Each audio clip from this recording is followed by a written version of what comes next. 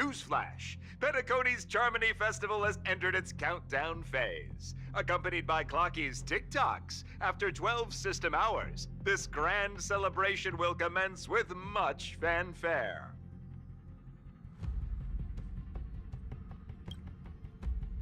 I already told you!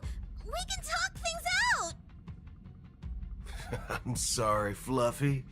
I really have something urgent to attend to, so I had no choice but to resort to asking this favor of you all. Since you already know what you're doing, I'll also have to remind you of its risks. Hey, partner, what's with the hostility? I thought pulling this thing out was just a way of saying hello. For the last time, state your identity and purpose. My name's Boot Hill, and I'm a Galaxy Ranger. A Galaxy Ranger? You look like you seen a ghost. Did you think we all went extinct? Well, that's the price you pay for being off-grid for too long. The righteous heroes of the hunt would never hijack the Astral Express. I ain't hijacked anything. What, chatting with someone while holding a gun is considered a hijacking? It probably is. Pardon my frankness, but there are plenty of rumors in the cosmos regarding the Galaxy Ranger's current status, and none of them are pretty stories. I have a hard time believing you. Oh, this is hilarious. The tale that this bunch of fools spin is getting out of hand.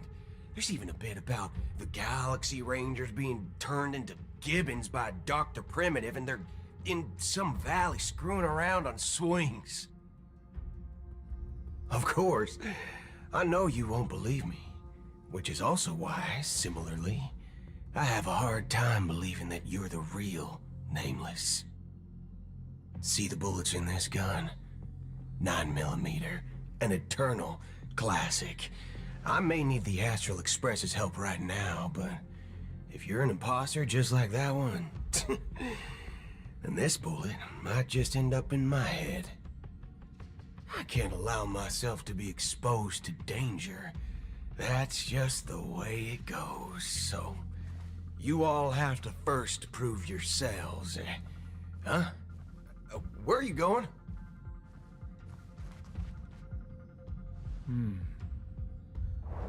Recognize this? It's a model fudger. The Jade Abacus of Ally and Oath.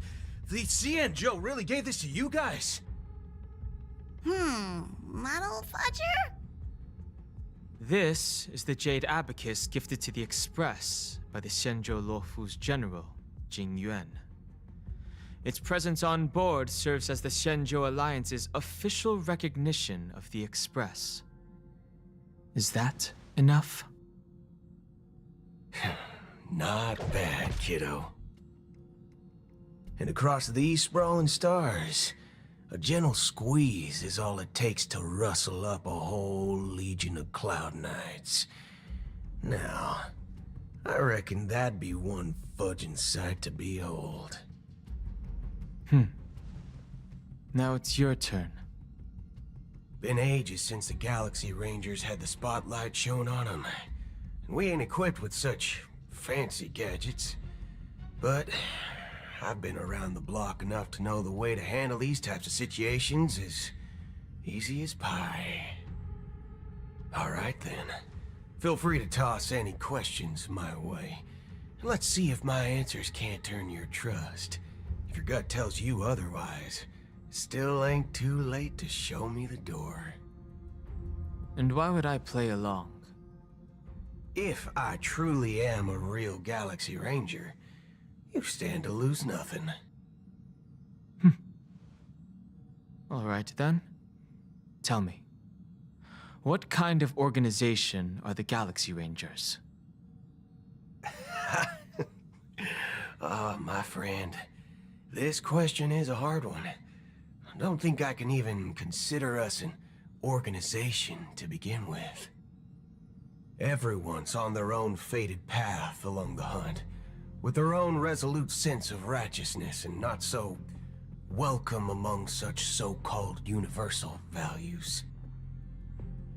This reply does not instill trust. It only makes your predicament more precarious. I'm guessing you're gonna ask about some form of shared faith, right? But us Galaxy Rangers don't need that sort of thing. What brings us together is a shared bottom line. Never bully the weak. Never kill the innocent. These oaths aren't some lofty beliefs, but the fundamental bottom line that one must never cross as a person. As Galaxy Rangers, we strictly adhere to the bottom line. When someone crosses them, the hunt's vengeance will surely come knocking. And in this moment, the other crucial meaning of bottom line comes into play. As long as you don't cross it, you're free to do whatever you please. You catch my drift? Second question. Why do you seek trouble with the Astral Express?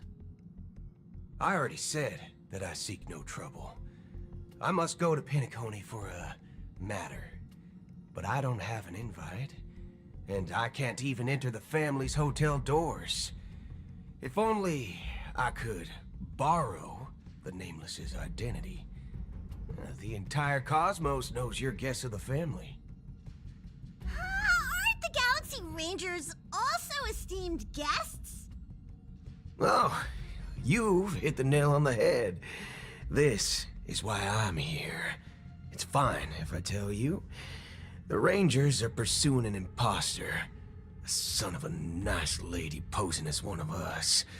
She's on Penacony right now. My informant is a memo keeper. She's the same as all mimetic organisms, appearing one moment and gone the next. Ugh, she scares the fudge out of me. Still, she gave me some vital info. That Galaxy Ranger imposter. Who is it? Is that the third question? Is it a hard question? It isn't. Just that you might not believe me. That person calls herself Acheron. And according to our informant, she could be an emanator of nihility. That's impossible. That's what I said. Don't worry. When I first received the news, I had the exact same reaction as you. IX never gives anyone so much as a first glance, and that's perfectly normal. What reason would they have to bequeath strength unto mortals? Then you must know that emanators can also conceal their own identities, which, for many people, it's better that way. Otherwise, there'd be wanton bloodshed across the cosmos, or even, perhaps, turning their back on the path they're supposed to follow. I had the good fortune of running into an elation emanator. Its appearance was no different than that of those clowns. If it weren't through sheer luck that I got it drunk, I would have never known of its eminent status. Even in the purest hunt, you'll find the Xianzhou Alliance under the spotlight and Galaxy Rangers lurking in the shadows. Paths are inevitably concepts created by people and exist in planes beyond our understanding. To reckon that nihility emanators don't exist, well, maybe we just ain't nihilistic enough. So, do you understand now? Your companions are in danger, and it's pretty harrowing. If you don't want to believe me, you'd best send a message to them, but I'd advise you to move fast. We don't know what's happening in the dreamscape or how much of what the memo keeper said is true. And that Acheron, who knows what she intends to do.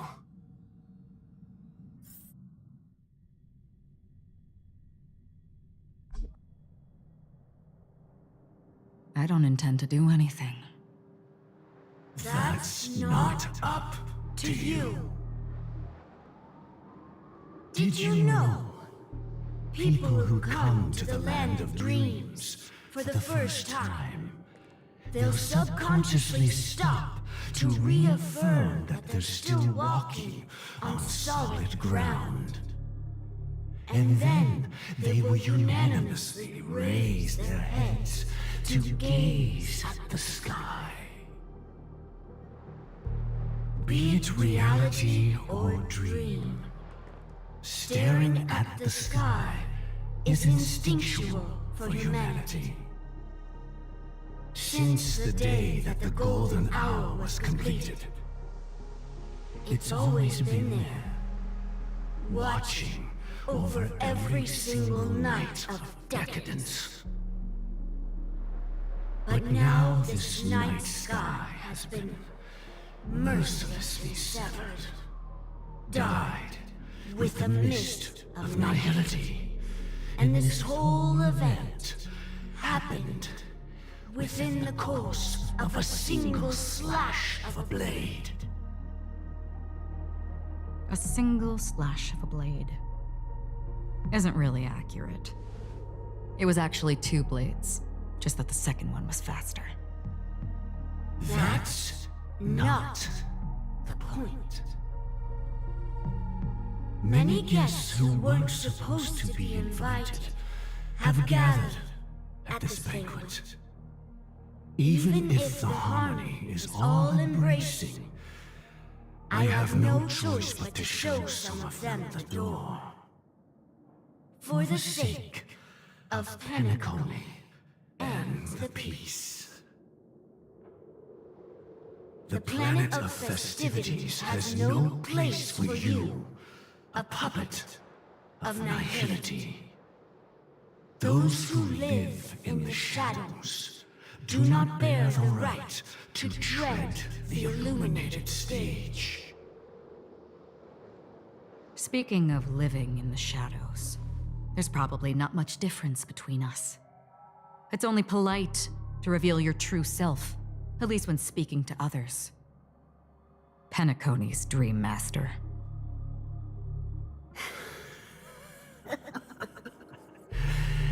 That's just another reason that you can't stay. Whether you believe it or not, this is the real me.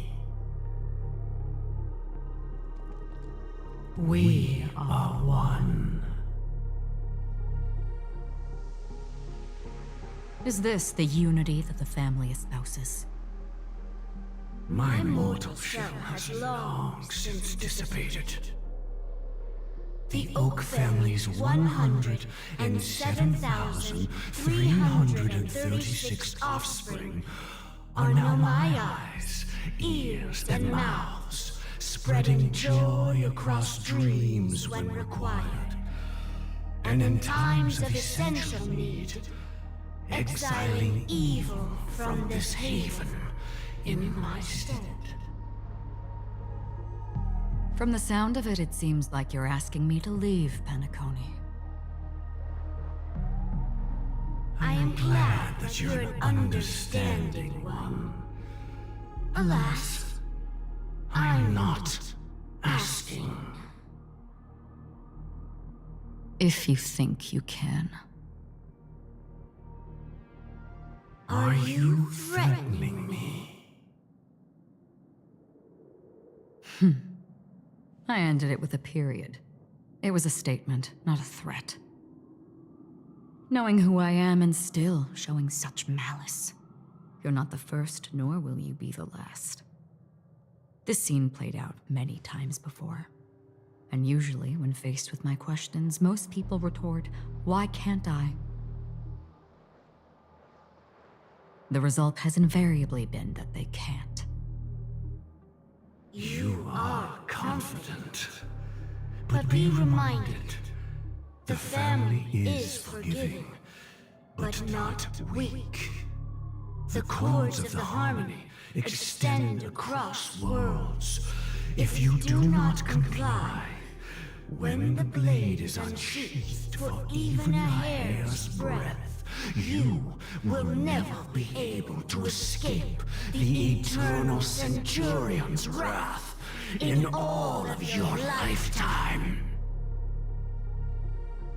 137 individuals.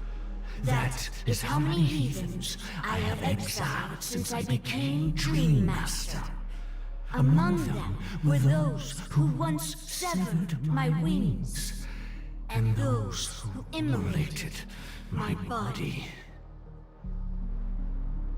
And here I stand again, about to add another mark to the tally. And you will die. I mean, all of you will.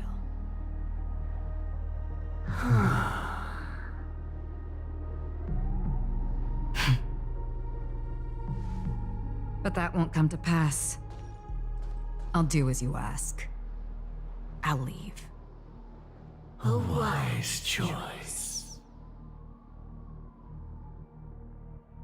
I wasn't aware there was a choice. To you, that surely is the only option. Please bear in mind, you and Penacony are of different worlds. Those born on the far bank cannot seek solace across the river. Leave and never return. The radiance of the planet of festivities is overwhelmingly bright, luring in tricksters, wrongdoers, and criminals. But even the harmony itself will never welcome the self-annihilator of and even more so, when this self-annihilator heralds the destruction of everything. Your strength is obviously a gift of the sleeping and shapeless, immeasurable and fathomless, like a tributary spawned from the abyss that brings death and sin to all. Acheron, a befitting name. Take it from someone on the other side of your so-called river. You know better than I do that Penacony has already deviated from the harmony. Whatever your intentions may be, I foresee only one outcome. Its future holds nothing but nihility, just like all the worlds that have drowned in their shadow.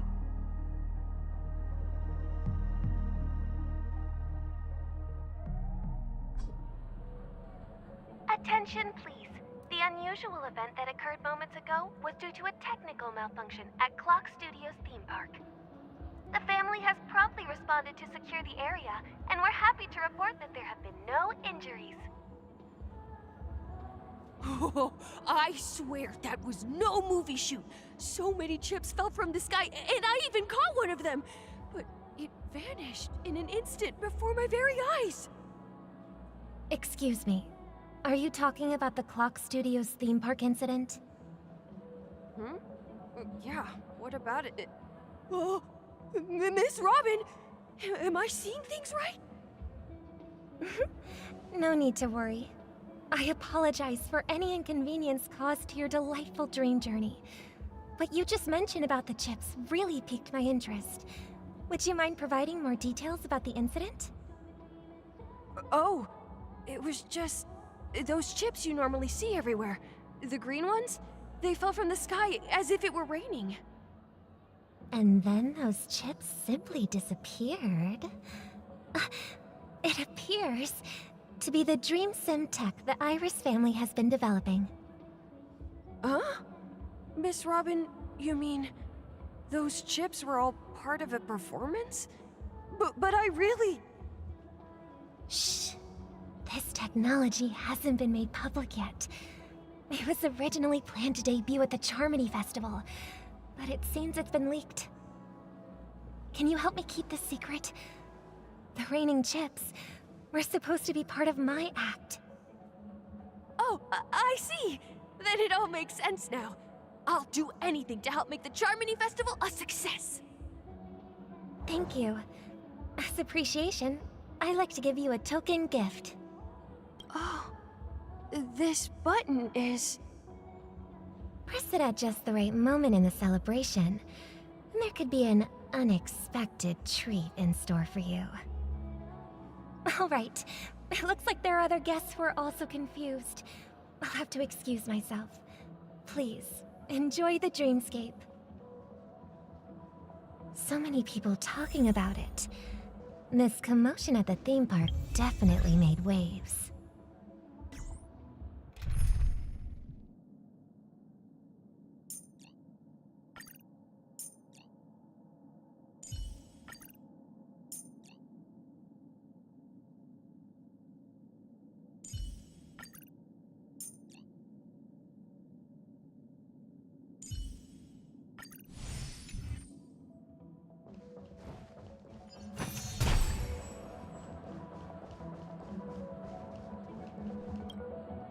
The family promised they would protect the guests within the dreamscape, but I witnessed a group of organic life forms making their way to the theme park.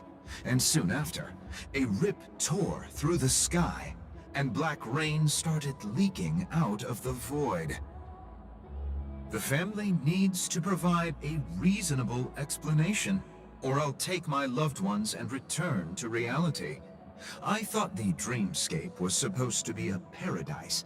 If it's not, then there's no point staying here. It appears the good sir has seen many great events.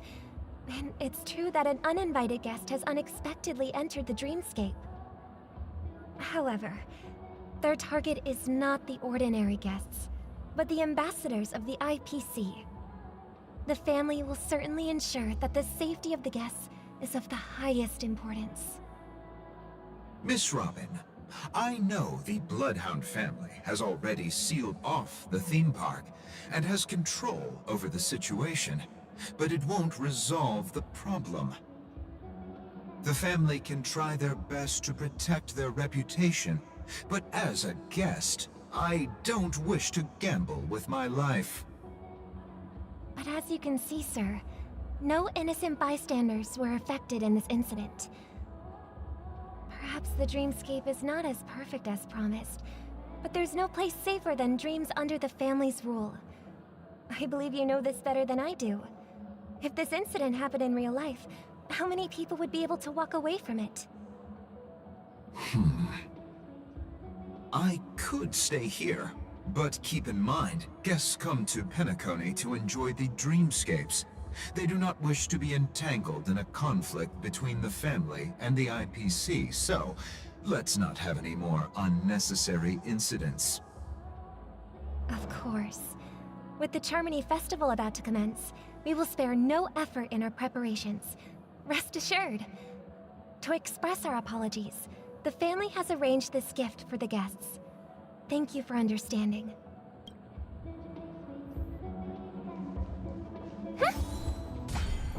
You've had quite a bit to drink.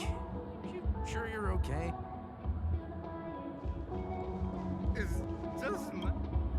Hello. Nothing to be worried about. There's been a small rehearsal mishap at Clock Studios theme park. Please stay calm. Hey, are you a fool? You don't even recognize Miss Robin? Who do you think you're talking to? I'm sorry. I've just been transferred to the Bloodhound family, and I'm still not too used to working on the streets. I didn't realize it was you. I'm so sorry. Hey, don't sweat it. You guys have a tough job. I know how it is. How's the situation looking? Oh, we've sealed off the theme park. Most guests are used to bizarre phenomena in the dreamscape, and so far, no threats have been detected. We can expect order to be restored soon. Rest assured, Miss Robin will intensify our patrols to ensure that no incidents occur. I trust you guys. But regarding what happened in the theme park, What do you hounds think about it? It's okay. Feel free to speak your mind. Well, Actually, I was there shortly after it happened. Is it true that the IPC's ambassadors came with ill intent? And that Galaxy Ranger who easily cut through the sky? Miss Robin, tell you the truth, everyone's been talking about it. The myriad factions on Penacony have already been causing unease for everyone. Thank you all for your loyalty towards the family. The planet of festivities has indeed run into some trouble. The representative from the IPC, he's trying to regain ownership of Penacony and is prepared for a hostile takeover. Of course, the family did not agree. The result of the failed negotiations is as you see it now. No wonder. So this is the main reason why the IPC staff are banned from entering the Dreamscape. Did they apprehend the troublemaker in the end? Don't worry. Mr. Sunday is currently tracking his whereabouts, and he'll have something to show for it soon. However, given the situation, the IPC surely won't let this go easily. Therefore, we are relying on you hounds to maintain the order and stability of the Dreamscape. Please be assured, Miss Robin, we take our orders seriously. We won't let those IPC cronies get away with this. Thank you for your hard work. If there are any other members who still feel uneasy, please tell them on my behalf that protecting the Dreamscape requires everyone's help. This is a small gift prepared by the Iris family for the guests. There's one for you too. Please, open it at the Charmony Festival for an unexpected surprise. I can't believe I received a gift from Miss Robin. It feels like I'm dreaming. Wait, I am in a dream. If trouble comes knocking on our door, we're not afraid to go to war. Rest assured, the Dreamscape's peace will be protected by the Bloodhound family.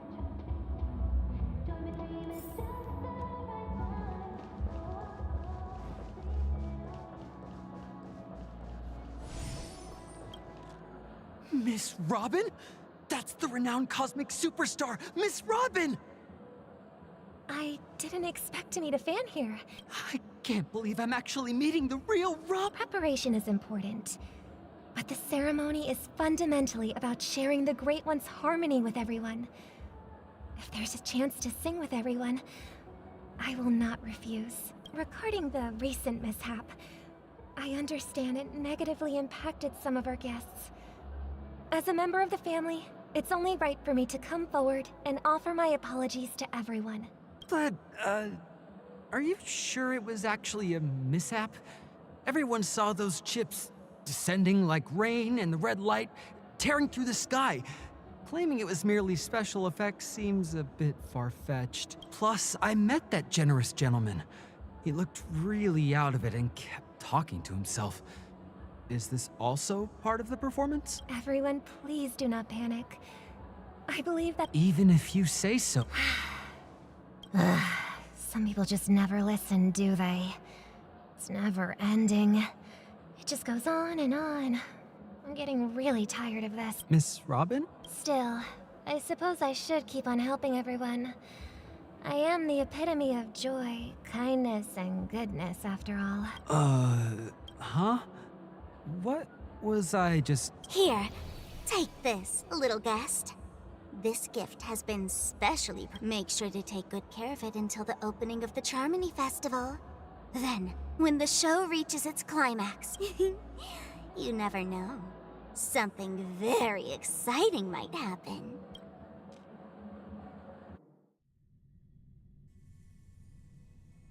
We're back to where it all began.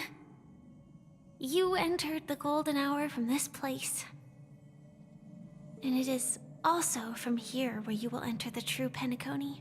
It is a pleasure to journey alongside you once more.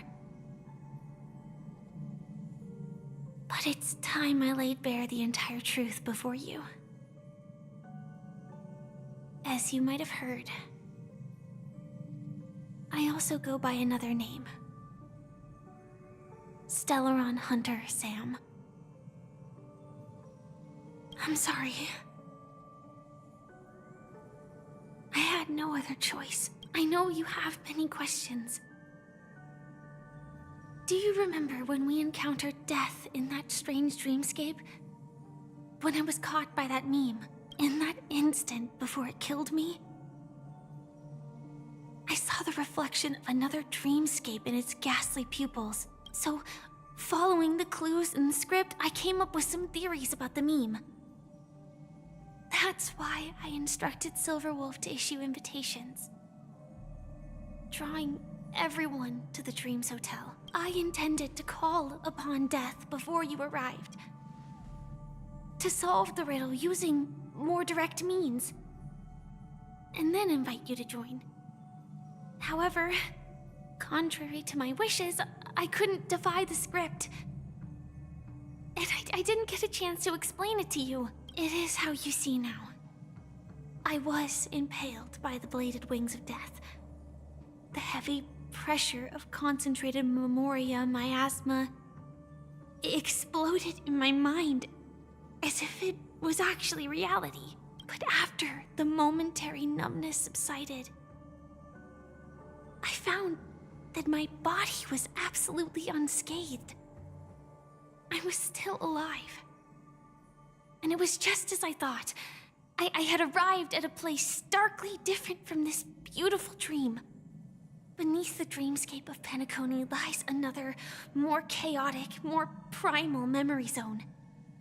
Its name? Land of the Exiles. And so, then I returned to the hotel in the dreamscape, hoping to tell you of its existence. Yet I could not reveal my own identity. So, I could only divert your party's attention and lure you away from the battlefield. And after, all my attempts proved futile.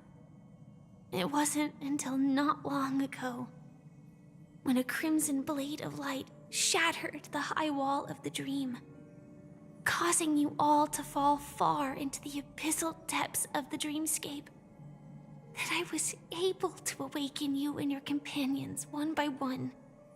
And that's it. That is all that's happened so far. I know it's tough to believe all this without reservations.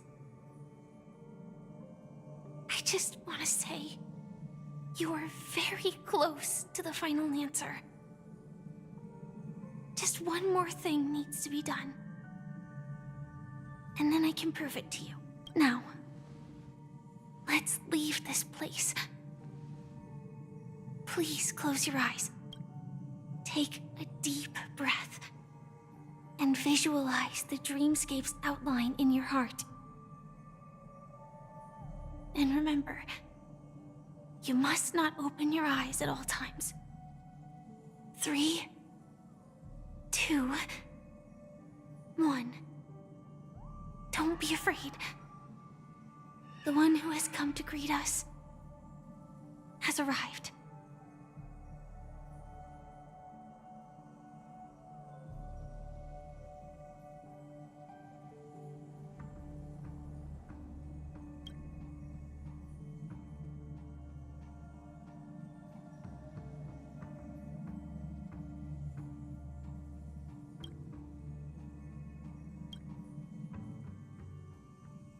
I never knew you could do this. Do you have a driver's license? I do. That is surprising. Why? Because this is Japella, the city of sins? No, it's nothing. I'm just thinking that you haven't slept in 20 system hours. Are you sure you're okay? I'm fine. I'll survive. Same goes for you. I'm not so sure about that. Slow down a bit. Infiltration is over. Feel free to activate Sam anytime you like. There's still some time before the next part of the script unfolds. Let me stay a little longer in this body.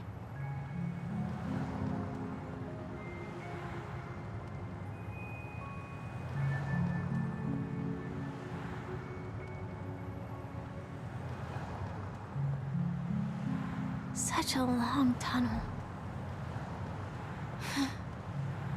Didn't feel this long when I set off.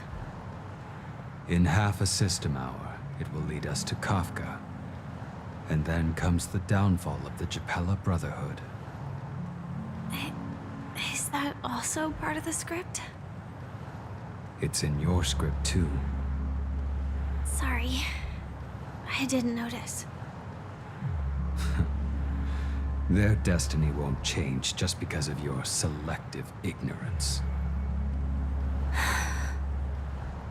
I told you before, it's a bad habit. What about you then? Is this the moment you finally find the death you've been looking for? As always, it's a blank slate. It's not on this planet. Why the sudden inquiry? Because I'm currently in a car with a sleep-deprived driver. I just want to get there in one piece. This car has full self-driving capabilities. I'll just put my hand on the steering wheel. Will that do? Hey, don't take everything so seriously. Elio would always say there's only one type of destiny. The inescapable type. He can see the future, and we, likewise, are aware of our predetermined end. But before that moment arrives, we can still choose what we do. We all have this right, don't we? After today, Japella's name will disappear from cosmic history, and the Everflame Mansion will take its place. In the not-too-distant future, you'll receive an invitation. That's your next stop. Land of the Dreams. Penacony. I hope you find whatever you seek there. Be it answers or salvation.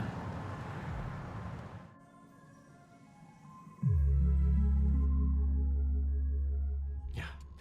Glad to see you're safe and sound. Close your eyes. This is the answer. Isn't it incredible? The monster that we have always known as Death is actually the guardian of the land of the exiles. It abides by a certain rule, abducting people from their dreams and bringing them here.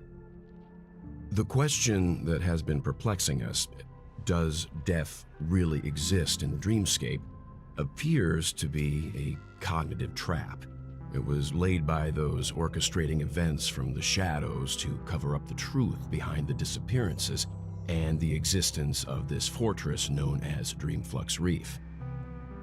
Every emergence of that meme is related to the Watchmaker. Since Dreamflux Reef is where it brings its captives, it's likely that many of our long-standing questions will be answered in this place. The atmosphere here is starkly different from the beautiful dream. There are no regulators here like the family. And they all look like they're mildly dazed. But from the whispers of the residents, they've heard a familiar name. Gallagher. It's that man again. Always in the right place at the right time. Though that does save us the trouble of looking for him. Himiko and March have already made a move. Get ready. We're about to set off. The real dreamscape. The land of the exiles. Before we go, should we speak to everyone first? I'm really sorry for waiting until now to tell you everything. 2 reasons.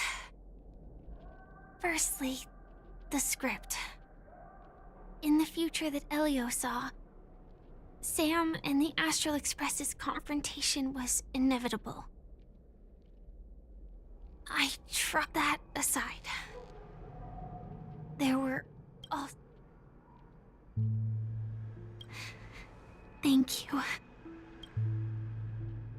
Elio only gave me one instruction.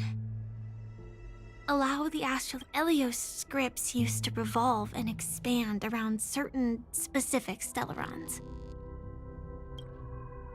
Do you still remember that medical cabin I told you about? Well, that's Sam. It is the cradle of my vitality.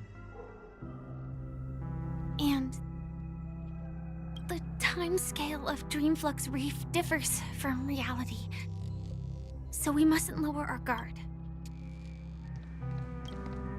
Something on your mind? No wonder Miss Acheron is so averse to drawing her blade. It's hard to imagine such terrifying power could reside in an ordinary sheath. If it weren't for the fact that Aventurine's power originated from the preservation, the entire dreamscape would have been affected. Don't feel burdened by this. Even without that Stellaron inside you, Aventurine would still have found other methods to accomplish his goal. Let's just believe in Miss... During your investigation, he shared a vital piece of information. Mikhail, but this is precisely where the problem lies. You were clearly... And now, with Firefly mentioning his name again. Before we found you, she'd already revealed... Who would have thought that the Molten Knight's true identity was actually a young girl? But she didn't reveal all her secrets. I hope you've regained a little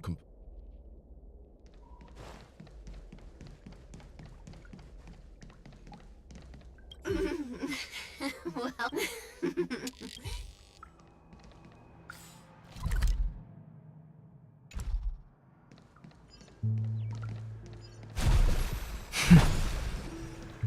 Keep going straight down this alley, and it'll lead to an elevator.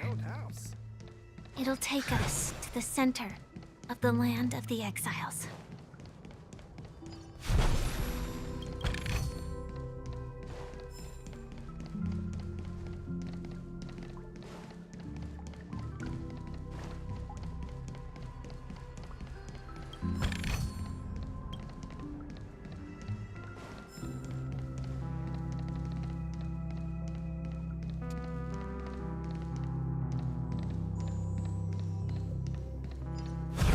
What a huge clock key. Looks like the watchmaker also left his mark on Dreamflux Reef.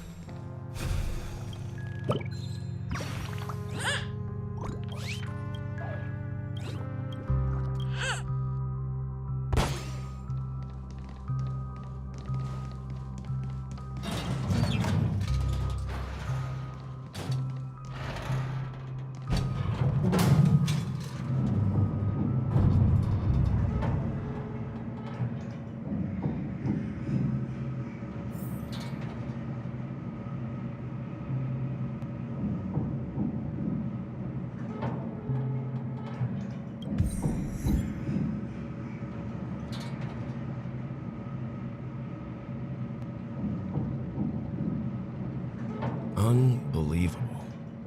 To think there's a settlement of this size within the dreamscape, and all beyond the family's reach.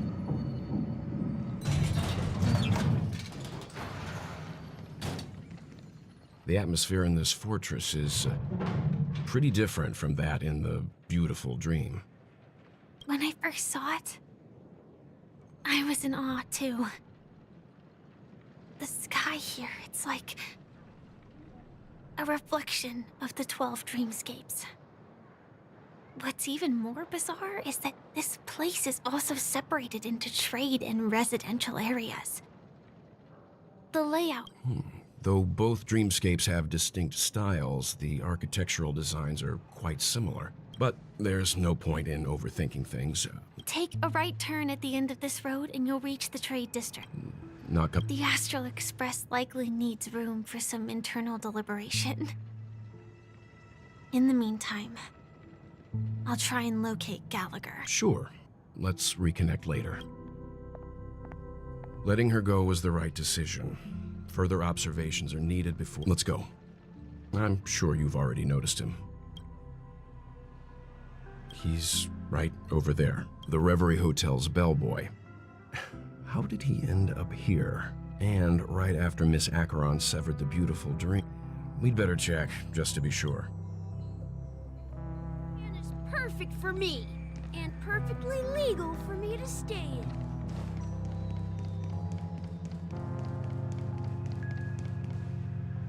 Huh? You're the guest from before. We meet again! And a new friend. Forgot to introduce myself. I'm the hotel's bellboy, Misha. Hello, Misha. I'm Welt. We met in a dream. Oh. And who might this be? Tick-tock! Old friend and new friend! Let's high-five! Your, memory zone meme? Nope. Clocky is a good friend of mine. We all live here. How did you two get here? This dreamscape isn't supposed to be open to the public. I wonder if it has something to do with Sleepy. So, this is your home? Yep. After my work in the beautiful dream ends, I'll go back home.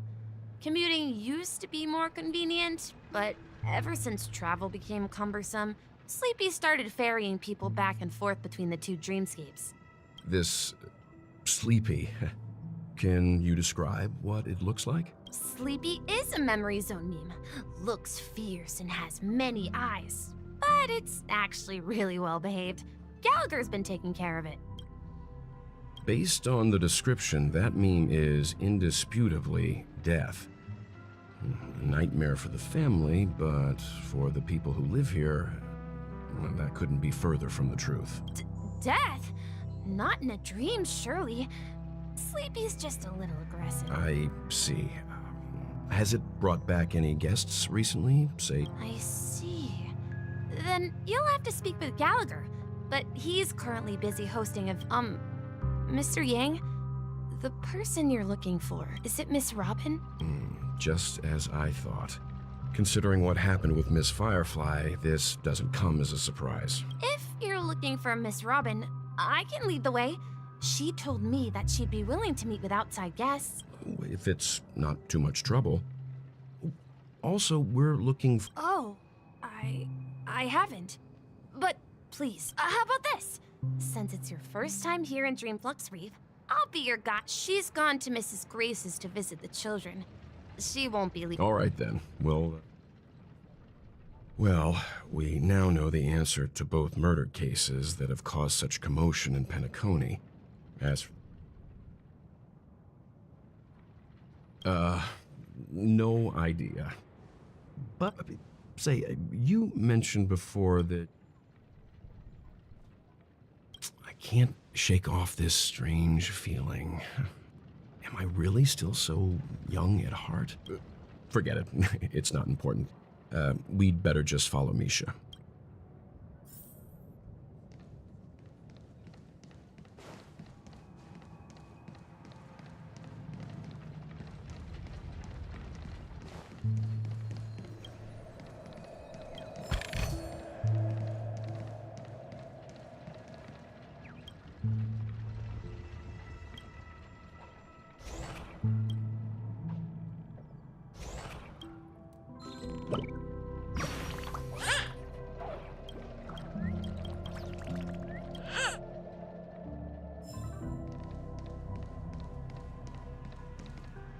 Everyone, look!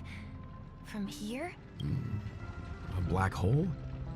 No. Oh, so Mr. Yang is also versed in Memoria dynamics.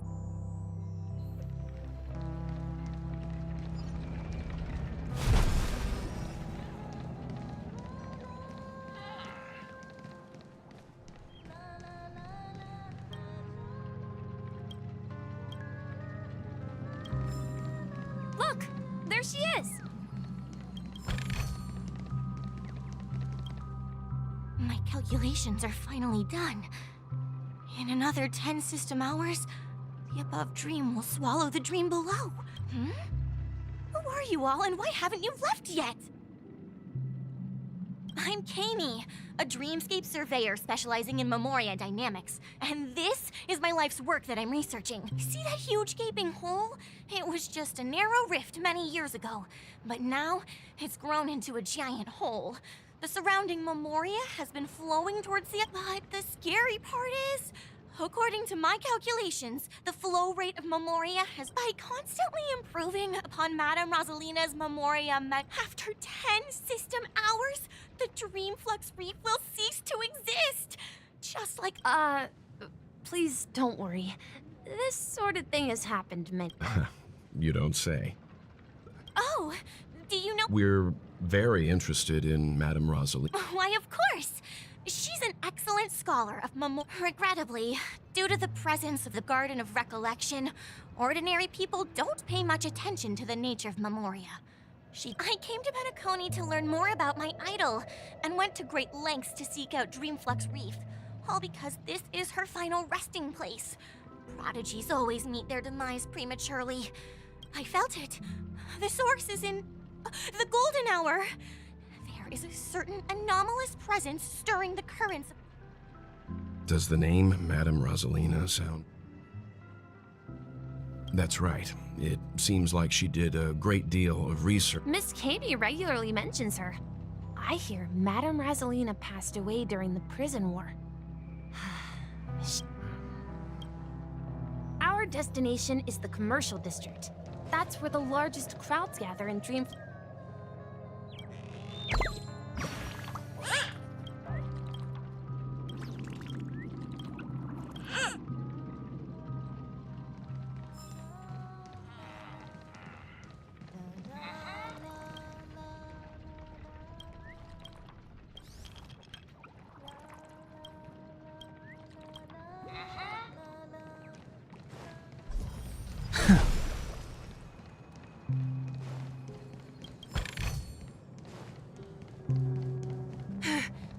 Let me go!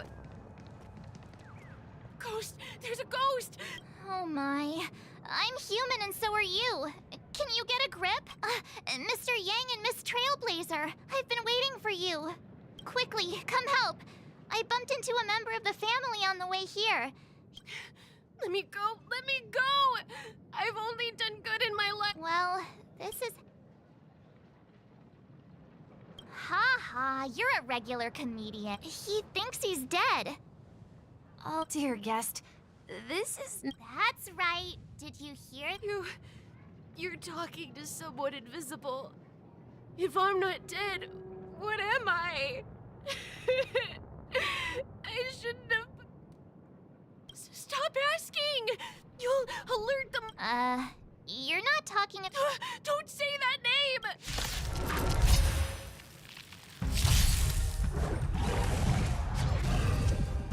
Still in denial?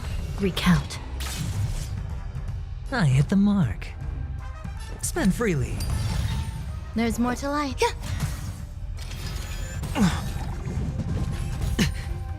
I sent a storm. Heaven's surge. Break! This is serious. Awaken, dormant scales. World-cleansing dragon.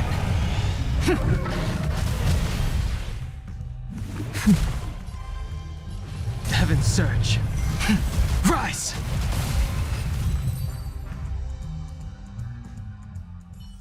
He passed out. His intense negative emotions attracted the nearby memory zone memes. I see. Unlike in the Sweet Dream, people here don't see memory zone memes as dangerous monsters. And even if they pose a threat, people can easily escape by forcing a wake-up call. But we can't just leave this man here. Can we take him? We can ask Jessie for help.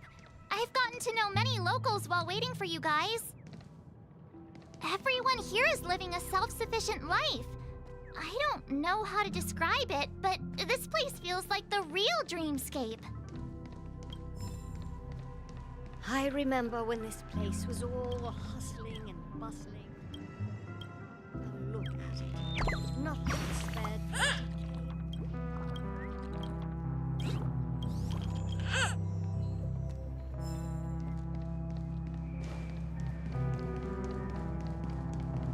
No!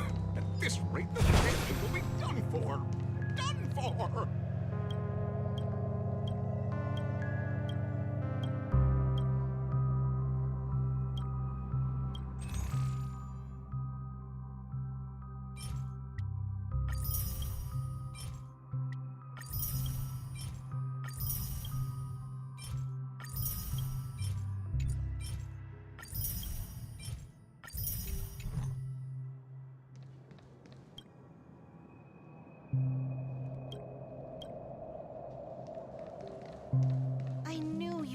hold your liquor.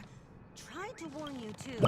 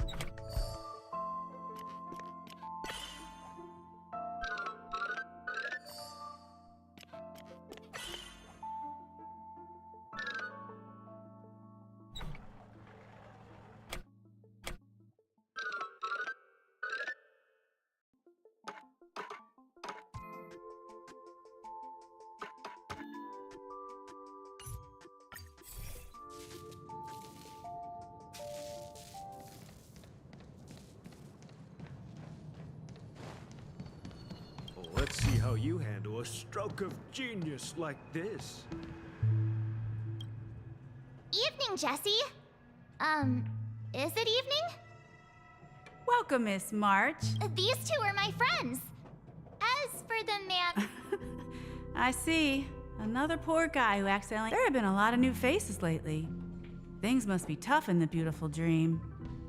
Do such things often? Not really, but they're becoming more frequent now. This man has had quite the shock.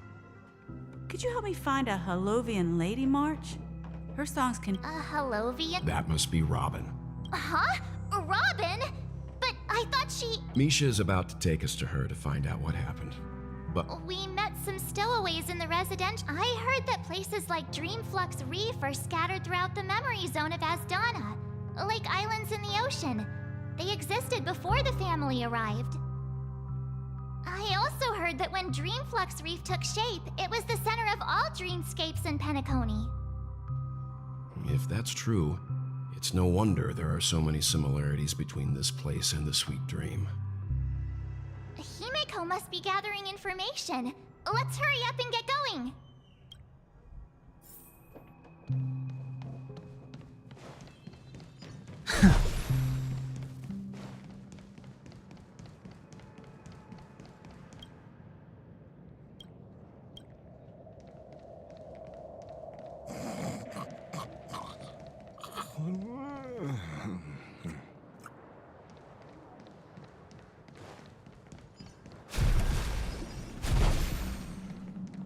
Let's have a toast to dreamscapes.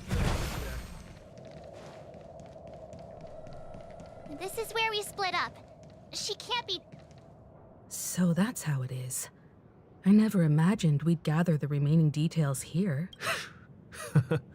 To borrow Gallagher's catchphrase, what an unpredictable twist of fate. Himeko, here they are. Ah, perfect timing.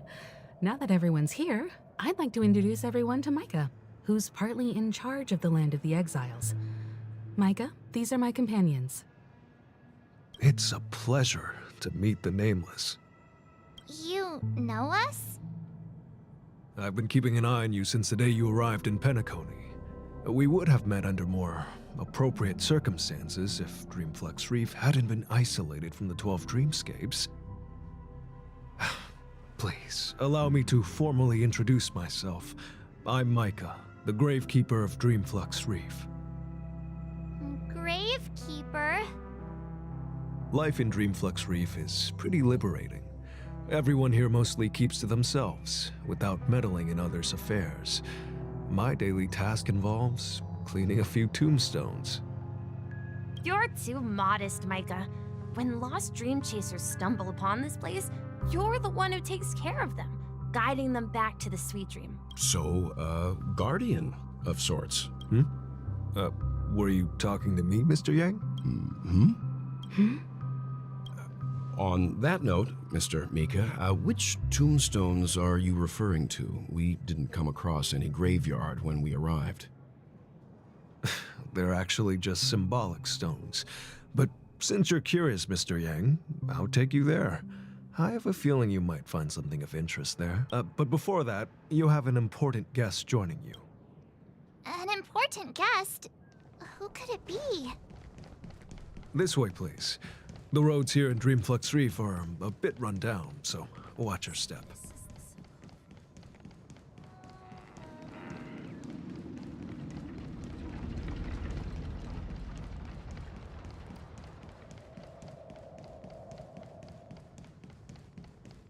There she is. Everyone sang so wonderfully. It's not often that I tried this music style, but I've gained some valuable insights from it. Oh, I can't thank you enough, Robin. Well, these kids have made incredible progress in only a few days. It was nothing, Grace. I merely taught them how to sing. It was you who brought hope into their lives. Life must be quite difficult for them in reality, I imagine. That's right. Whenever it's time to say goodbye to these kids, they're reluctant to leave. But I've explored every corner of Dreamflux Reef. It seems you truly are a child of the harmony. Emma and Andy are orphans I took under my wing. Carol there, with her blind eyes, used to work at a nutrition center in the outer ring of Penacony. And as for Gary, he's been living with autism since he was a child. They're not old enough to enter the sweet dream managed by the family. If we compare people to birds, these kids are like fledglings with impaired wings. But in this dream, well, they can fly freely. Even me, an old lady with no legs. I'm glad that you found a new life here in Penacony. Don't worry, Robin. Dreams have their significance, but they aren't everything. Both the children and I understand this. No matter how much, you know what? Emma and Gary aren't plagued by their insecurities anymore. No, and Carol is learning how to cope with her blindness. And, you see, in dreams, we learn how to live. Once we return to reality, we learn how to survive. And should our feathers be damaged, then we share our wings with one another. There's no need to covet an illusory sky in dreams, because we have the right and the ability. It's a relief to see you safe and sound, Miss Robin. It's nice to see you all again, Astral Express crew. I heard my disappearance caused... Since you're here, Ever since I returned to Penacony, my voice started to change, until it gradually faded away.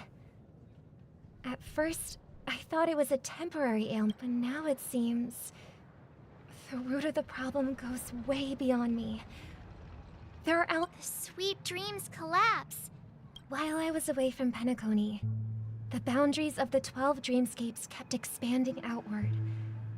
But whenever I mentioned the anomalies in my dreams, the family... Later, I discovered the secret letters from the IPC ambassador, which further convinced me that there are hidden secrets beneath the surface, the land of the exiles, concealed by the family under the guise of death. Hearing you speak, it sounds as if your voice... I hate to admit it, but the harmony in this place resonates more broadly than within the sweet dream. It's regrettable, but the family has experienced betrayal. The traitor, or traitors, abandoned their original principles and, using the name of harmony, exploited people's weaknesses to turn Penacony into the planet of festivities, trapping everyone in the illusion of the sweet dream. This is not the strong defending the weak, but rather the strong exploiting the weak. A world without equality won't ever be favored by the harmony. And naturally, those voices blessed by them have lost the ability to sing. Could there be another force influencing the families? Considering what happened with Acheron, it's difficult to conceive of another entity within the realm of the Harmony capable of influencing. I'd heard about what happened to the Xianzhou Alliance. But as far as I'm aware, regardless, I cannot accept my home is moving towards the very opposite of what the I must uncover the reason why Mikhail cut ties with the family. And who exactly it was who betrayed us all. I've decided to forgo my role and never step foot on the Charmony Festival stage again.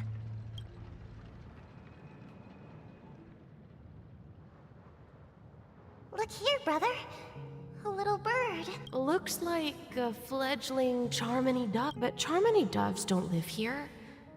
So how did this little bird get here? Maybe its parents abandoned it? It looks weak and frail. This place is too dangerous for a fledgling. Let's take it with us. We can put it on the wooden shelf. Okay. A bird like that must have a beautiful singing voice. I'll ask the family head to build a cage for it. A cage? Let's see. What is it that has captured the attention of the two best interpreters of the Great One? To the point that they've forgotten how to... Oh, poor little thing. I do. Why? Even if it's small and not fully feathered and can't sing, birds, they should be flying free in the sky. That's quite the romantic idea. And what about you? I think she's right. But if we leave it out in the wild, it won't... Ah, I see. It seems our little scholar is still... As you probably know, Charmony doves can fly through the air. When they fly we've seen this spectacle so many times that we think it's just something they cannot... Their ancestors were too weak to survive on the ground after countless attempts by many generations. So, you mean... Well, that's an idealistic way.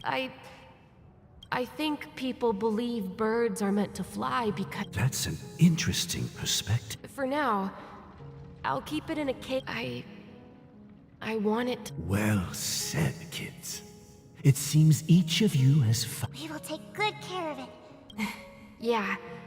And what might... What if this little Charmony dove... I mean, if there are fledglings in this world that can never fly throughout their lives, should we let them go back to the sky? Only to see them crash to the ground and die? Talking in your sleep, birdie? Time to wake up. Huh? Need a hand? I'm still alive? Yeah. Happy about that. Where is Robin? Tell me. I knew that was going to be the first thing you'd ask. Don't worry, your sister is here, safe and sound. She's probably walking around the streets now. If I were you, I'd be more worried about myself. After all, right in front of you is the guy who just stabbed you in the chest with a dagger. If you wanted to kill me, you wouldn't give me the chance to speak. Just tell me your demands, lackey of the Watchmaker. So, you figured out who I am, huh? No wonder you had the guts to go against the Dream Master and the Four Families. Looks like I made the right choice. Choice? You are aware of my plan and see through my act. Time is running out, so let's drop the charades. I'm suggesting we cooperate. Cooperate? What makes you think I'd cooperate with you? The fact that the famous Robin has chosen my side. Plus, some clues about a traitor and a bright future for Penacony. Any of that catch your interest? I find it hard to believe a man who's full of deception. Fine. You don't have to trust me. What you should trust is the sense of justice inside of you. Show me Robin first. All right, as you wish. Here she is. Huh? What's your trick this time? Just kidding. I mean, this lady will lead us to Robin, right? And the crew, too. There are too many people who you owe. an explanation. That'd be great. Please follow me, Honorable Oak Family Head. Now, all the actors are on the stage. This is the monument I mentioned earlier. The name's inscribed on it. Rosalina, and... When Penacony was known as a frontier prison, it was the Trailblazers who connected it with the stars. They were the heroes who saved Astana, and their names deserve to be immortalized. However, today, the planet of festivities is nothing but sweet dreams. That heavy piece of history is all a distant... If their names are inscribed here, then that means... According to Micah, they died long ago. Rosalina was killed during the War of Independence. She ventured alone into the heart of the star system. Tiernan was a skilled gunslinger, strong and reliable. He led...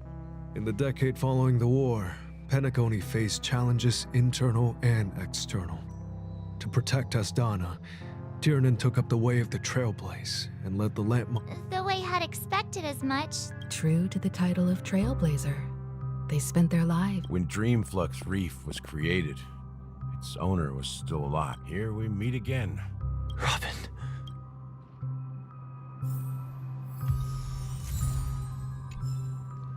I brought Gallagher here.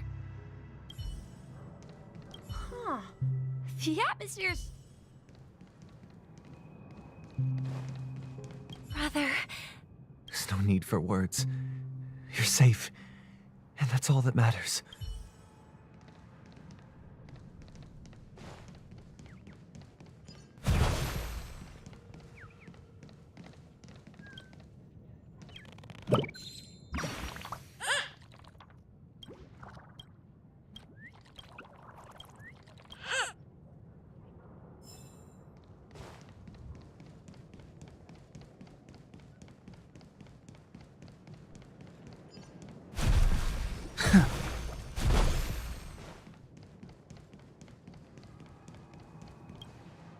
I promised to give the siblings some privacy, so let's talk about our business first.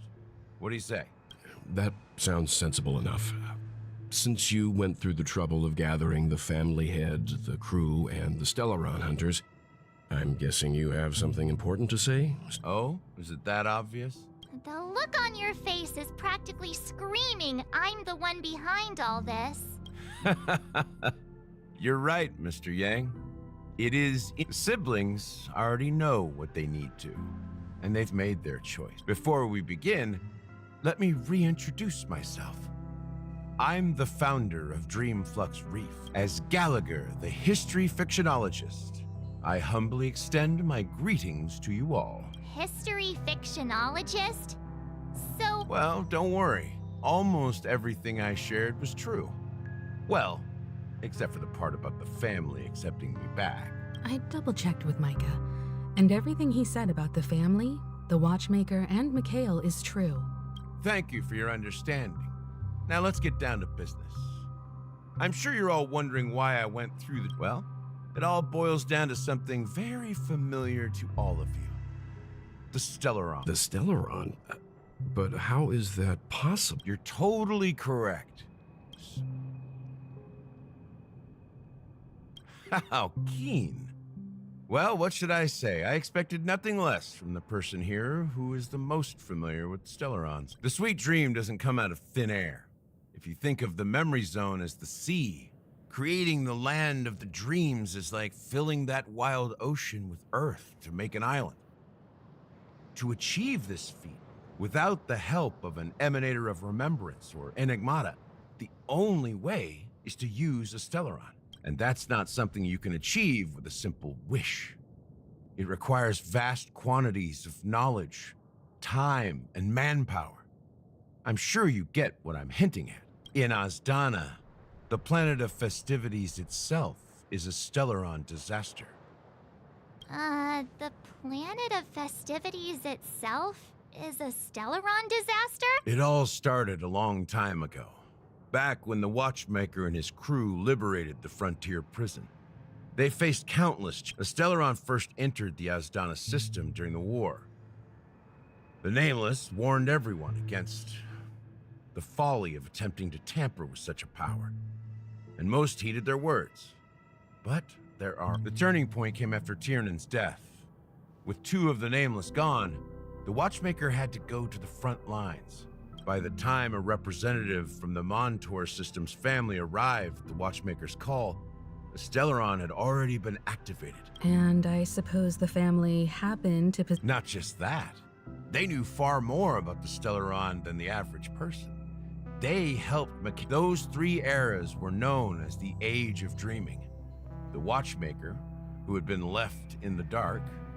Then, how? Remember the island in the ocean metaphor? The truth is, the Stellaron was never truly sealed. It existed in its people's lives. The opulent dream is built upon the decay of spirits, with a toxic elixir called pleasure flowing through the dreamscape. It tempts people to indulge in the dreamscape, and gradually their minds succumb, becoming nourishment for the sweet dream. Confusion, laziness, and cowardice, weaknesses that plague humanity, were magnified and nourished by the family. Penacony became a new kind of prison. Sadly, we realized this far too late.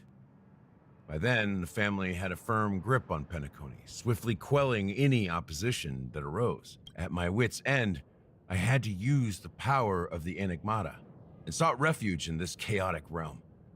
Over the years, I created a meme within this dream for our use. Dormancy. That's its real name. We exploited a loophole. You see, regular people can't fall asleep again while they are inside. So this is the true meaning of the impossible. You sent out invitations in the Watchman. It's not just that. Above all, I wanted to see what happens when the major factions engage in a struggle for the legacy. Since this is... So, the legacy is... If you want to consider the Stellaron as the legacy... If that's the case... That's a question for Mr. Wings. The Stellaron is still under the family's control, and as the head of the Oak...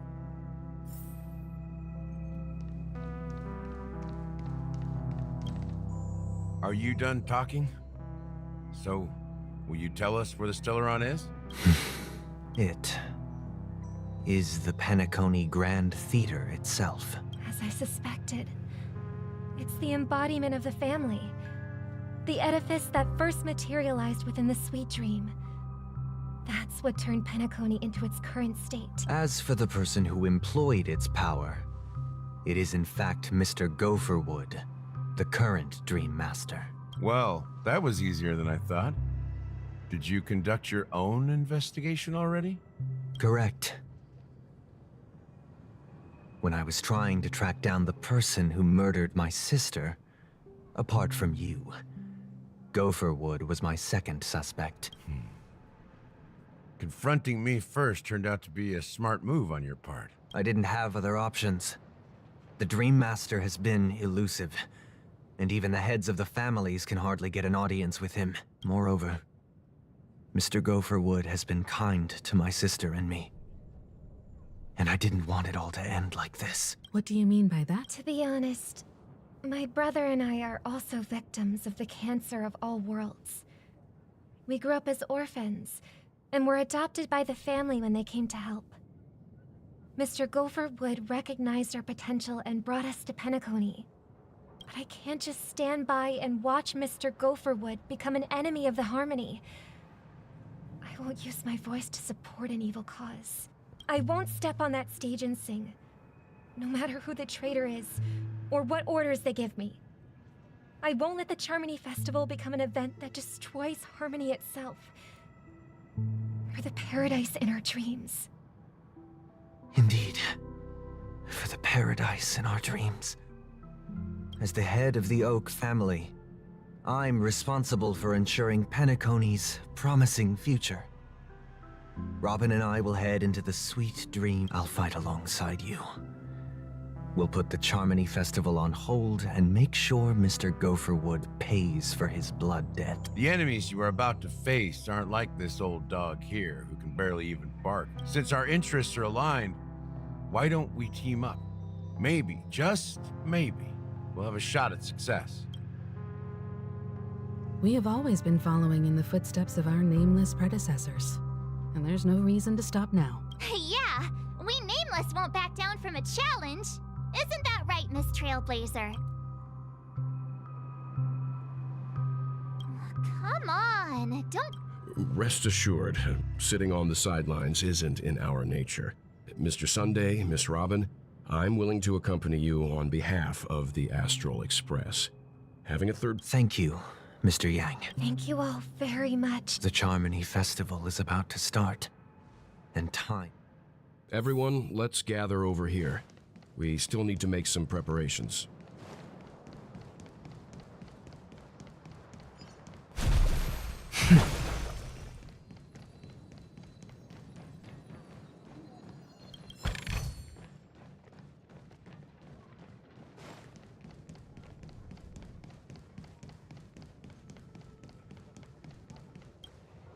I may have been quick to step up to the plate, but confronting the Dream Master... Huh? Even you're... He's the leader of the families of Penacony, and he has the entire power of the Harmony behind him. Not to mention the Stellaron in his possession. Maybe you can just stay behind this time, Mr. Yang? No, that won't do. Even if we count Robin as an ally, something felt off about Mr. Sunday just now. Although, I can't quite... You're still carrying the keepsake the IPC envoy gave you, right? Huh. I knew it. As I suspected, this chip Aventurine gave to you, if I'm right, he intends to use it to track your location or contact you when needed. Aventurine? Is he still alive? Remember what I said earlier? Working if negotiations go south and the family show their true colors by going after the Stellaron, I'll use this transmitter to send... The only question mark in all of this is Aventurine's current status. But the IPC is always listening. Good luck to you, Will. Well, you take care too. Spoken like a true hero.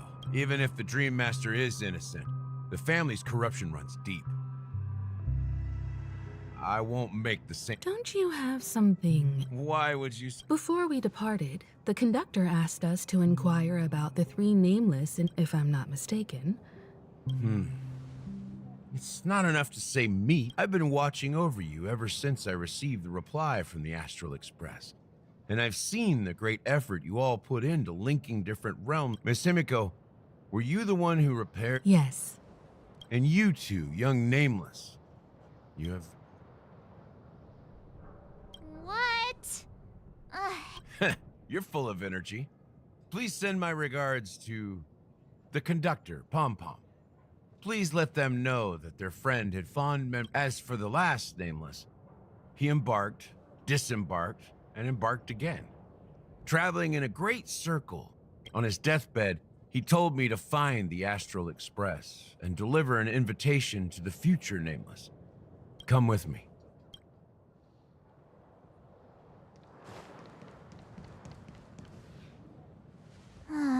Back here again.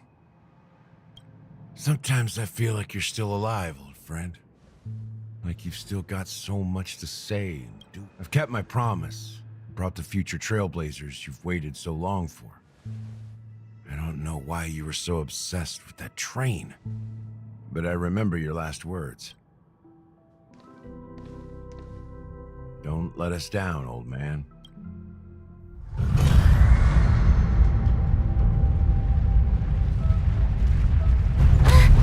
What's happening?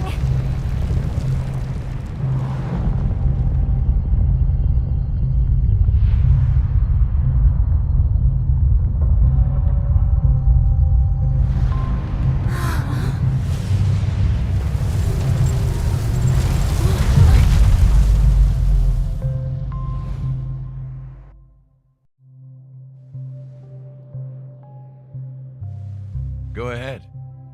His resting place lies in the garden up ahead. The first and last Nameless of Penacony, Mikhail Char Legward, the Watchmaker.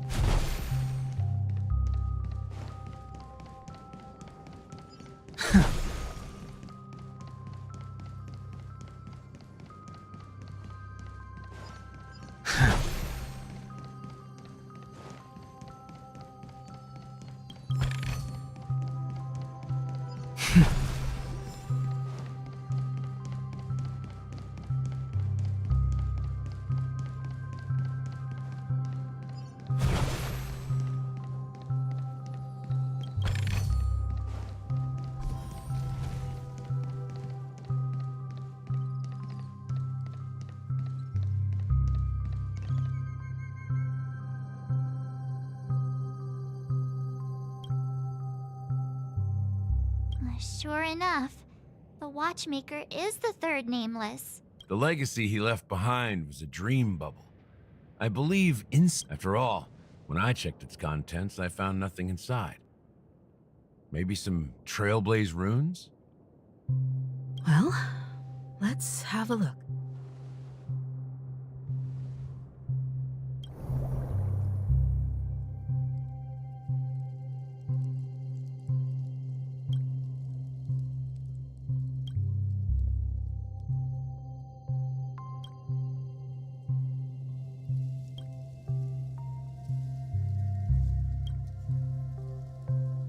Wait, seriously?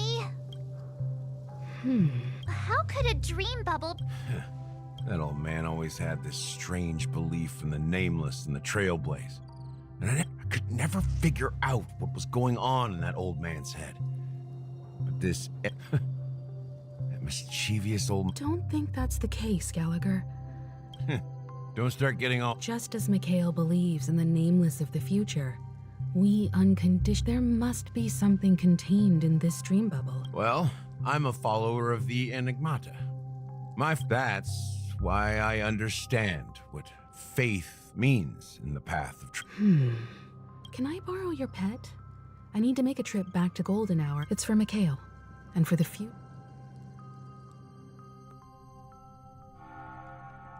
Welcome to the Reverie Hotel. How may I help you? Greetings. We're the Nameless from the Astral Express, and we'd like to check in. The Astral Express?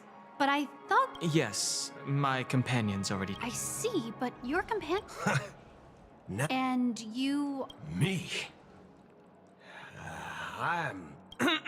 He's my fellow trailblazer. We responded to the family's invitation before he boarded the express, so he wasn't registered in your system. Is it possible? Oh, I see. Another one. Since there's a precedent, it shouldn't be a problem. Just give me a sec. I'm sorry, dear guests, but it seems I'm What do you mean? My apologies. This is the first time I've encountered a... How about this? Give me their... I'm afraid that's not possible. I need to... How about you just wake up? I'm sorry, but there are strict rules regarding forced awakening. So nothing works, huh? Please be patient. We need to... And now it seems you need to confirm our identities before you can... It seems so. Oh, fudge. Look, nothing personal, but if you... Please calm down, dear guests. I do recall that... I don't think she's trying to give us a hard time. She really just doesn't know what to do. I have a bad feeling about this. Something doesn't seem right. I need to leave. Sure thing. Don Hung seems pretty worried about his companions. I should give him some space. Stressing out about it won't help anything.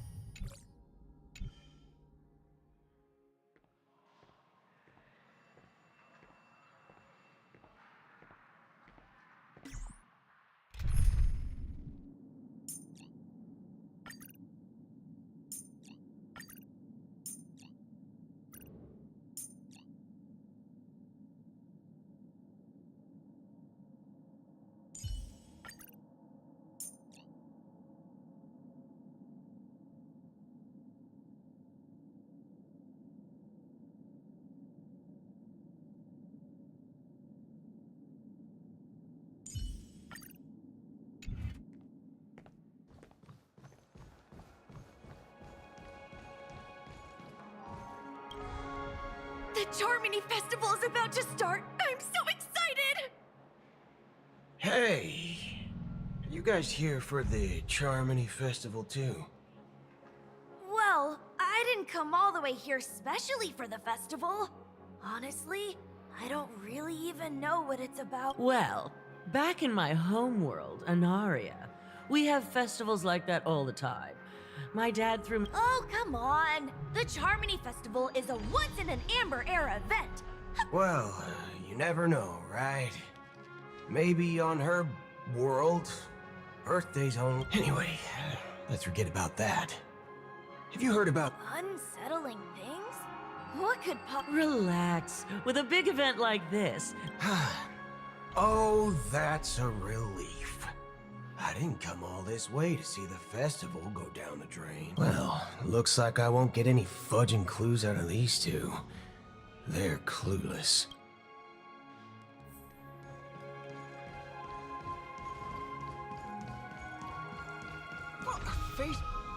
Greetings.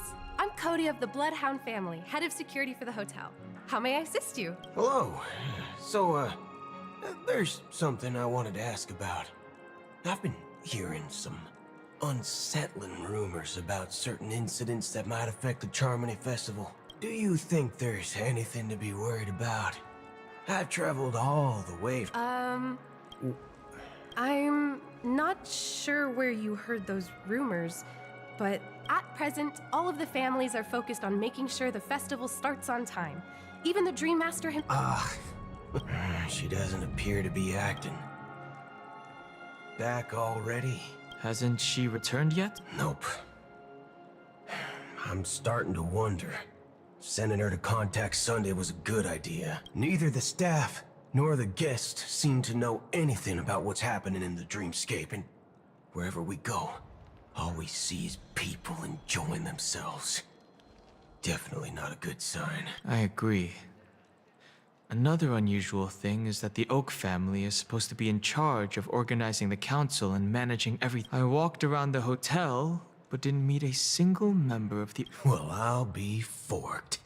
If I remember correctly, the head of the Oak family is that Sunday guy, right? We shouldn't linger here too long. Let's go back to the Express for now. Not so fast. Have you ever robbed the IPC, bro? If you run away now, everyone will be chasing after. Are you suggesting we sit here and do nothing? I wouldn't say do nothing. But let's stay put for now. Even if the family has ulterior, they don't want to attract unwanted attention from certain outsiders, so they won't do anything reckless. See? The IPC lack. If I were a family member, I'd find an official excuse and keep the surprise factor. Of course, we don't need to walk into their trap. I gave a backup plan to the memo keeper.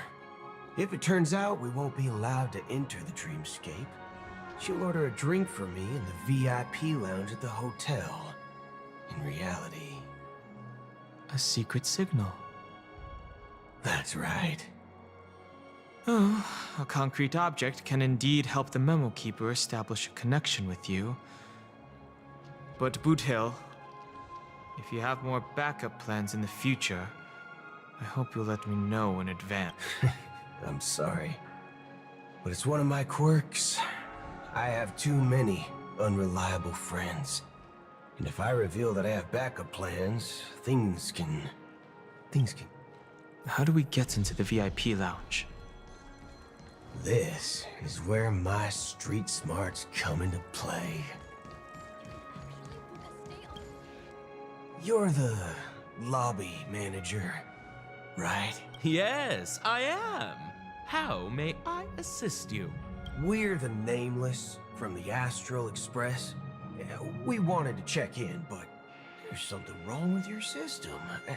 The lady at the front desk said she would contact... Now, we've been waiting here forever, without any food or water. What the fork, man? Is this how the family treats its guests? Is this your idea of street smarts? Starting an altercation? It's called standing up for your rights. I apologize for the inconvenience. Please wait while we try to... Just don't call yourself Nameless next time. Wow, this bar's something else. Certainly worthy of the planet of festivities. Good evening, gentlemen. Hey, I have an order for a bottle of Donna's White Oak. Can you help us find it? Donna's White Oak? Oh, no way. Are you sure you're not mistaken? If someone had reserved such a beverage, I would definitely remember it. It sells for hundreds of thousands of credits per bottle, after all. I couldn't afford to cover for such an item if it were broken or lost. That's strange. Well, could it be that the memo keeper couldn't afford it? Then what should we do now? Oh, no need to rush. Well, let's grab some drinks first. Maybe I arrived too early and she hasn't come yet. Now, let's see what kind of juice malts you all have here. Well, give me a glass of Heenum Valley, 40 years. I'll have it neat. No ice. Wow, that's the most expensive one on the list. You have a taste for the finer things. It's on the house, anyway. What can I get for you? Anything you recommend is... Then I would recommend today's special, Glass Village. It's classic Soul Glad mixed with Laboon juice. It's refreshing and suits your cool demeanor. Just 1 minute. Ah, this flavor. Dynamite barbecue with rocket fuel. Ooh, it really hits the spot. Truly the finest sherry cask-aged malt juice in the cosmos. Dynamite barbecue with rocket fuel. Is that really something that humans enjoy? Hey, this guy doesn't know anything at all. As long as you're satisfied, dear guests, please enjoy. Let's give the memo keeper another half-system hour.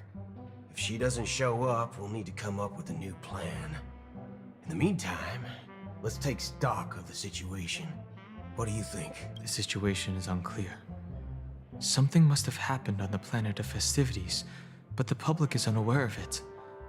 Someone in a position of power within the family must be covering it up. It's unusual for the followers of the Harmony to invite other factions, let alone the IPC and the Masked Fools.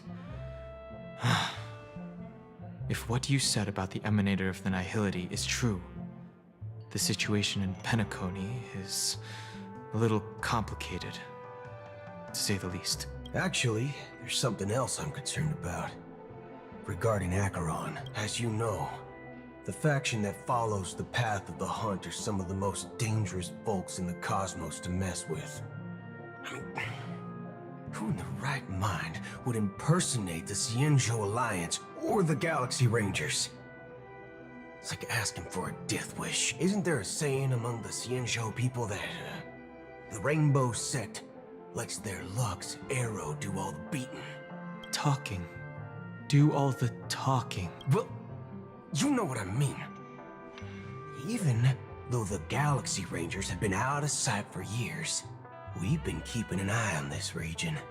Even the dumbest criminals know better than to mess with the Annihilation Gang, much less the Rangers. But that Acheron lady, she doesn't seem like a lunatic at all. On the contrary, she's highly logical and organized. She knows exactly when to hold back and when to strike without mercy. And do you believe that someone like her would have an ulterior motive for impersonating a galaxy? I'm not entirely sure, but I do have my suspicions. Maybe she knows a Galaxy Ranger. Anyway, what worries me more are the anomalies within the family. They've summoned followers from unless the invitations weren't sent by them. If that's the case, it's even more intriguing that the family insists on organizing the Charmony Festival, despite the chaos. Maybe it's Shipei the Harmony pulling the strings. You find it beyond human understanding because it wasn't arranged by humans at all. People do stupid things out of irrational impulses. They abandon their principles when self-interest is involved. They believe in things they know they shouldn't, and fudge, they even break their own rules. But eons don't. You think Shipei's will is behind all this? It may not necessarily be Shipei, but there's definitely some higher entity involved. I know it may sound pessimistic, but if human free will were reliable, why would we even need Galaxy Rangers? It's much simpler when you boil it down to the eons and paths. Like how Lon always follows the path of the hunt, or how the Express stays true to the Trailblaze despite Akavili's disappearance. But in my opinion, Akavili's fall holds significance for the Nameless. Oh, so you're saying the Nameless now have to take responsibility for their own choices because their absolutely right leader is gone? Exactly. I believe the purpose of the journey isn't just about following a path that's always considered absolutely right. It's more about doing your best to choose the right path for yourself among countless possibilities, even with limited insight and judgment. I don't know what you've been through, but I agree that people must take responsibility for their choices, because no one else can do it for them. That's why the Galaxy Rangers need to uncover the imposter and figure out her true intentions. Just in case. I have a backup plan if the Memo Keeper doesn't show up. This is my final backup plan. I promise. You sure have a lot of cards up your sleeve. Well, going back to my old career would make things a lot easier. By the way, when you were walking around the hotel, did you happen to see any important-looking guests? What's your plan? It's simple. We just grab some hostages and use them as bargaining chips with the family. Or maybe we can even take their identities. No need for that. We'll return. Wait, are you getting scared? Draw your weapon. Let's make a big scene. Are you leaving, esteemed guests? Would you like to cancel that As Donna's White Oak you just ordered? Huh? As Donna's White Oak? But didn't you just say... Ha ha. Looks like you are a bit intoxicated, esteemed guests. You ordered a bottle of As Donna's White Oak just a moment ago. Looks like your Memo Keeper friend has finally arrived. Oh, right. Sorry, my memory's not the best. You know, too many modifications and all. Anyway, let me check.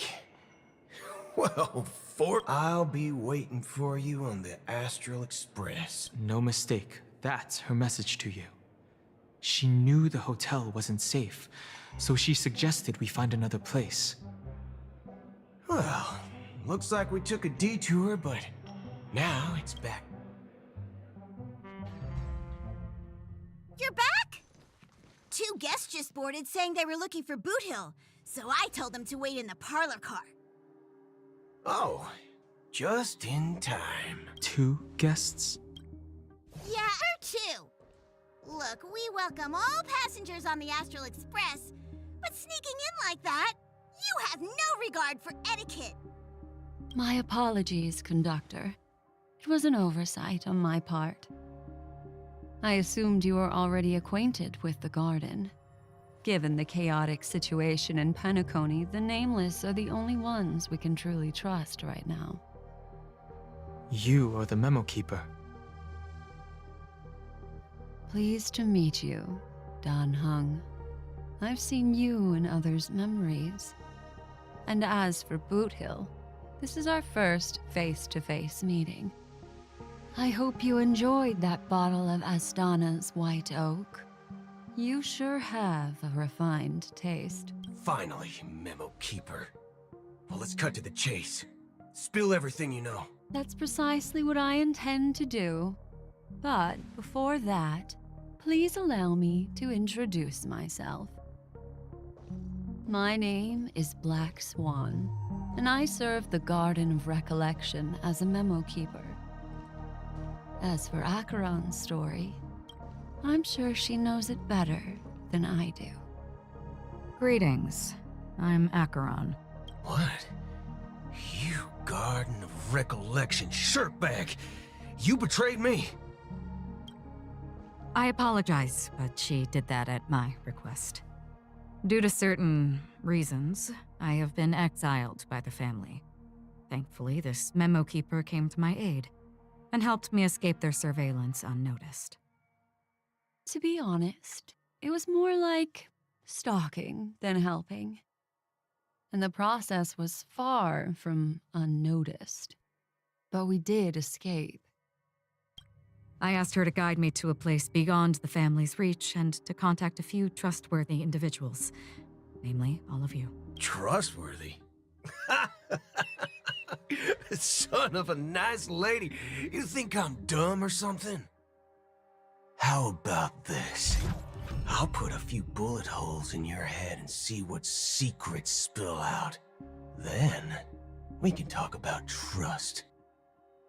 It doesn't have to be like that. I'm willing to answer all your questions, but not right now. If my cover hadn't been blown, we might have had more time, but at the moment, we don't have any other options. No other options? What do you mean? This is the only way I can ensure everyone's safety. I kindly request an immediate warp jump out of the Astana star system.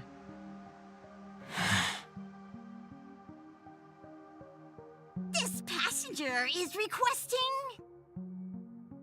As far as I can tell, she's not a threat and seems to be telling the truth. I've briefly traveled with your companions and know their whereabouts, Dan Heng. Please rest assured, your nameless companions are safe, but they need our help. As for Boot Hill, you may have guessed. I've been waiting for you. Galaxy Rangers are known for their elusive nature and limited contact with each other, so this was the only way I could reach out to you. Only by doing this can I find a true Galaxy Ranger and fulfill a long-standing promise. To return his relics to their rightful owner. Someone once told me that every rainfall is like a gift from the heavens, a sign of their mercy upon the world. Raindrops are said to be the tears of the gods, shed in response to the sorrows of the world. Their constant pouring. So, how long has this rain been going on for? I used to believe, just like you, that it would eventually stop. Years and decades passed. And in the end,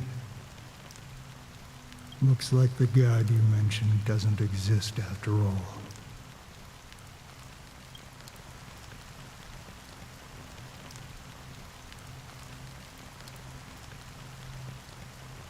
Well, mortals who walk the paths are like sailors on a vast ocean. And for some, their presence leaves such a strong mark that it's reflected in the waves. Like those shadows on the ocean. Sin-thirsters, the obsessions of the Pathstriders, they emerge from the depths of IX, seeing themselves as masters of their own destiny, unknowingly repeating the actions of their past lives. They emerge from the nihility and head toward it, leading purposeless lives. However, these hollow phantoms, they were once my dear companions. A group of Galaxy Rangers. Are you watching over them? Watching over them? No. But it was a brutal war. A crusade that shook the universe. The universe witnessed the fall of Zulo, the Lord Ravager, but it came at a price. A price. The unwavering determination of the Hunt followers persists even in death. So someone must guide these lost souls to their life beyond. As for me, I've suffered too many losses on that battlefield to advance any further. And that makes me the most... But you know, these sin thirsters, they're not who they used to be. Does this seem pointless to you? Will some tasks have to be done? I can help you. For what? For the meaning of the nihility. That's what I've been seeking. I see. After all, this realm is off limits to ordinary souls, right? Thank you, stranger. I wish that you... Before we part ways, I have one more question. It is true that their actions and even their entire lives may seem pointless from our perspective. If this is what the departed ones expected, should we... A good question. And a profound one. What I do know is that one day I too will pass away. And when someone will stand at my...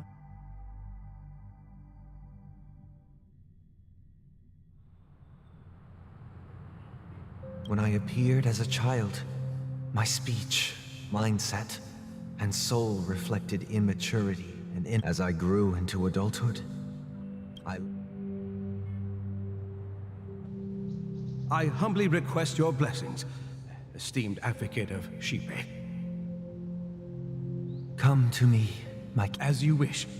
I have faithfully served the Alfalfa family for nearly a decade, promoting the path of the harmony to the best of my ability. However, I made a mistake yesterday. While I was preparing dinner for the family head, I accidentally, out of laziness, I lied and claimed that everything was ready. Although the head has dismissed me as punishment. Do you sincerely repent and vow to change your ways? Yes. Have you examined your soul and confessed all your sins? Are you willing to accept the... Very well. Show your dedication and good... Praise Shipe.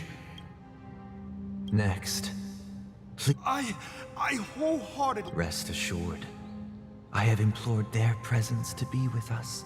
Oh, great. I see. My children were starving, and I hoped they'd have a chance, but the Bloodhound family got wind of it. They're on my tail. The family is ready to forgive all sinners. I'll ask the Bloodhound family. Oh, thank you. Thank you. Next, please step forward. Hey! Long time no see, Mr. Sunday. I have sought their presence with us. Sure. Let's just get this over with. That's it. Nothing more. Can we wrap this up? Do you... My sins? Well, starting to sound like a saint, huh? You think nobody knows what your precious family has done? About the watchmaker? Huh? Don't kid yourself. Before you start spouting off your holy verses, answer me this. Where does the power of the... Well, I've spent enough time in confession today to enter the Harmony's paradise, right? Then I'll... Oh, revered triple-faced soul, hear my doubts. Who can judge the strong when their power hides their crime? Who can vouch for the weak? Who can comfort the pure? If the strong defending the weak, then Brother? Brother, are you alright? I'm fine. I've been working long hours, and I just made a trip to Dreamflux Reef and back. So... You've been working non-stop on the Charmony Festival, Mr. Sunday, and no one could have predicted this incident. No need to worry about troubling anyone. The Charmony Festival was meant to spread joy and harmony across the cosmos. It has always been our wish to make everyone happy, so... even if the negotiation does not go smoothly, I'll refuse to go on stage. Without the Chordmaster, the Harmonious Choir... I'm relieved. You know, since arriving in Penacony, we haven't had any contact. The Dream Master rarely grants an audience, even for us. Perhaps you'll be the first guest to meet the Dream Master in years, Mr. Yang. Let's hope we can reach a... Indeed. Let us hope so. It's about time. We'll have to get ready for the meeting. Don't worry. I'll be... Oh, dear. It's Mr. Sunday! Hey! Come up... Oh, Mr. Sunday. Hey there! Okay, if I just read... Yeah, but it's no big deal. They told me not to sell everything I had. Selling everything you had? Why? Can't you see? It's better to be here at Penacony. No pain, no worries about tomorrow. Is this... Huh? What did you... Oh, it's nothing, sir. You see, the traffic on Glocks Avenue can be dangerous. How about I ask a bloodhound family member? Oh, yeah, that's... See you around, Mr. Sunday. What's up, sister? This is the land of the dreams. But why do they live like this? The man we ran into... he doesn't seem happy at all. Even though sweet dreams are nice, they're just illusions. But for him, they're the only way to survive, even if it means giving up on reality. That's not really living. I suppose you have a point. But, in my opinion, that's how most people live their lives. Why do you say that? You think that man is not actually living, but that's not quite accurate. Even without Penacony, people create their own illusions called self-value. People believe they have a predetermined value to fulfill. Gaining value means gaining power, and those deemed worthless are seen as the weak. However, value doesn't come out of thin air, and there's a limit to it. To accumulate... Are you suggesting that... Exactly. But, ironically, people don't think survival of the fittest. That's where all the tragedies in the world come from. No tragedies exist here. Only happiness. Perhaps that man is just an exception. Let's not jump to conclusions. Yes. Seeing is believing.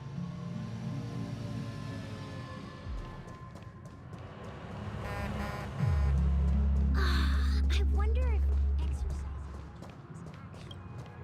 Glad to meet you again, Robin. How are the preparations? You're too kind, Robin. It's a pleasure to have... I can't stand being lonely or bored, so... But if this went on forever... Nah, not every day. You get to wear fancy clothes, explore all sorts of dream bubbles, indulge in delicious... But you know that only a few things can be brought back from the dreamscape to That's exactly why I don't plan on bringing anything back. Just enjoying the dream itself is good. Only in this sweet dream can I truly feel like I'm in control of... And I wish you a fantastic performance, Robin! Seems like that guest... She had a valid point. What you're trying to say is, she thinks she's in control of her life. Well, she did make mention of... However, the paradise in our dream... No. And the paradise we yearn for.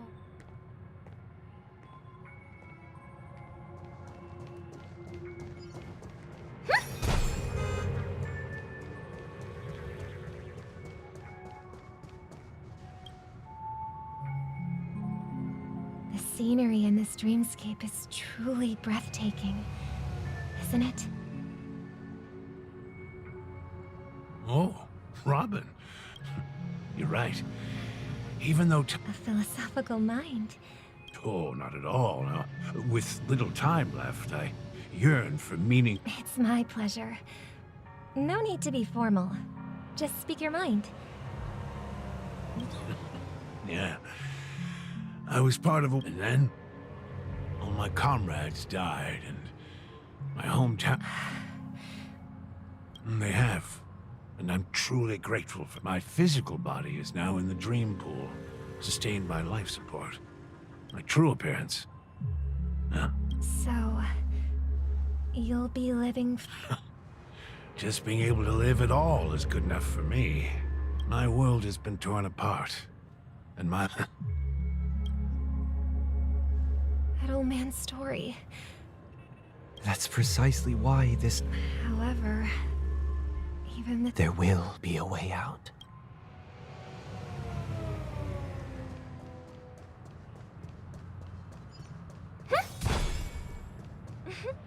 Look what we have here.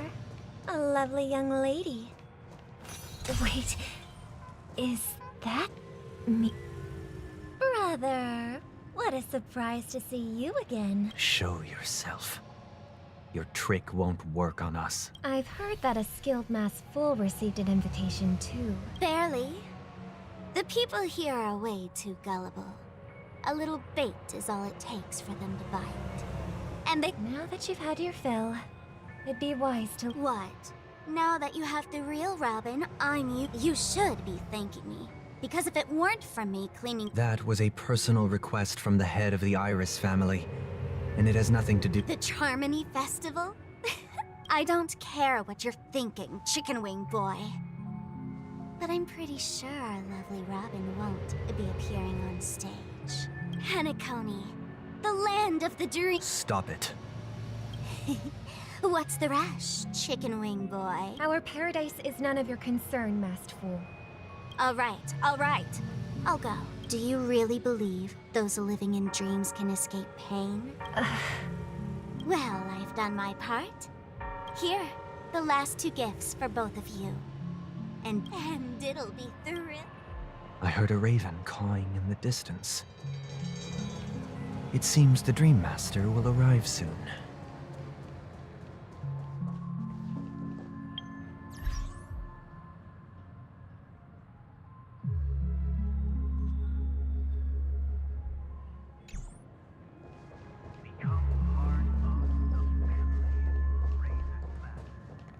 Let's wait here for the Dream Master to arrive.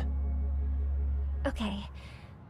By the way, brother, I heard you no longer have a sweet tooth. Back when we were kids, you used to steal my desserts. Seems like a lot has changed during my absence. What exactly happened? Well, someone has to stay awake even in this sweet dream. But that someone doesn't have to be you, or anyone in particular. You're carrying too much on your shoulders, brother. The paradise in our dreams... It shouldn't be like this. Penacony is nothing more than a dream. It can't erase the worries and pain of reality, or bring true happiness. It only offers an escape from reality. Nothing more. Remember the old man we met earlier? Without this dream, he might have completely lost himself. That might be true, but even without Penacony, he could have chosen another path. As far as I know, the Intelligentsia Guild has been promoting their rehabilitation techniques for a long time now. That path may have been more ordinary and challenging, but now he is receiving hospice care in a comatose state, and his fate is sealed. Is Penacony granting these people a future? Or is it taking it away from them? Well, don't forget this. Not everyone really has a future. The future for humanity is like the sky for birds. People mistakenly believe that flight is inherent to birds because they've never witnessed those birds crashing to their death. Do you remember how we took in that little Charmony dove when we were young? Yeah, we took care of it. Provided food and water, groomed its feathers. And later, when I decided to leave Penacony, I opened the cage and set it free. Well, I didn't mention what happened to it in my letters because I didn't want to upset you. Shortly after you left, it crashed to its death right in front of your window. I had surmised as much. I knew you wouldn't have avoided mentioning the bird for no reason.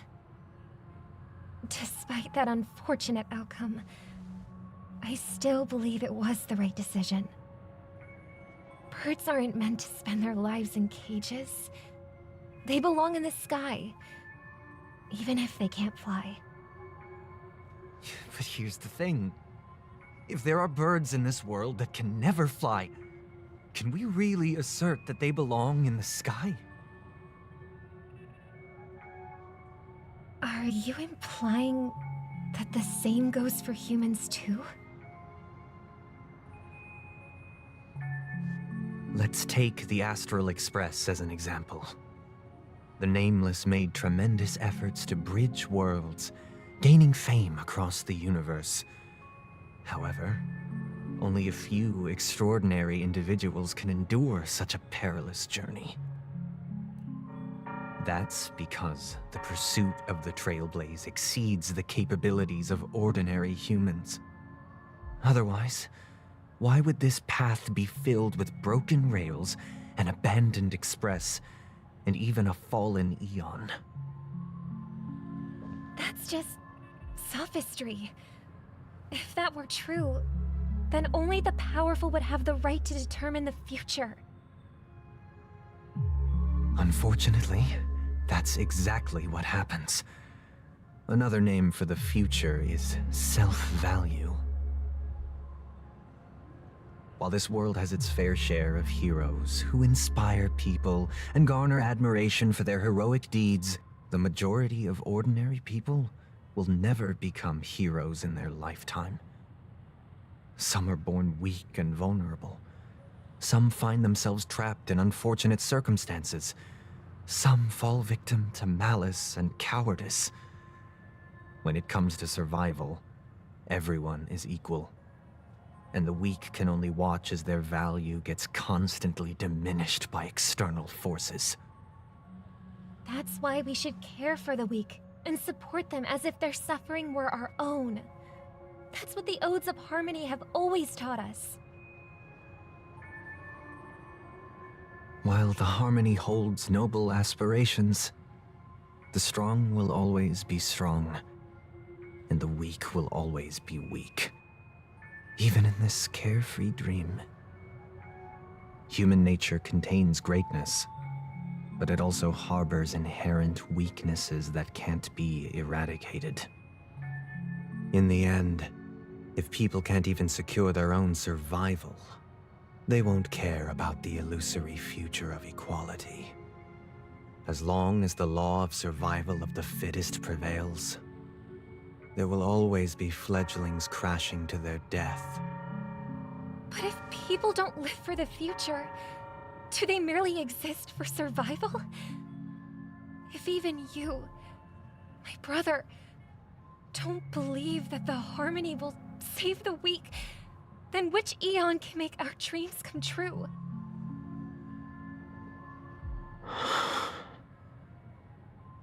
People often forget that when the first bird took flight, the entire world envisioned a future where no more fledglings would ever crash to their death. Are you reading, sister? What are you reading? Mr. Gopherwood gave me a picture book. It's about the story of the harmonic strings. If I could become a chord master, I'd like to summon Dominicus. the Harmonious Choir. I want to sing with everyone and spread our wishes so that all can feel happiness and joy. I see. Then, I would summon the Harmonious Choir too. Don't you have a wish of your own, brother? Of course I do. It's just that it includes your wish and everyone else's. I long for a true paradise where everyone can find peace. Then, let's build a stage there and invite everyone to our performance so that both our wishes come true through the power of the Harmonious Choir. It's a deal then. Yeah, it's a deal. But how can I become a chord master?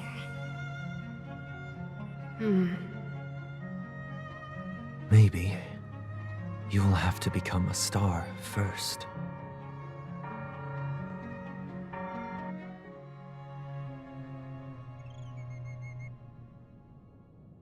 You're back sooner than I thought. Any results?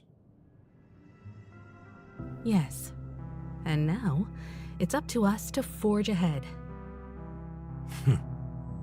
Since he's already carried out his last wish, my final mission is complete. But pardon me if I sound curt. It's good to have determination. The path Mikhail left for you is not an easy one to tread. Why else would he have chosen to sleep in solitude, staking everything on some nameless in the future? But you have the numbers, and in numbers comes strength. So that might just delay your inevitable a little more. Got any more encouraging words? As I see it, relying on Welt's negotiations alone is far from enough. Regardless of whether the other party will be compliant, negotiating simply allows us to meet them as equals and won't grant us an upper hand. Penacony is our rival's home turf, and we already have very few chips left to play with. Rather than idly sit around while the family's got us blocked off, an offensive approach might be a wiser course of action. We're more familiar with the Stellaron's properties than most, and since it's the key to stabilizing the sweet dream, it's vital to the family's interests. By attacking their core interests, they're bound to retaliate hastily. And as the saying goes, haste makes waste. That's right. As long as we pose a threat to the Stellaron, either with words or otherwise, we have a chance at gaining the upper hand. But the problem is, on the eve of the Charmony Festival opening, how exactly are we going to get close to the theater? Family security will be airtight, and if we brute force it, even if we succeed, it's too risky. So, no one's gonna say anything? Then I'll raise my hand. I know the answer to this question.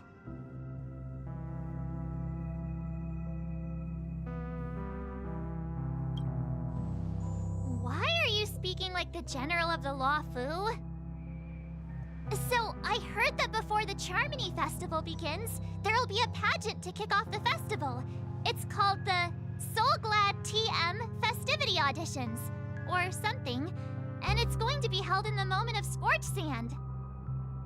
As long as we clinch the top spot, we'll be able to attain the title of Festive Superstar, and be able to personally bask in the graces of Miss Robin. Not that that's important. What's crucial is that we can enter the Grand Theater before the audience arrives. So, how do we go about participating in these festivity auditions? I've already procured special invite tickets from Miss Robin's fan club. To tell you the truth, I had been preparing to join the auditions all along, but now it looks like even if I scrape through, I probably still won't have the chance to shake Miss Robin's hand. So they're still running this thing, huh? was originally just a publicity stunt, set up by Mikhail to drum up attention. But it looks like it might be worth a shot. We'll follow Marge's plan. Mr. Gallagher, will you be joining us? I'm afraid I won't have the time. As a virtual character, I've already completed my final mission. Whether Penacony can awaken from this dream is all down to you. Should we ever cross paths again? I'd love for you to visit the Express. All right. I'll have to add to that data bank of yours you've got on the Express. And Miss Firefly, we thank you for all your support. We're faced with a formidable enemy. As long as the Astral Express and Stellaron Hunter's objectives are aligned, we're willing to cooperate with you. We've already come this far together. I'd like to join you for the rest of your journey on Penacony. I'm pleased that we can finally fight shoulder to shoulder. I couldn't ask for a better ending. This is also the spirit of the Trailblaze. Now, everyone, let's prepare to move out.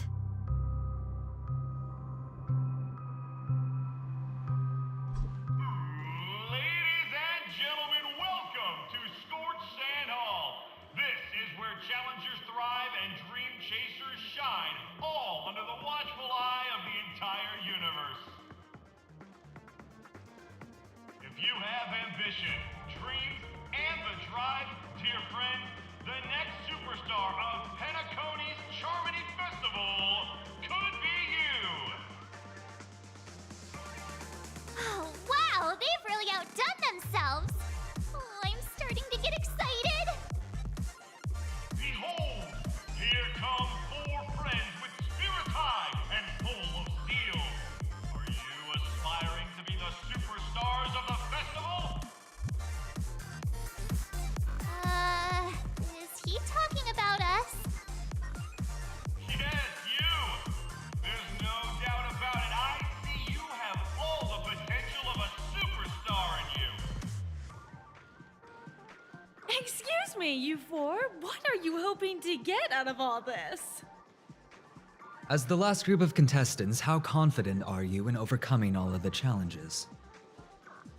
Would you be open to a brief exclusive interview with us? It'll be quick. Your journey is long and fraught with peril, yet under a sky blanketed by banners, you vie for the crown. The sword and rose! Protect the beauty! The beauty, the beauty! Magnificent and majestic! A knight's head is hard as steel. Brother Lance's focus is stubborn as a heel. We don't all have to be winners, but if we don't have fun, we'd all be sinners. People are pouring in. Kind of feels like all sorts of baddies are showing up. Let's get in there quickly and enter the competition. Ladies and gentlemen, please make way. Make way. Coming towards us now is one of Penacony's top 10 wealthiest tycoons and the soul-glad business empire's founder, Mr. Ideen. Allow me to introduce myself. I'm the director of Soulglad's factory, Ideen Lida. My 4 friends, introduce yourselves to the audience across the cosmos. Hello, everybody. I'm Himiko, a nameless from the Astral Express, and these are my companions. Don't you guys need to hide your identities? Can't hide it anyways. Penacony is plastered with our posters. And because the Astral Express is so well known, the family won't dare to make any rash moves.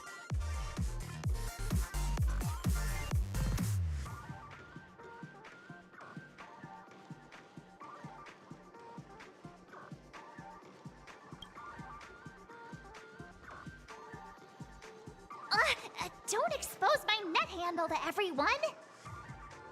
Hello, everyone! I'm March 7th. I'm an ordinary girl who loves adventures. Hello, everyone. I'm Firefly. I am also an ordinary girl who enjoys adventures.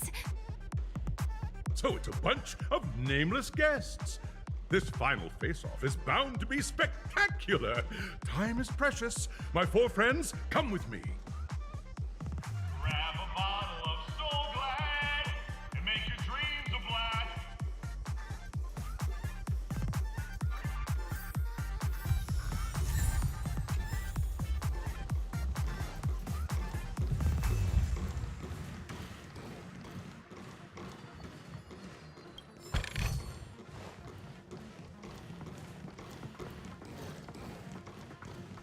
This place is buzzing.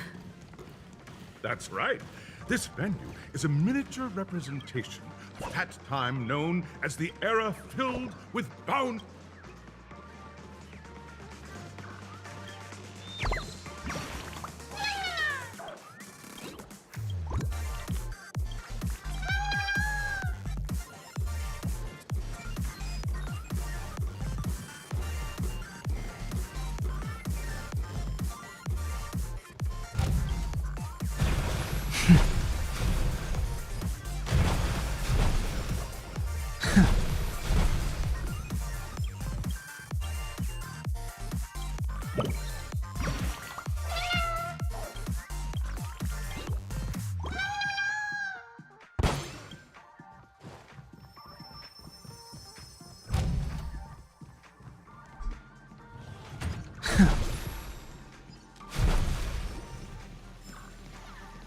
Grab a bottle of Soul Glad and make your dreams a blast.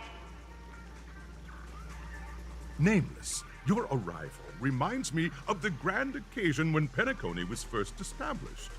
I was still a young, bright-eyed lad back then, lured here by the watchmaker's ads, full of zeal and ready to make my first fortune in life. Once, during a particularly grueling day, I passed out and was resuscitated by a drink from Mr. Sousa. That sweet taste has since been etched in my mind, and that was what drove me to create the Soul Glad that we all know and love today. The dream-chasing era was truly a wondrous time.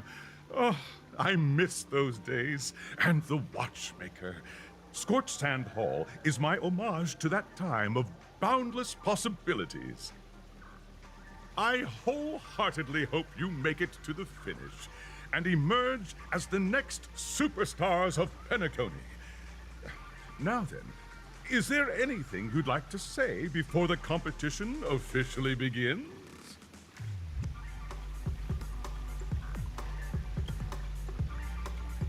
Ha! That's the trailblazing spirit. How about you, Miss March? Hello, everyone! Next up, get ready for the Mega March 7th Adventure, where I'm going to break the speedrun world record! Trailblazing into the uncharted and challenging the limits. That's Miss March 7th for you. How about Miss Firefly? I hope that by the end of this journey, everyone will have achieved the outcome that they hoped for. Ah, a wonderful wish! Miss Himiko, what are you expecting from your team? Safety first, everyone.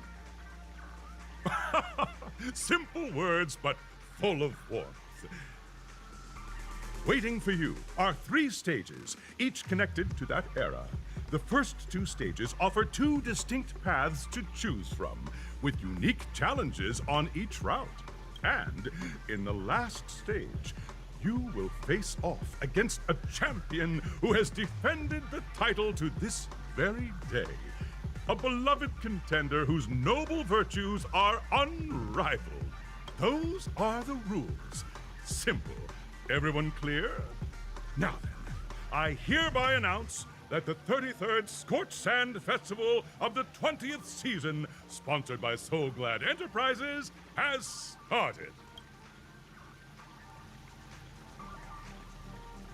Everyone, as the Charmony Festival is drawing closer, we must reach the end as quickly as possible. Factoring in efficiency and safety, splitting up into 2 groups is the best choice. March and I haven't known Miss Firefly for too long and aren't overly familiar with her.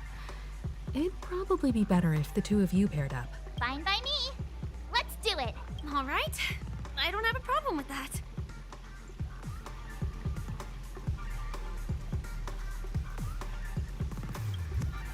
We'll split into the assigned groups then. Let's not waste time.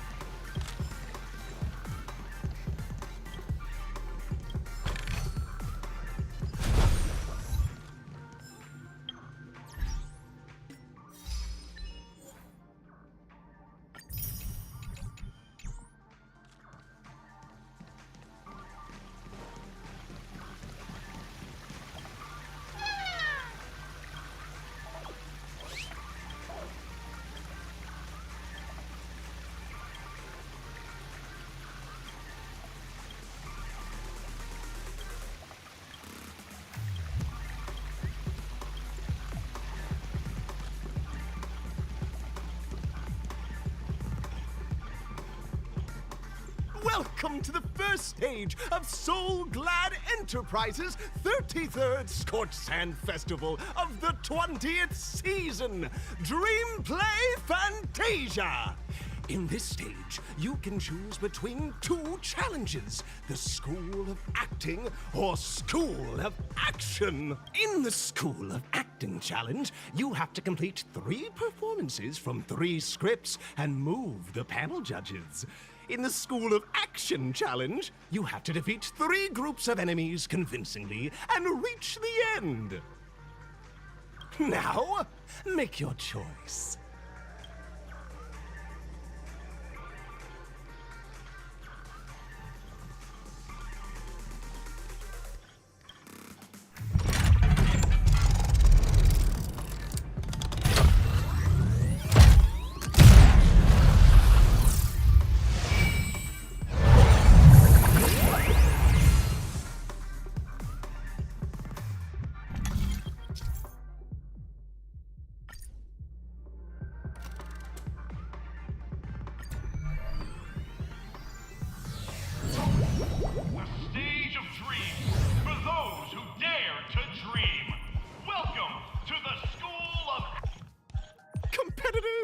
Allow me to introduce the rules of this challenge to you. There are 3 stages up ahead. On each, you will find an outline of a script. These 3 scripts were written by the legendary filmmaker, The Watchmaker, and depict various stories from Penacony's era of pioneering. Your task is to bring those moments to life, find the right words, and act convincingly to make the judges feel the script's intended emotions. Oh, I wish you a successful performance. Also, a bit of trivia. The record score for this stage is held by a participant with fiery red hair. His exceptional performance brought even the strictest judge to tears. It's like he wasn't even acting at all. We are running out of time, so let's get this over with quickly.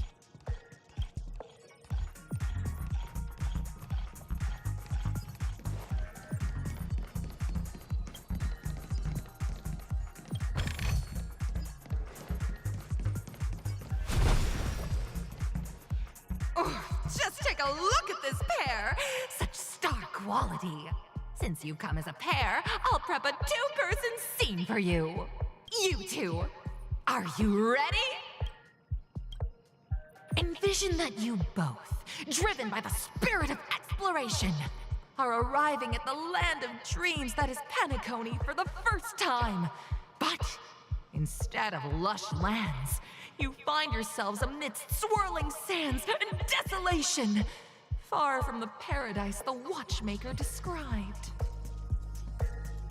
You're driving an old clunker through the wilderness of the dreamscape, braving the cold wind, choking on the dust, and suddenly, a fierce memory zone meme blocks your path. Now, Miss Greyhair, what line would you deliver to express your disappointment in Penacony?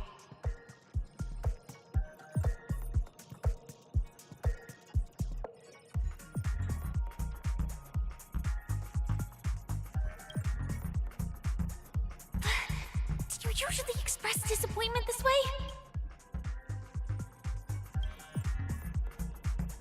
Very good. Now, though you're disappointed, your screen partner is conversely very enthusiastic. Now, young lady, you will say... This is great! I love living on the wild side! Very good, very intense! And then we cut to the story's next scene. You find a job mending the rails, but the days are long and your endurance can't keep up, and you finally collapse in the endless expanse of desert. Suddenly, sweet rain falls from the sky, wetting your lips and rousing your spirits. Now, Miss Greyhair, what line will best express your surprise at this moment?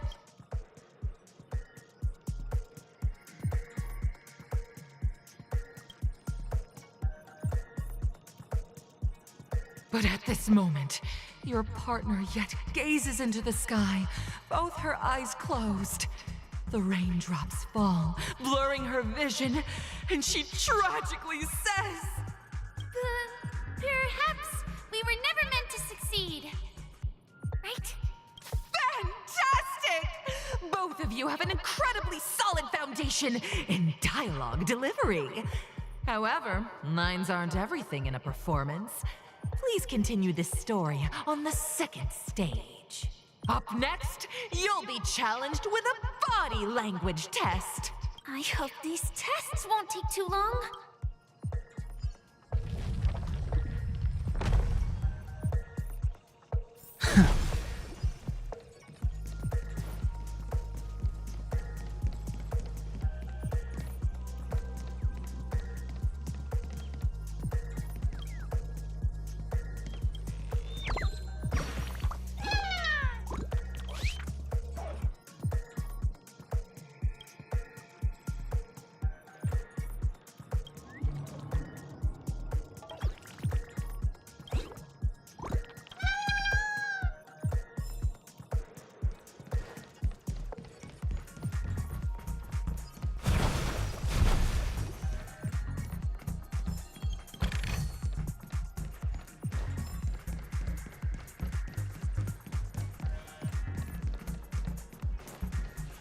Here, you two are required to skillfully utilize body language to portray the story context I've laid out for you.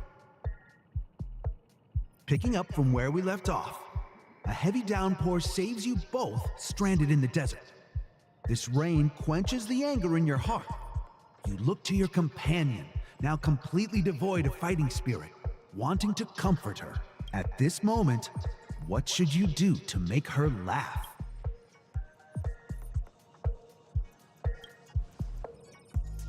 The test now is about body language. What?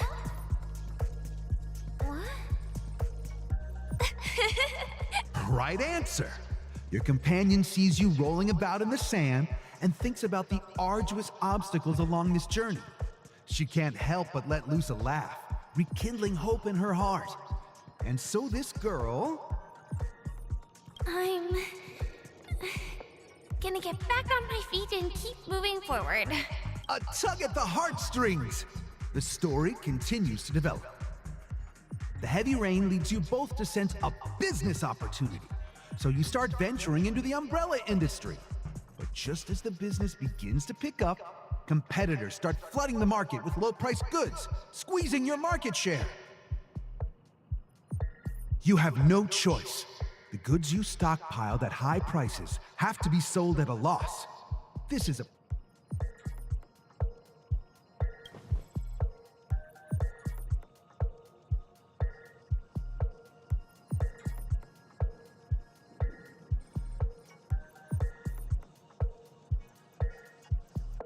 Get up! No one wins a trade war by kowtowing!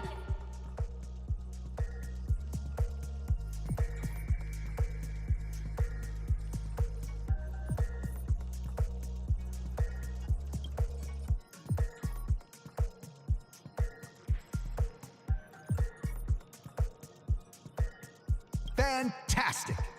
But it's a pity your friend does not agree. Seeing that you're up to your eyeballs in debt, she sees nothing but despair in her future. And then... I leave Penacony in... Of course!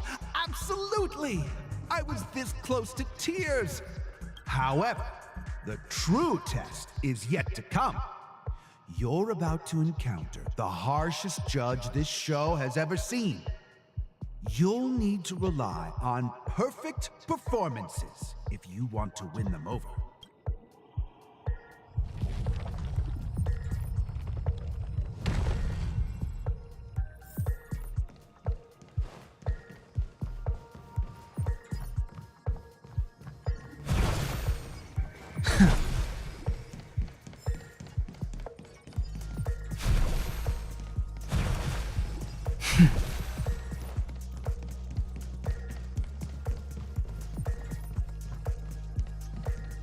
Welcome to the final stage.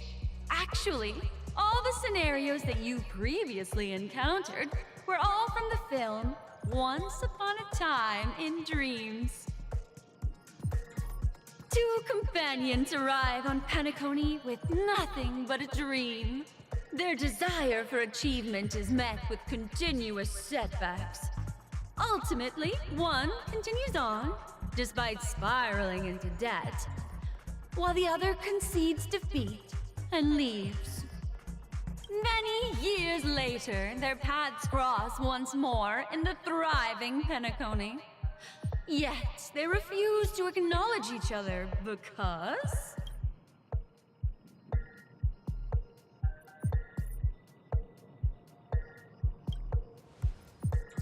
Against the backdrop of a revitalized Penacony, the joy of reunion mixes with the sorrow of past separation, the awkwardness of being strangers, and the shyness of a long-awaited encounter, all converging at this very moment. Give it a shot. Try and convey this bittersweet scene to me. Bring it to life with precise and emotive acting. Is this ever going to end? I know! Why don't you try that clockwork thing you used before?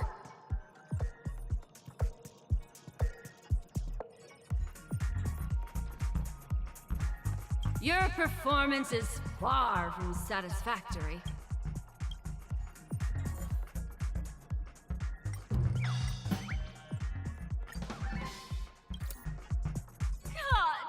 I never imagined that such a sad scene could be portrayed by you two in such a joyful and heartwarming way.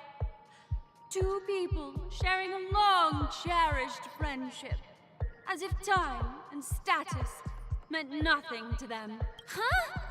But we haven't even done anything! Is his imagination running wild again? Brilliant! Your portrayal outdoes the original. It's simply beautiful. We have passed the test. We ought to hurry up. The Stellaron is at stake.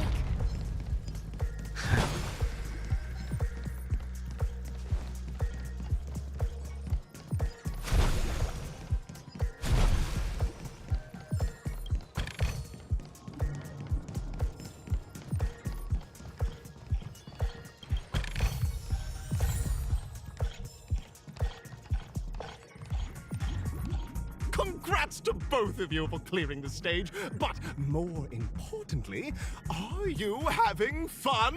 Look at the time! You finished much faster than that red-haired contestant did. That red-haired contestant?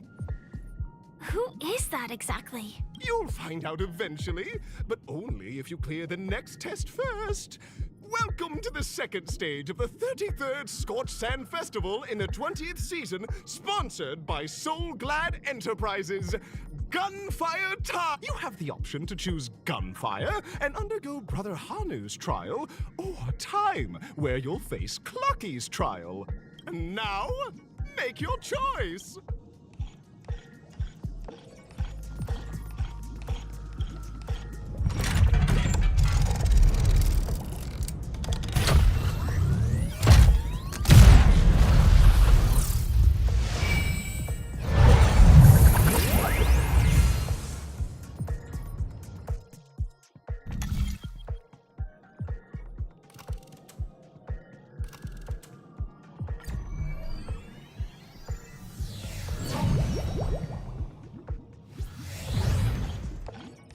dear friends, welcome to the wonderful world created by the Watchmaker.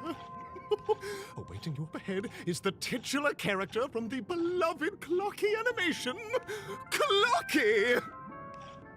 It's said that the Watchmaker dreamed up the idea of Clocky when he was just a boy. Back then, he was merely an apprentice in a clock shop, and one night, he dreamt that all the broken clocks started sprouting arms and legs. Like a skilled pilot, he steered them towards the right path. As a classic figure who grew up with many, Clocky truly shaped a generation, solidifying the Watchmaker's pivotal role in popular culture. Contestants, may you have a wonderful time with Clocky. The trial of time. I hope it won't waste too much of our time.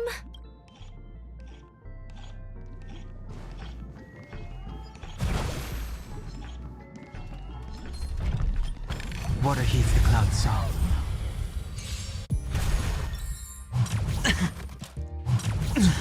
This is serious. Hedge your bets. Spend freely. The dice have been cast. Bust. Or maybe I'll take it all. Watch your head.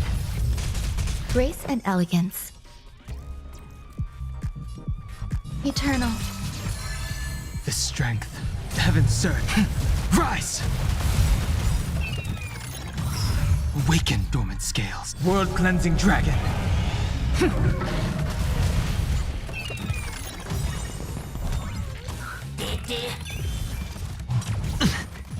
By the will of the 10 Lords, the 10 Lords' decree, hereby ordained.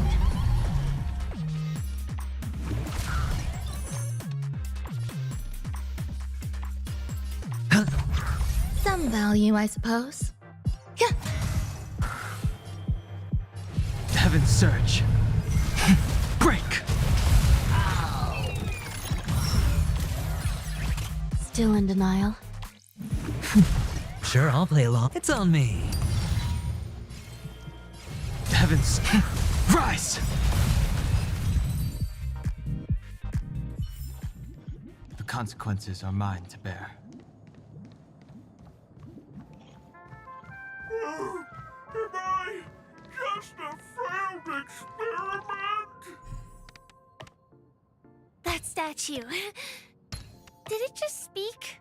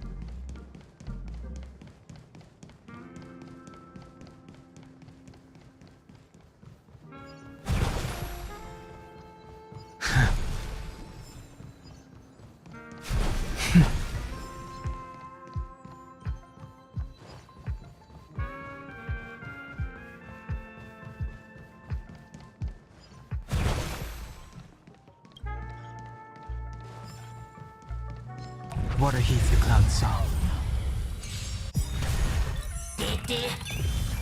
Awaken, dormant scales. World-cleansing dragon. The times are changed. Heaven's surge. Break! This is serious. Hedge your bets. The dice have been cast. Bust. Or maybe I'll take it all. Grace and elegance. Existence is unity.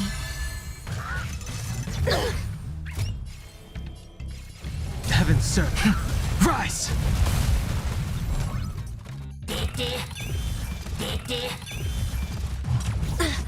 Watch your head.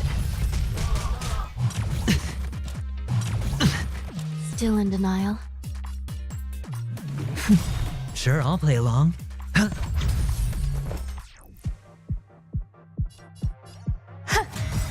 The strength. By the will of the Ten Lords' decree, hereby ordained. Every petal, all will be swept away by the wind. Heaven's surge. Break! Awaken, dormant scales. World-cleansing dragon.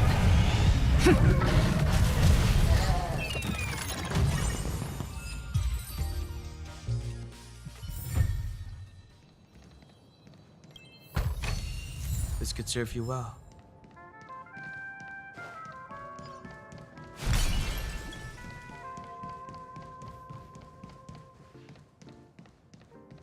Am I just a failed experiment? I'm just an expendable failure of a clock, aren't I?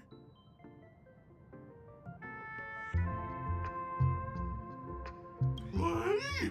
So, you guys are just like the other challengers. You want to enter my... See? I'm just empty inside. Tick-tock! It's time for me to make an appearance! Clocky? I can also see him. Is this character part of the show? In Dreamville, Clocky is everywhere and can do anything! Like, right now! I could solve this problem with your big ticker pal, Tick-tock! I can't believe it's actually Clocky! Why would you come and visit a failure of a clock like me for no reason? You see, we're all clocks. We're family. I want to help you be happy! Tell your pal Clocky what's troubling you. I came across a startling revelation yesterday. Apparently, Dreamscape Ticker isn't the same as Clocky at all. It's just a discarded prototype from Clocky's early development. Please, just leave me be, Clocky. I just don't know how to face you, because I'm just a failure. Oh dear. Seeing it like this is utterly heart-wrenching. But fear not. We're here to help it rediscover the missing parts of its inner self and guide it out of despair.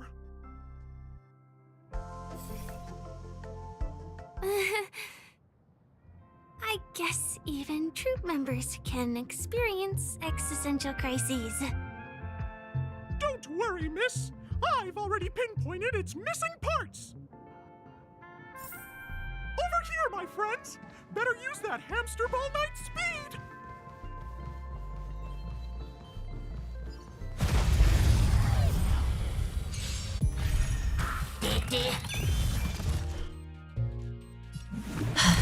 Sure, I'll play along. There's more to life. Eternal. The dice have been cast. Bust. Or maybe I'll take it all! I sense a storm. Heaven's surge. Break!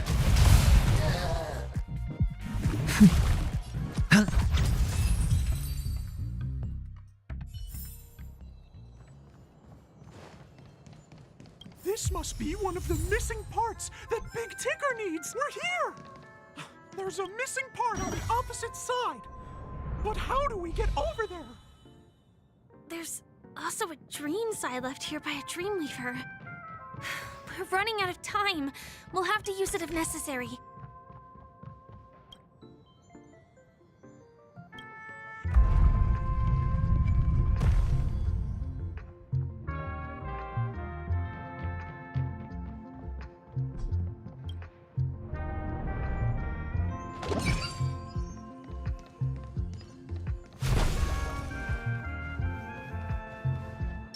Sound lingers. Feeling lucky. What a... Tick-tock! Do I hear... Tweet! Help! Tweet! This smells... Is anyone there? Tweet! Oh dear! It's an origami bird! What's it doing in Beyond Overcooked's tail? Is that Cookie, Tweet? Please save me, Tweet! I'm being roasted alive, Tweet! A roasted bird? Oh! Existence is unity. Every petal, all will be swept away by the wind. The smell of sin. I shall be the judge. Spend freely.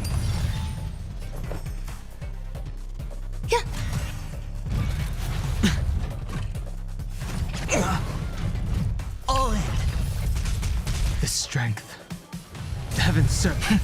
Rise! Awaken, dormant scale. World-cleansing dragon. Heaven's surge. Break! Recount. Hedge your bets.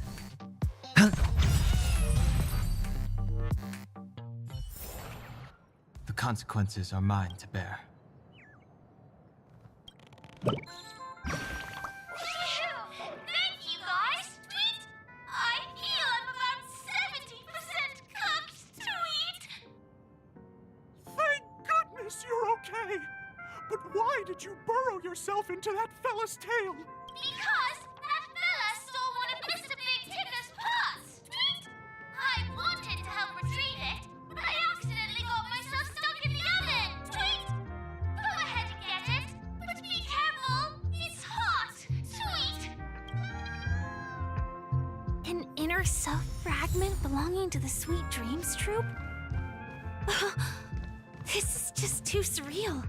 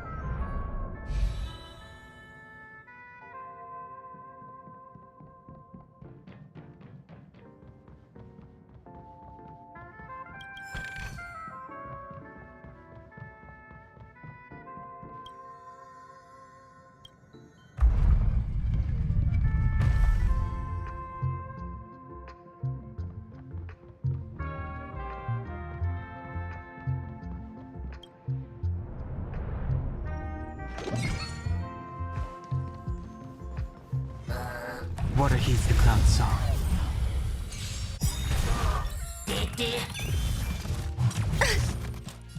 By the will of the Ten Lords, the Ten Lords' decree, hereby ordained.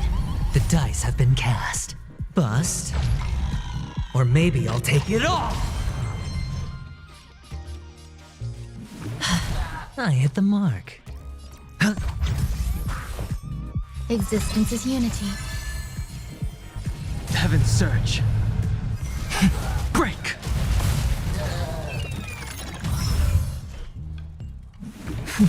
Hedge your bets.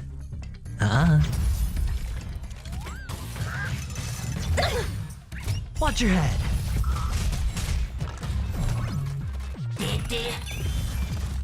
Enjoying yourself? The strength. Heaven's surge. Rise! Awaken, dormant scale. World-cleansing dragon.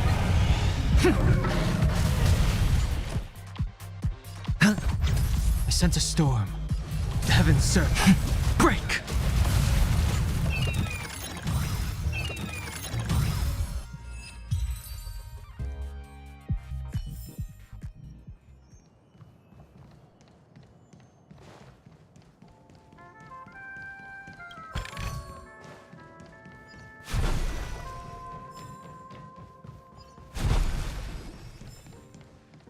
We've gathered all the missing parts.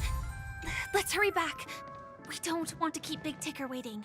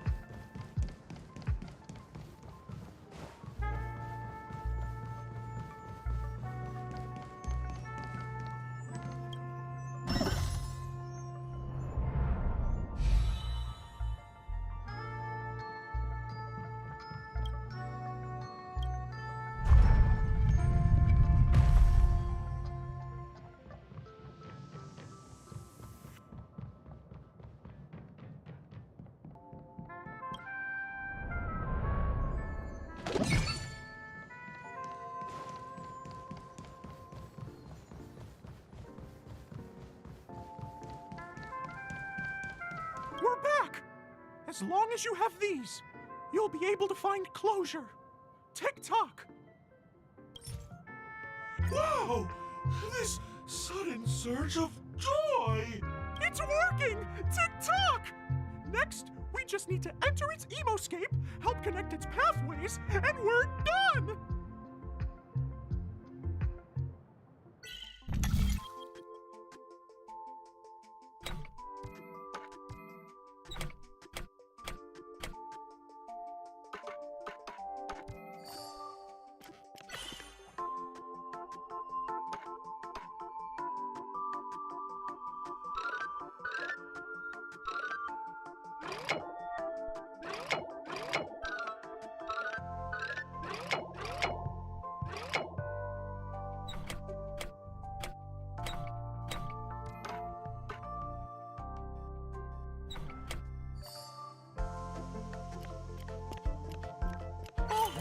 Dear, what's going on in here? Your inner self is a mess! I'm not qualified to be the real Clocky. Just give up, Clocky. No! This is unacceptable! You have to face your fears!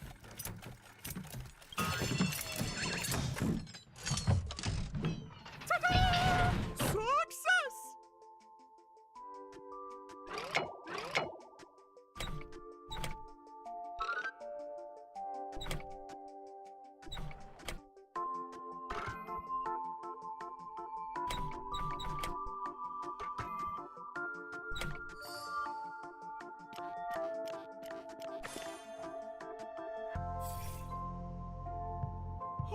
Thank you, Clocky. If not for you, I'd never be able to connect with people like this.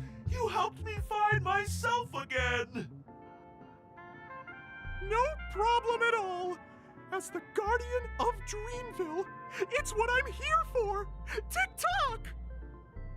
Oh, my friends, you still have other important things to do, right? Go forth, my friends! When the moment comes, all the Dream Tickers and I will cheer for you! It's all done! Victory's in sight! Let's head to the final stage.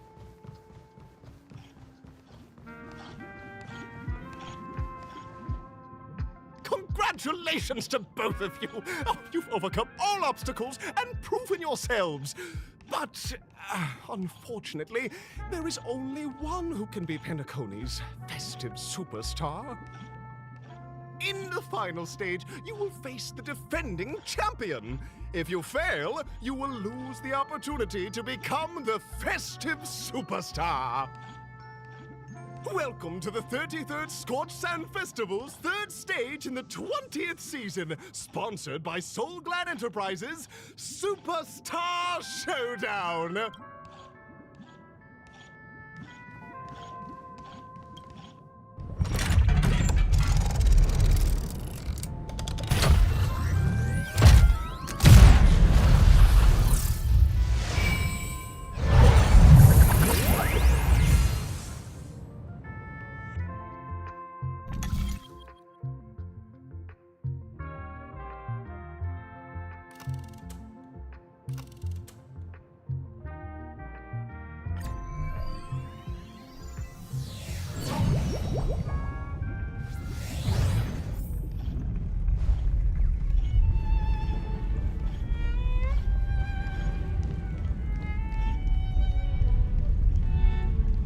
No way. I think I just saw someone. Someone extraordinary. Sound linger. Feeling lucky. Feeling lucky.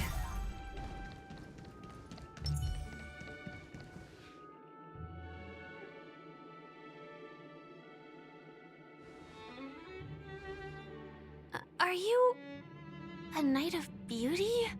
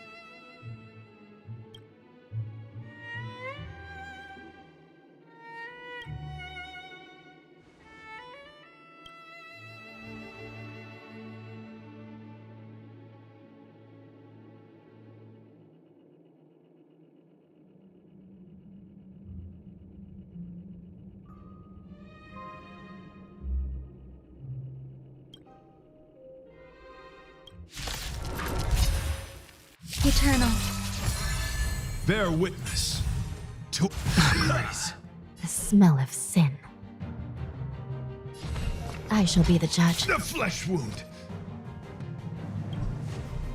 Every petal and all will be swept away by the wind.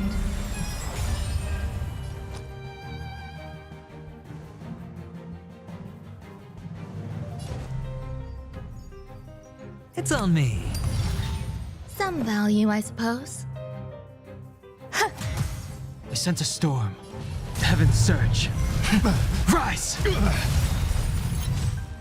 Awaken, dormant scales. World-cleansing dragon. The heavens surge. Break! You are fighting a gentleman. This is serious. Confess! Put forth all your might! Watch your head. The dice have been cast. Bust. Or maybe I'll take it all! All in. The flesh wound! By the will of the Ten Lord, the Ten Lords' decree, hereby ordained.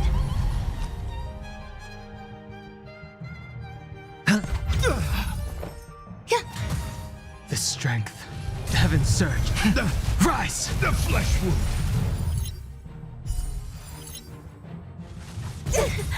Watch your head. Awaken, dormant skin. World-cleansing dragon.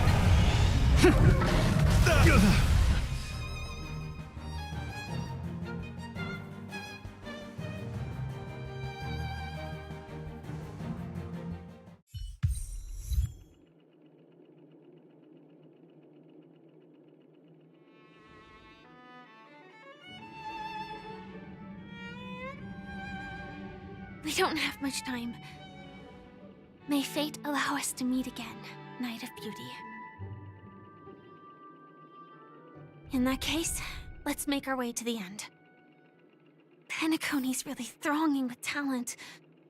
I hope we make it in time.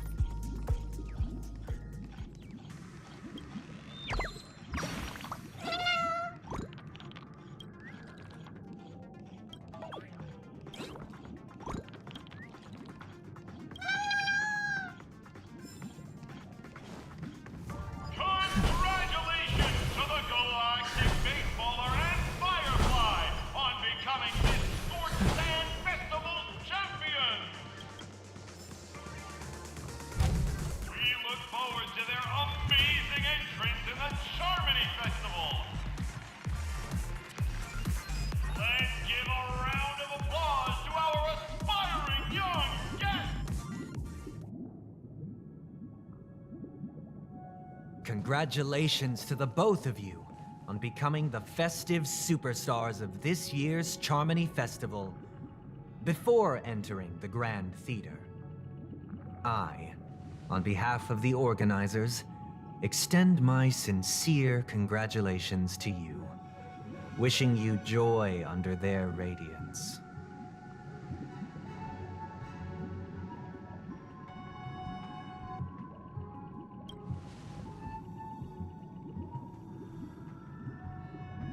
As previously promised, my sister, Mr. Yang, and I have met with the Dream Master. We delved into the truth about Penacony and its Stellaron, and have come to a consensus. Both I and the Oak family cannot acquiesce to your request. Just as expected. We acknowledge the perspective of you, Nameless. Penacony does require change, but not as you propose. The planet of festivities cannot and will not revert to a place characterized by chaos, disorder, or anarchy. Through your journey of overcoming obstacles, you must have glimpsed the essence of that era. The vulnerable ruthlessly eliminated, equality non-existent, common folk living precarious lives, eking out a dreary existence. Ultimately, only heroes like yourselves manage to achieve success. But I would dare ask, if you did not possess the special status of having a Stellaron, and you were but an anonymous and frail member among the masses, which Penacony would you prefer? A dystopia for the survival of the fittest, or a sweet dream paradise for all?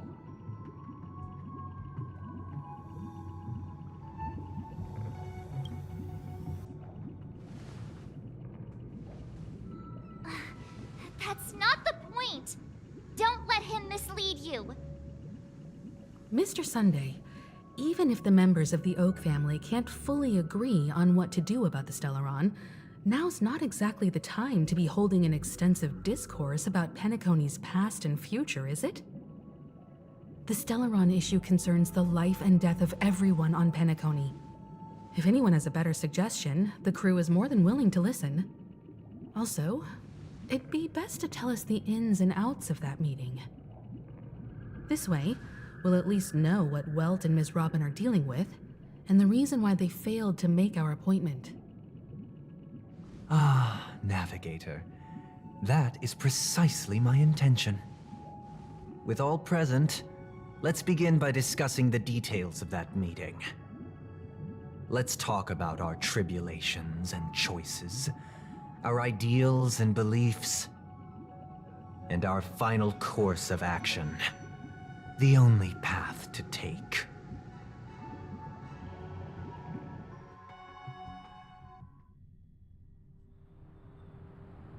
You mean to say that for the longest time, there have been scoundrels who would use the Charmony Festival that I have bequeathed to the masses as a tool to realize their ambition? Indeed, Dream Master. Once the Charmony Festival begins, the Stellaron's powers, along with the song, will be broadcast across the entire planet of Penacony. And then everyone in their dreams will be unable to awaken. This is indeed surprising to me. The dreamscape is maintained by the collective effort of the 5 families. If someone were to use the Charmony Festival to recklessly disseminate the power of the Stellaron, this individual must hold a position of great authority. Do you have any suspects? I'd like to ask, did you really not know of the Stellaron's existence? I would have never thought that this Nameless would point the spear at me. Quite astonishing indeed. If I have offended, the Astral Express extends its sincere apologies. But the current circumstances are dire and leave no room for meticulous inquiry. We're doing this out of concern for the dreamscape's safety. So, if you could, please alleviate our concerns. Dream Master, it's just to prove that the Charmony Festival has nothing to do with the Stellaron. If we're being overly cautious, I will return to the stage to offer tribute in song, just per the arrangement.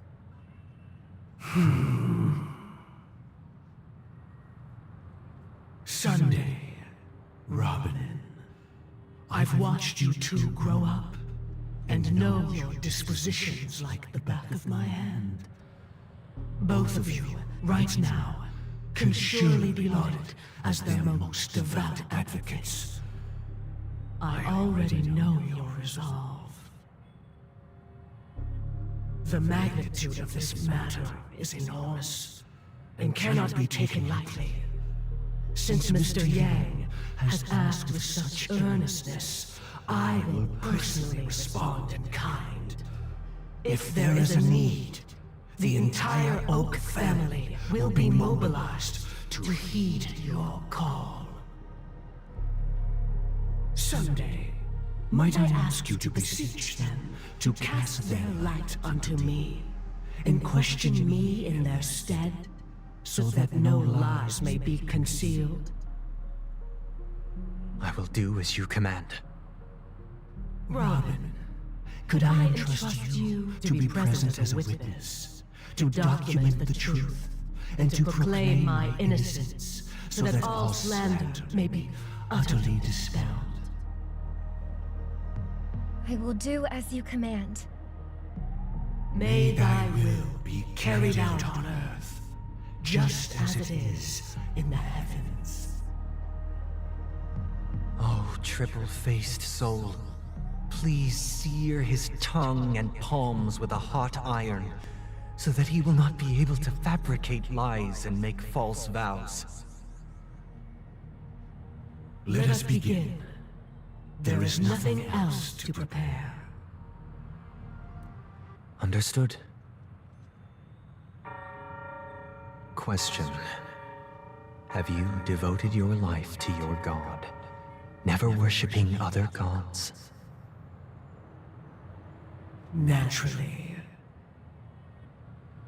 Do you love your god as you do yourself, always heeding their admonishments? Naturally. have you strayed from the path expected by your god, betraying their name? Never.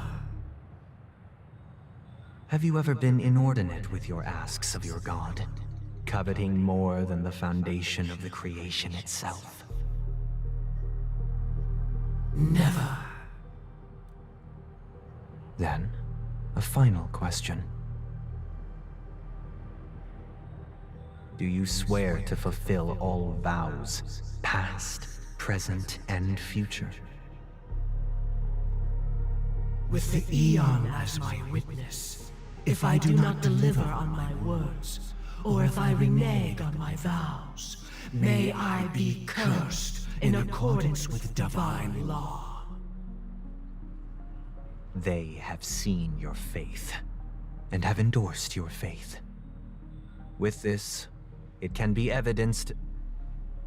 Just a moment. What is it, Mr. Yang? I have another question I hope to have answered. To my understanding, the family's harmony and prosperity have never relied on so-called divine laws. The god you both mentioned, are they truly Shipe? Mr. Yang should know that those belonging to the family toil together as if they were kin, embracing solidarity and unity under their light. All duplicity is laid bare before the harmony. Such a delicate and complex symphony. Which other god could perfectly harmonize this if not for the Great One, Shipe? Perfectly harmonize. Therein lies the problem. It isn't an outsider lurking in the shadows who changed the harmony, but a dissonance that has surreptitiously emerged from within this very symphony itself. In the distant past, there existed an Eon. With one flick of the wrist, they crafted the laws of the cosmos. Their followers formed the Beyond the Sky Choir, spreading solemn and reverent hymns throughout the universe. Later, they fell. The route traversed by this Eon clashed with the harmony, ultimately being absorbed and fused into it. The chorus that once reverberated across worlds fell silent, and when it echoed anew, it was transformed into the hymn of harmony. Though an Eon may perish, paths with no masters still linger. In the all-forgiving harmony, echoes of bygone dissonance may subtly arise. Mr. Yang. Being overly astute can be a detriment, especially when you find yourself alone and without allies. So this is how it is. For the sake of our grand cause, Sunday, please afford these two an opportunity to rest. What?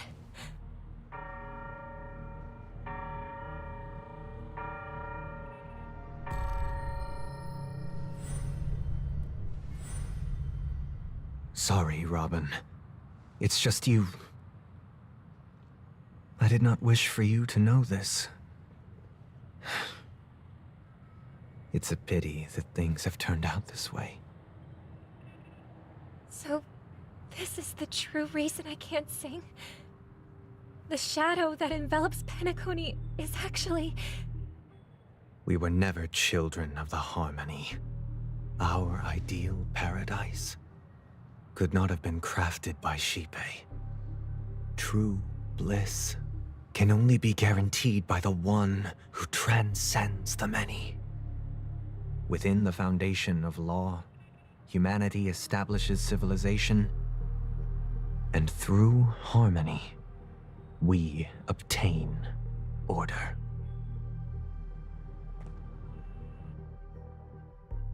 Unbelievable. to think that there would be remnants of the Order on Penacony. What have you done with Mr. Yang and Miss Robin? Don't worry. I just gave them some time alone to ponder their fates. You should know that these actions make you an enemy of the Astral Express. Should we need to stand against the Nameless, it would only be myself and the Oak family involved. But we haven't reached that point yet, have we? Your efforts for the justice of Penacony are evident to everyone and have been widely observed.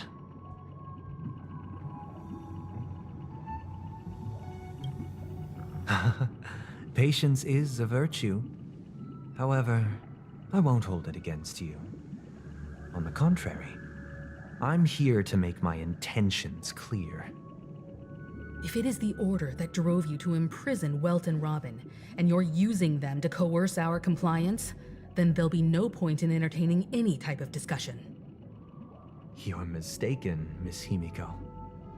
They are in very safe hands, and just as the family has always proclaimed, no one can be harmed in the dreamscape, least of all in the beautiful new world belonging to the Order. Penacony and the entire universe have witnessed far too much innocent bloodshed. The strong wield their blades against the weak, and the victors push the vanquished to the brink of life. Natural selection. The world abides by this principle, establishing the well-being of humanity atop the corpses of the downtrodden. Only we, or rather, I, possess the power to put an end to this farce. So you've decided to resurrect a dead Eon? No one's ever done such a thing. If Miss Himiko is interested, let's draw back the veil and speak candidly. I've always firmly believed that people can understand one another through peaceful means. I'm willing to divulge the unembellished truth as to the intentions of the Order's Pathstriders, so that you will make better judgment for the Astral Express, for Penacony, and for this stretch of the universe. Words can hardly do justice to the beauty of that ideal. So, come with me, everyone. Let us retrace our steps and see once again where this road leads. Huh? Where'd he go? Welcome. This isn't any location in Penacony's dreamscape. It's my inner world. The reason the scenery before you remains unchanged is because your consciousness has drawn on similar concepts to fill in the gaps. Did you do the same to Welt? It's a tuning process. Stronger in effect and more draining on the mind. The gray-haired guest has experienced it before, so she should understand what it entails. Tuning allows you to intuitively grasp my feelings, which also means that I cannot hide anything from you. Now, everyone, please look at the huge screen. The road we once took begins here. From this point on, you will witness the numerous decisions I've faced. I've selected a portion of these to share with you. I believe after going through similar predicaments, you'll be able to better understand my thoughts. Let's begin. The first decision. A story about a baby bird. This story happened when Robin and I were very young. We were victims of the Stellaron disaster, and the family's Mr. Gopher Wood, who would later become the Dream Master of Penacony, saw that we siblings had no one to turn to and took us in. Later on, Robin and I lived a time with nary a care in the world. One day, after dinner, while my younger sister and I were lounging about in Mr. Gopher Wood's yard, we spotted a fledgling Charmony dove all on its own. That baby bird was tiny. It didn't even have all of its feathers, and it couldn't sing.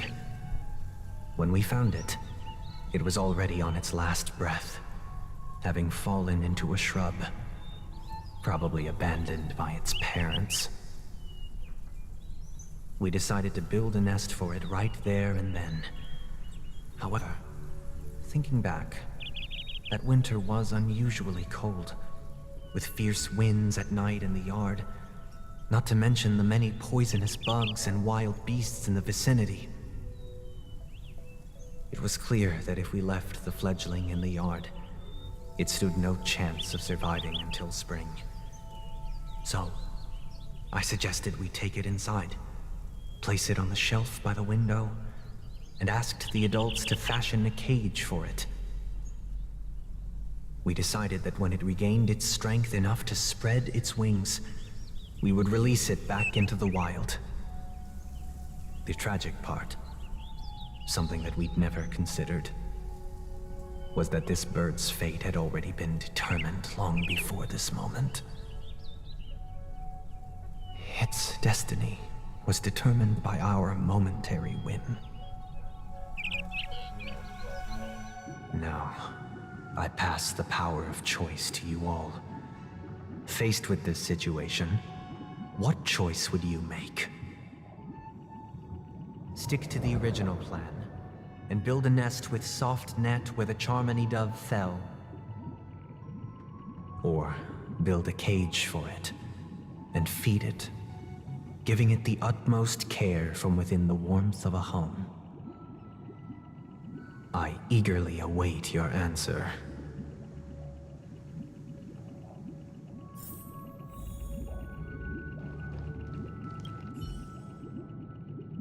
That guy just casually throws this kind of question at us? What exactly is his deal?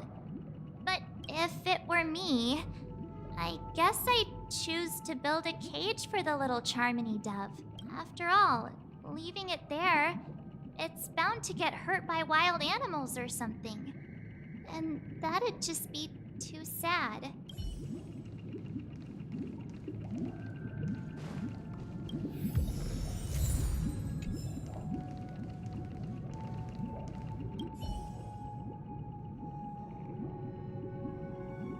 I can't decipher his intentions right now, but based solely on that question, I would probably choose to build that dove a cage.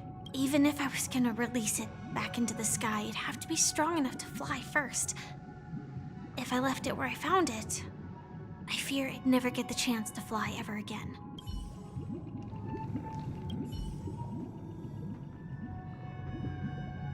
It looks like he really has no intention of imprisoning us. If it's just a quiz, I suppose it's fine to humor him. Back to the question. I would personally choose to build the little Charmony dove a cage. No special reason. I do think that a fledgling should have the right to fly into the sky. But if it can't even live to that point, then there's nothing to talk about to begin with.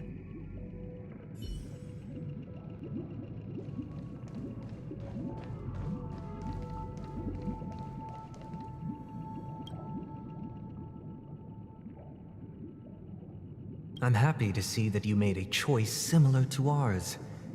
If your mind is made up, let me reveal the outcome of this choice. We passionately nursed it back to health, preparing only the best food for it every day. We even preened its feathers. Later, on the day that Robin left Penacony, we opened the cage door and let it fly back into the sky. I watched it for a long while by the window, probably about 3 or so days.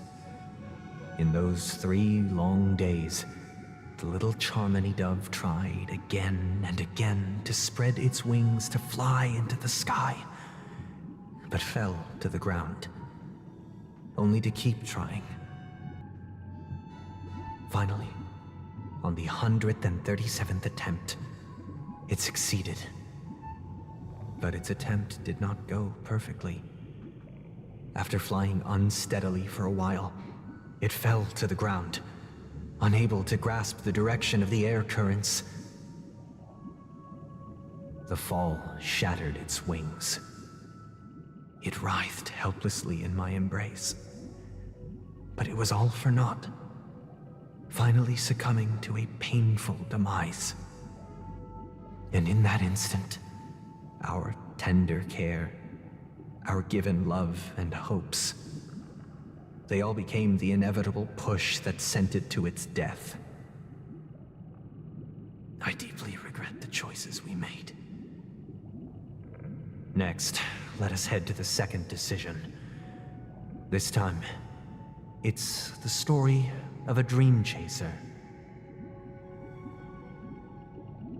This story happened when I was appointed as Bronze Melodia, a position exclusive to the Oak family, charged with listening to the problems and vexations of Dreamscape residents, and providing them with the relevant guidance.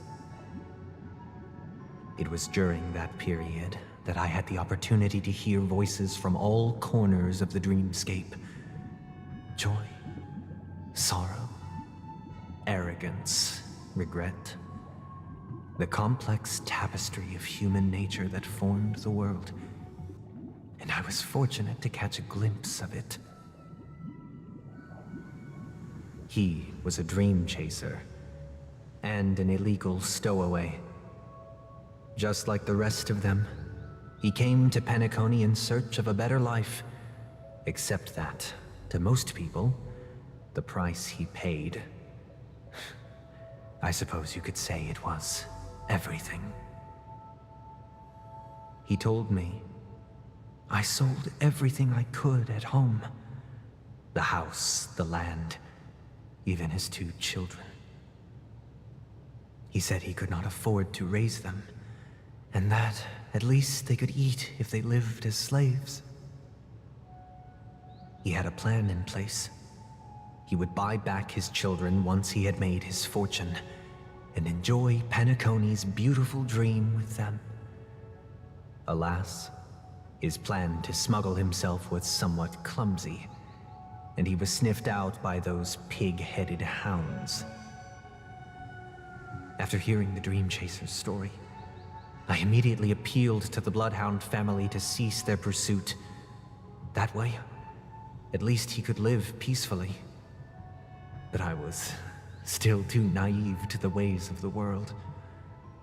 I did not anticipate that what I thought was a kind gesture would later lead to dire consequences.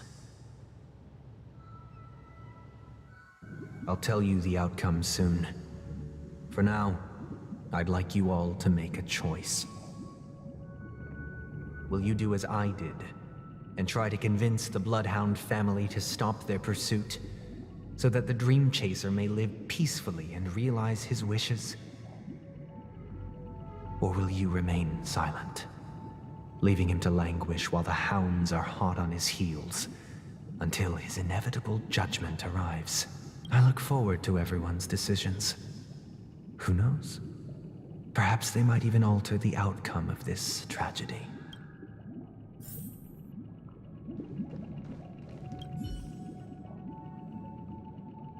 A dream chaser story. If I acted out of kindness, I would probably ask the Bloodhounds to stop their pursuit and lend him a hand. But what cruel repercussion would this choice result in? I think Sunday must have been deeply impressed by the limitations of the strong defending the weak through this incident.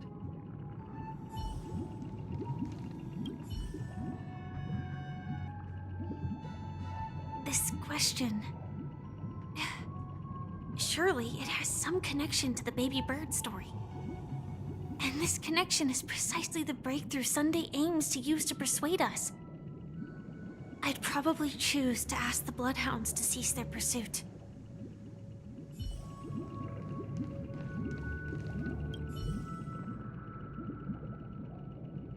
It seems illegal stowaways are really quite common on Penacony. But that guy in the story. I don't think he deserves any sympathy at all. He sold his kids to chase a dream.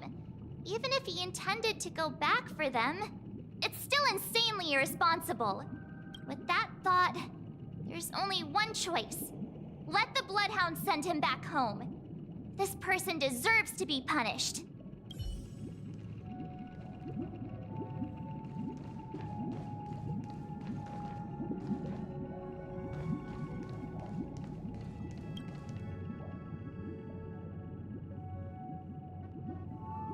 I'm honored to witness you arriving at the same decision. Out of respect, I'll share with you the dire consequences that my choice back then brought about.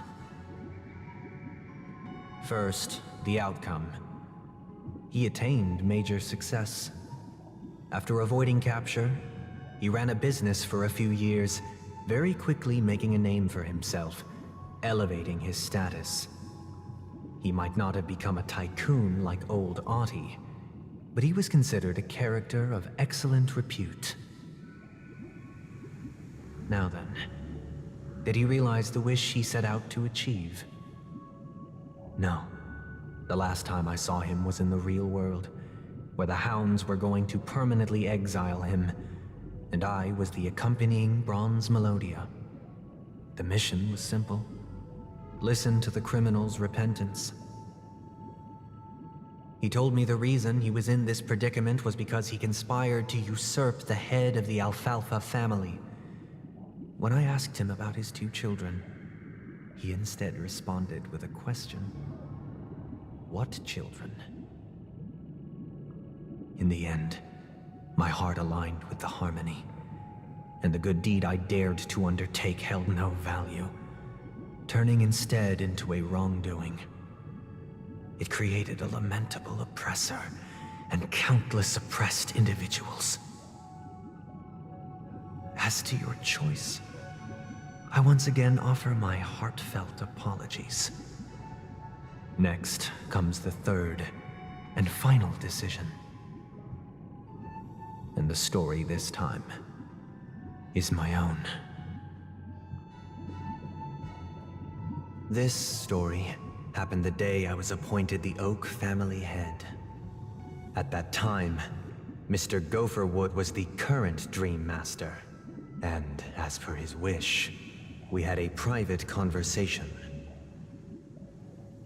What surprised me was that the Dream Master had only come to deliver a letter to me. He let me read its contents, and it was a letter from my sister. The letter contained the usual pleasantries, anecdotes from her travels, nothing out of the ordinary. Just as I started wondering how this letter related to our discussion, the Dream Master began to speak. Do you know who wrote this letter? My sister, of course. But why would you personally visit me to hand me a letter from my sister containing mere trivialities? To help you grasp the full scope of this issue. Do you know where Robin is at this moment? From what the letter indicates, she must be in Caspelina 8, correct? She's touring there right now. Correct. Has she mentioned anything about a stray bullet? A stray bullet? What? A war has broken out on that planet. It is because of this very reason that Robin chose this destination. To spread the word of the harmony. And to save the lives of that planet. She personally made for the front lines. She hoped to ease the people's suffering with song, and was willing to brave mortal danger to deliver the IPC's medical supplies. Unfortunately, stray bullets show no such compassion. Is she all right? If the operation was successful, she should probably be recovering in the field hospital. By the eon above, the bullet struck her neck directly, yet possibly as a reward for her consistent deeds of harmony, it didn't hit any vital arteries. Once you've attended to your outstanding tasks, it'd be advisable to write her back as soon as possible. Those damned savages! I'll pack my bags right away. My gratitude for bringing this to my attention, Mr. Gopherwood. Now you understand why she always wears such elaborate neck ornaments, don't you? How could this happen? Miss Robin. It's all in the past, so please don't worry. I share this in the meager hope that you will understand the harmony's limitations and predicament. As grandiose as the strong defending the weak sounds, many times, it is nothing more than wishful thinking. Likewise, I've prepared one last question, one last choice. But rest assured, this choice will not have any grave consequences. Because this is merely a figment of imagination, a nightmare that has haunted me through countless nights. If you ever had the opportunity to make a choice like I did, would you still support Robin's journey on the path of harmony?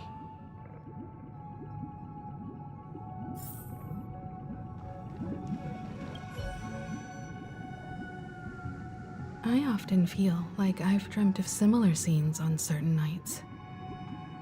In the dream, I see blurry faces. I don't know who they are, but I sympathize with all of them, fighting for survival against some unfathomable force. Their confusion and fear are lucid to me, but I also remember they chose never to give up. Just like Miss Robin. If Mr. Sunday's question leaves you puzzled, you should find the answer from your own experiences. With each trailblaze, dangers and tribulations will surely follow. But would you ever back away? Would you stop March and Don Hung from reaching their next destination? I believe you have an answer of your own in your heart.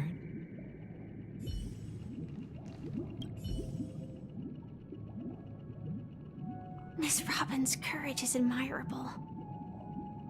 And here I was thinking she was just another superstar celebrity. But the fact that she is also Mr. Sunday's younger sister? No, I doubt he'd wish harm on his own flesh and blood, no matter how grand the ambition.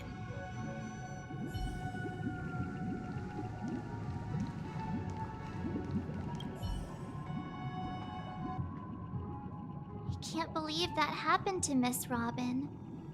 The strong defending the weak is a great mantra, but if I had to pay such a price, I don't know what I'd do.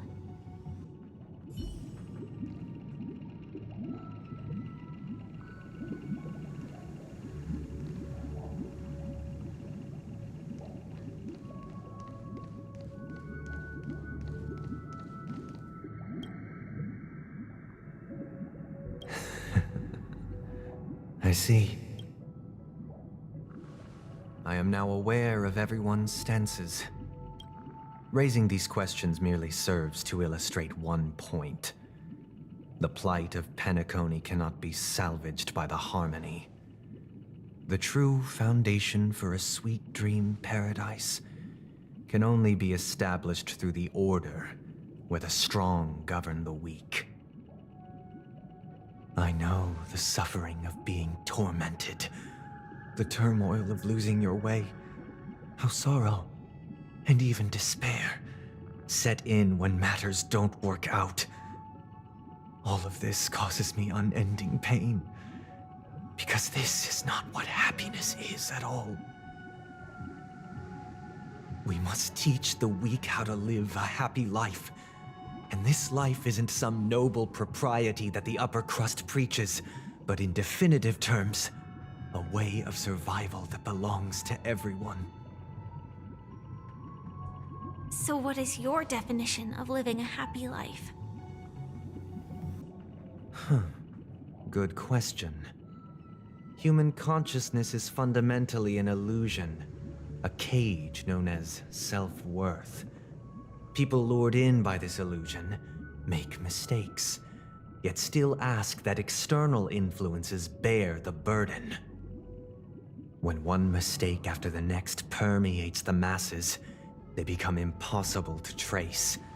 Thus, the amassing of these individual cages culminate to form a prison, a place dictated only by the rule of survival of the fittest.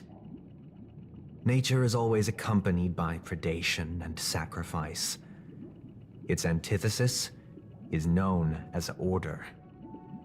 That is what I want to do. Unite people's happiness under the banner of order. They won't need to make bitter choices any longer, nor face the weaknesses of humanity. They can cast aside their primal instincts to build a haven for mankind. Simply describing thoughts is far too abstract, so allow me to provide a simple example. As you all may know, there are societal norms like weekends and long weekends that exist on some worlds. During these hard-earned rest days, people are given the chance to extricate themselves from the stresses of everyday life, allowing a certain tranquility to return to their souls. And it is only on these days that people do not have to adhere to the law where the strong prey on the weak. They can live out their lives happily during these brief intermissions. It's just a pity that 2 or 3 days are still too fleeting compared to the span of a lifetime. From where I stand, society's ideal system should be 7 rest days. Following Sunday, there should ensue a second, a third, and indeed an infinite procession of Sundays.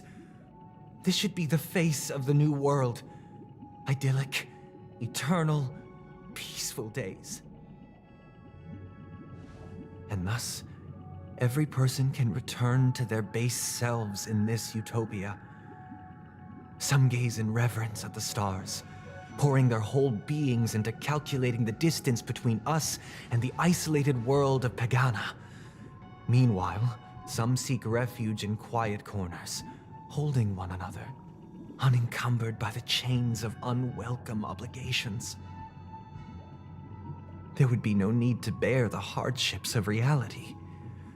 Only in this way can humanity face the inevitable end with the purest of spirit, living a life of dignity.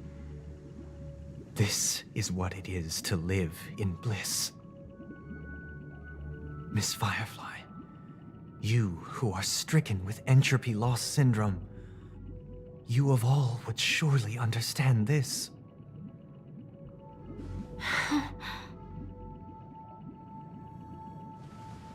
It sounds like a flawless theory.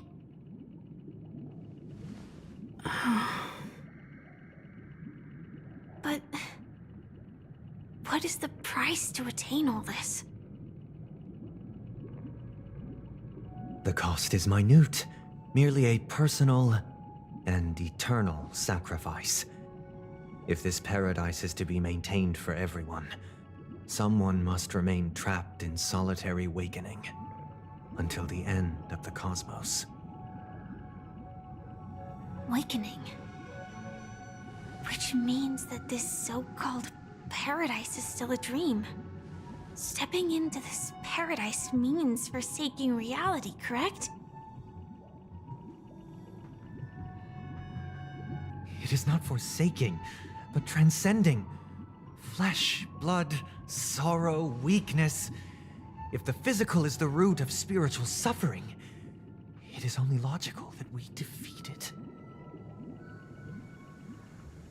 But in this supposed bliss, people won't have defeated their demons. The chance to overcome their tribulations would be forever lost to them. In other words, it is an escape. That's another way of understanding it. But there is no shame in escape. On the contrary, the seeds of escape exist in everyone's hearts. Don't you agree, Miss Firefly? And as to why we sleep, it is because we are afraid to awaken from our dreams. But this is not in conflict with the grand plan. Only in acknowledging this can we truly understand the frailty of human nature, and from there, show compassion and protection.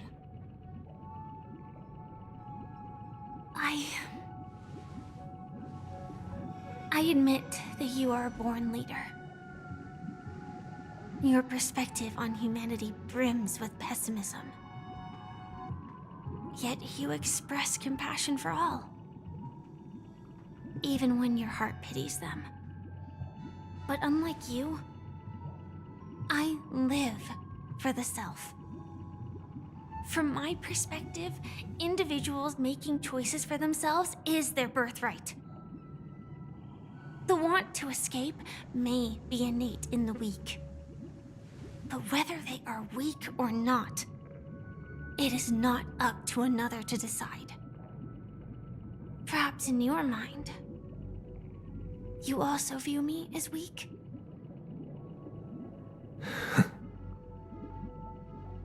Because I don't think so.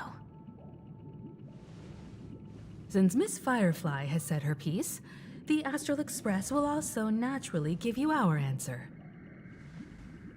We'll leave it to you, just as Mr. McHale instructed before. Tell him our choice.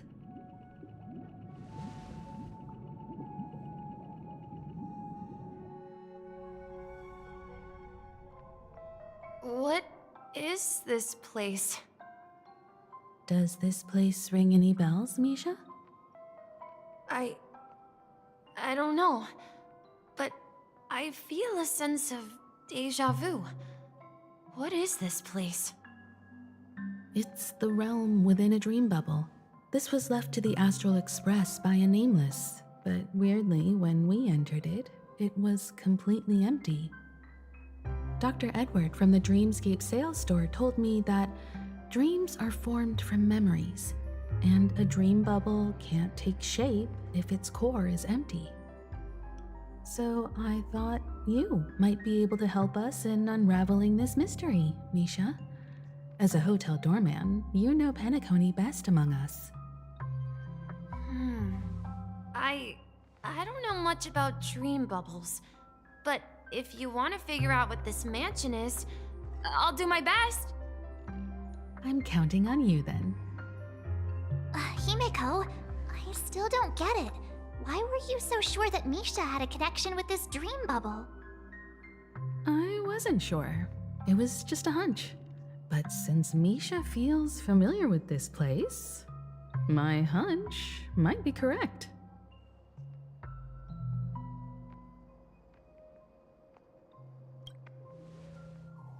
Exactly. This is where you and Firefly encountered death, which we now know as dormancy. Considering its connection to Dreamflux Reef, it's not surprising it appeared here. The question now is, who brought you here? Based on the clues we have so far, it's unlikely to be that masked fool. So identifying them is crucial to us. We're drawing closer to the truth once more. Let's give Misha some time, as I believe he'll unveil the secret of this dream bubble. All right, but there are doors all over the place. Which one should we choose? Do you have any idea, Misha? I guess... maybe this way?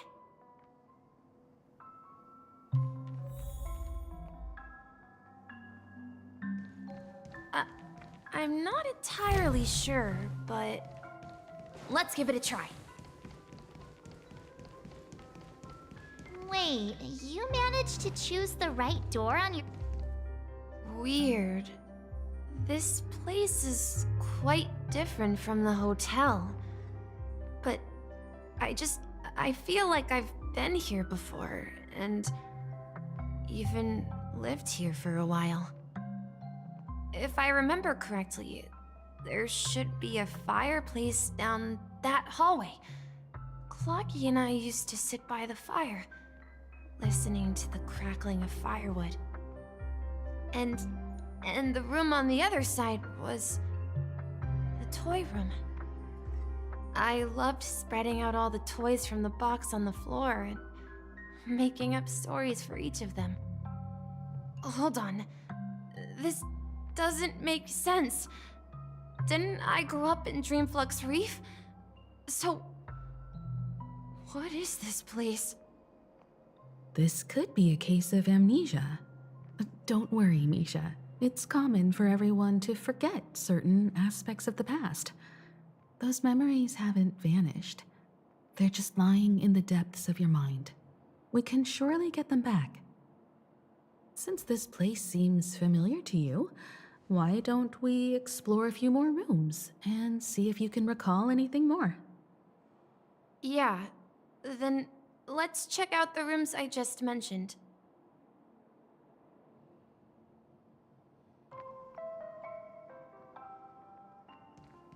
Tick-tock. Tick-tock. I heard some noises from the room.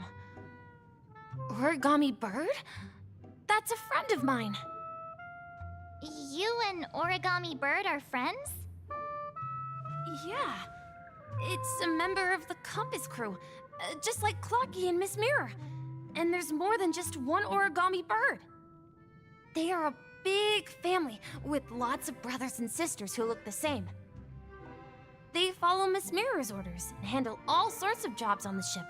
They're the best sailors. Sailors? Can origami birds be sailors? Could you tell us more about the compass, Misha? The Compass is a ship bound for the New World. Clocky and his partners travel through layers of fog to the depths of the sea. Whenever there is danger, Clocky will use a compass and guide the ship in the right direction. That's a great story. But in the Penacony cartoon, Clocky and his partners have always lived in Dreamville and never ventured out, right? Huh? Oh, that does seem to be the case. Weird. I clearly remember Clocky arrived in the New World in the end. Perhaps Clocky has a hidden past. So, where has Clocky gone? Did he leave to protect Dreamville?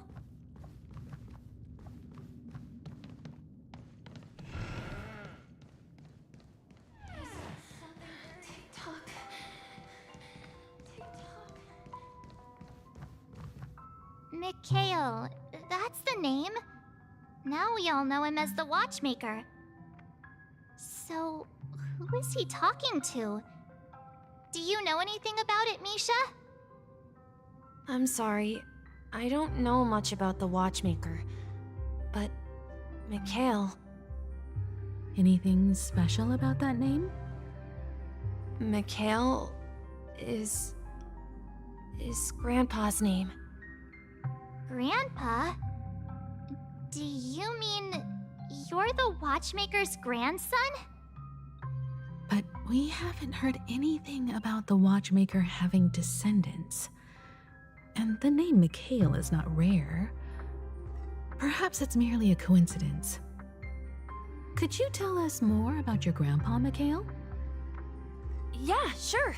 He was a seafarer who fearlessly ventured into mysterious seas and storms. He was always on the sea and had lots of friends who accompanied him on his travels. He didn't want me to call him Grandpa because that would make him sound old. He believed he was still young. The name Mikhail was given to him by his parents, Mihaly and Elise, both renowned seafarers. Every time he came back, he'd share his logbook with me and tell me about his adventures at sea. I want to become a great adventurer, just like him. It appears that the seafarer has nothing to do with the watchmaker. So, perhaps it's just a coincidence? So, where is your grandpa now? He went off on a new journey, and it's been quite a while since I last saw him. I think I hear the sound of water. You once mentioned there's a magnificent fountain up ahead.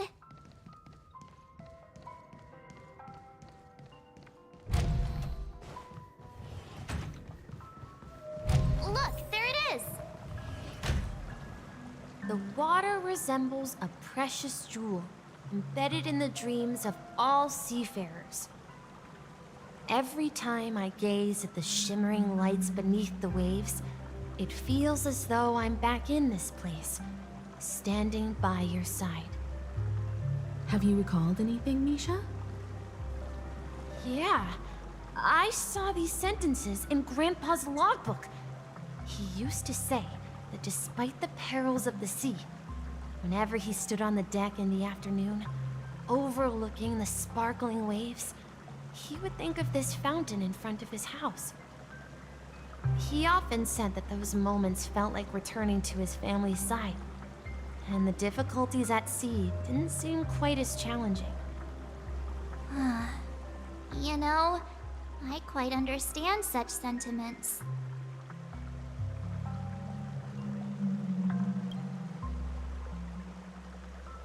Hey, don't tease! I was just being a bit sentimental. Perhaps every adventurer far from home carries a fountain within their soul. Even though the other side of the sea remains shrouded in the unknown, the fountain in front of his house serves as a compass, leading him back to his cherished ones. Yeah, while Grandpa was at home, we would stand by the fountain and place the compass, a toy boat that I made, into the pool.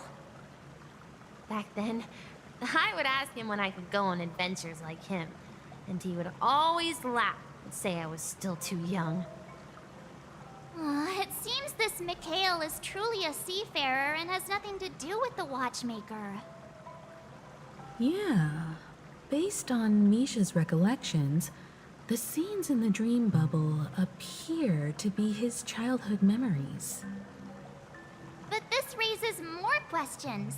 According to Misha, he was clearly born on an oceanic planet and led an ordinary life, with no connection to Penacony at all. Could this be some sort of metaphor? Perhaps the sea refers to the memory zone. I'm sorry. I don't know, but my memories keep pouring out uncontrollably, like water flowing from a fountain. Perhaps I'll remember more things if we go further.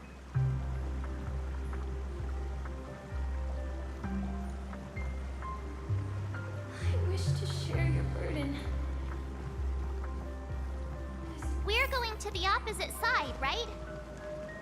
No, we should turn left. Huh? Something feels different about this place. Up ahead is Grandpa's study. It was in that room that I saw him the last. The atmosphere in this room feels totally different. Misha! You finally come! Clocky! Here! Huh. Yeah. This is the room where we first met each other. Are those books on the bookshelf logbooks left behind by that seafarer? Yeah. Whenever he came back, he placed a logbook on the bookshelf in his room. They contain records of his expeditions to every corner of the world. He described our world as a fountain. At some point, the sea started to gradually swallow up the land where people lived.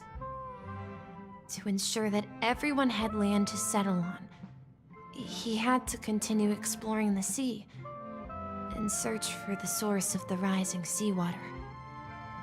On that day, he called me to his study, telling me that he was embarking on another journey. However, I could sense the gravity in his expression. It was the same look I had seen on my father's face before his final voyage. I asked him if I could go with him, but he said that my adventure lay elsewhere and told me to stay home and patiently await a certain sound at the door. What sound? He told me about a vast ocean in the sky. An ocean of stars. He spoke of a train that transports children with a desire to venture far away, traversing the sea of stars without ever stopping. He said that he knew the crew on the train, and that he had asked them to take me along. He said the journey I had always dreamed of would start there. A train? Could it be? It's the Astral Express. I remember now. Grandpa's friends are a group of nameless who came to this world to resolve a disaster caused by a star. Then, he gave his pocket watch to me. It was his cherished treasure, appearing in every one of his adventure tales. He explained that difficult times were ahead, but assured me that the watch would guide me. He said, as long as I kept moving forward, I'd eventually reach my desired destination. And then, it was as if I heard the distant sound of a train whistle, echoing throughout the room. Exactly, Misha! And then we followed that whistle, didn't we? Yeah. I think I can still find the way we took back then.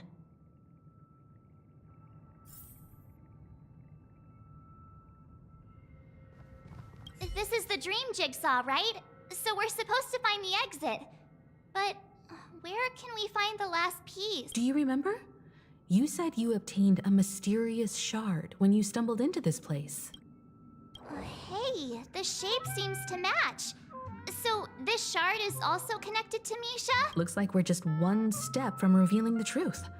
Let's get to the other side and investigate.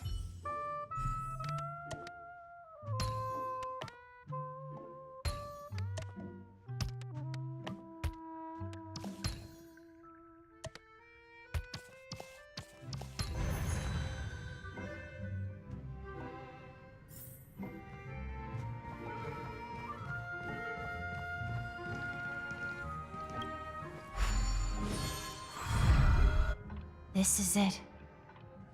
This is my room of clocks. While I spent my time waiting for Grandpa to return from his voyage, Walter gave me this workshop, and it became my secret base. Here, I learned how to repair clockwork and gears out of my fondness of precision mechanics.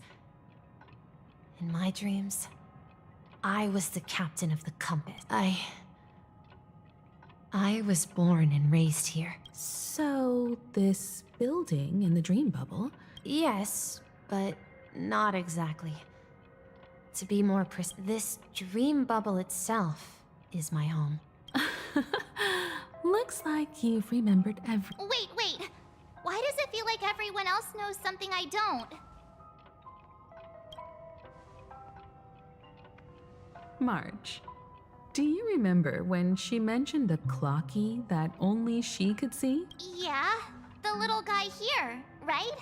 Looks like everyone on the Astral Express has a childlike spirit. The answer lies in the Astral Express. Her experience shows that neither Firefly nor Acheron can see this clocky. And when we were in Dreamflux Reef, you may have noticed that for some reason, nobody outside of the crew had ever talked with Clocky. A mimetic life that can only be seen by a select few? It's just like a hidden message, left by someone for the nameless. But Misha can see Clocky too, right? They even grew up together. But Misha hasn't started the way of the Trailblaze yet. That's the key to the mystery, March. Now, take a moment to recall. Have you ever seen anyone outside of the crew interact with Misha? Wait. That's the answer, March 7th. This dream bubble is the place where I was born. And I'm a dweller in this dream. Just like a memory zone meme. I should have stayed here and waited for you. But when reality and memories merged, I unconsciously pushed open that door and left the bubble with Clocky. So it's not that the Watchmaker's dream bubble is empty, and the whistle you heard was the sound of the Express arriving at Penacony? That's one way to see it, but I believe there's a... How about we start with your name? Now, should we call you Misha, or... Thank you all for helping me rediscover my true self. Now, please allow me to reintroduce myself. I was born on Lushaka, in the Presmere system, adopted by seafarers Mikhail and Char. They gave me a treasure, a name that carried their hopes. Mikhail Char Legwork, or simply, Misha. If you prefer, you can call me by a more familiar name, the Watchmaker. So, you're the Watchmaker himself? Unfortunately, that legendary figure is no more. I am only a reflection of his life. As for the child who has been with you, he's the innocent protagonist of Misha's childhood dream. A friend of Clocky, a young apprentice, and a future mechanic on the Express. And this also marks the beginning of his journey, devoted to the Trailblaze. At the end of the journey, I left this little flame, which I so cherished in my deepest dreams, hoping to pass it on to the nameless of future generations. However, he somehow left the dream bubble and forgot all about his task. I apologize for all the confusion this caused. Because he was born with a desire to trailblaze, wasn't he? I don't think Misha has forgotten his role as a guide. He remembered it, and that's why he mistakenly appeared as a hotel doorman in her dream from the very beginning. The one who brought our unconscious friend here must have been Misha. If that's the case, we encountered the Watchmaker's legacy from the beginning, didn't we? Well, I have a sarcastic friend who says I always take big detours and end up back where I started. Perhaps that's what every nameless has to go through. But in the end, you found me. I'm sure you're all wondering what my legacy is. I believe my hound has mentioned the Stellaron and my wealth.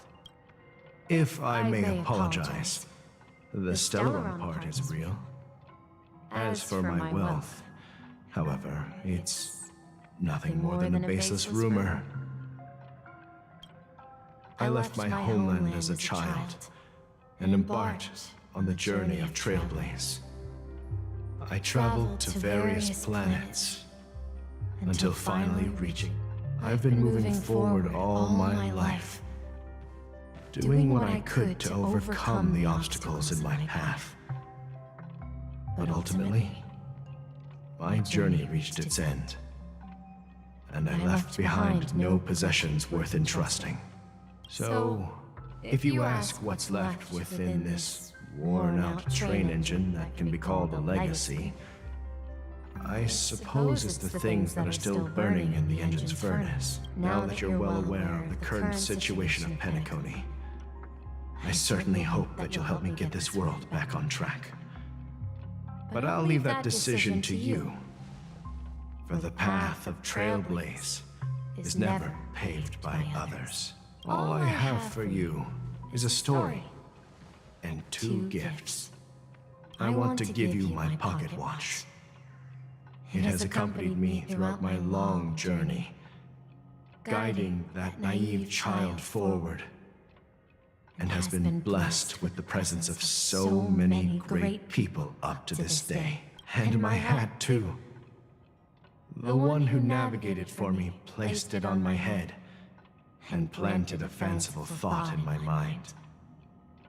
The trailblazing expedition will never end.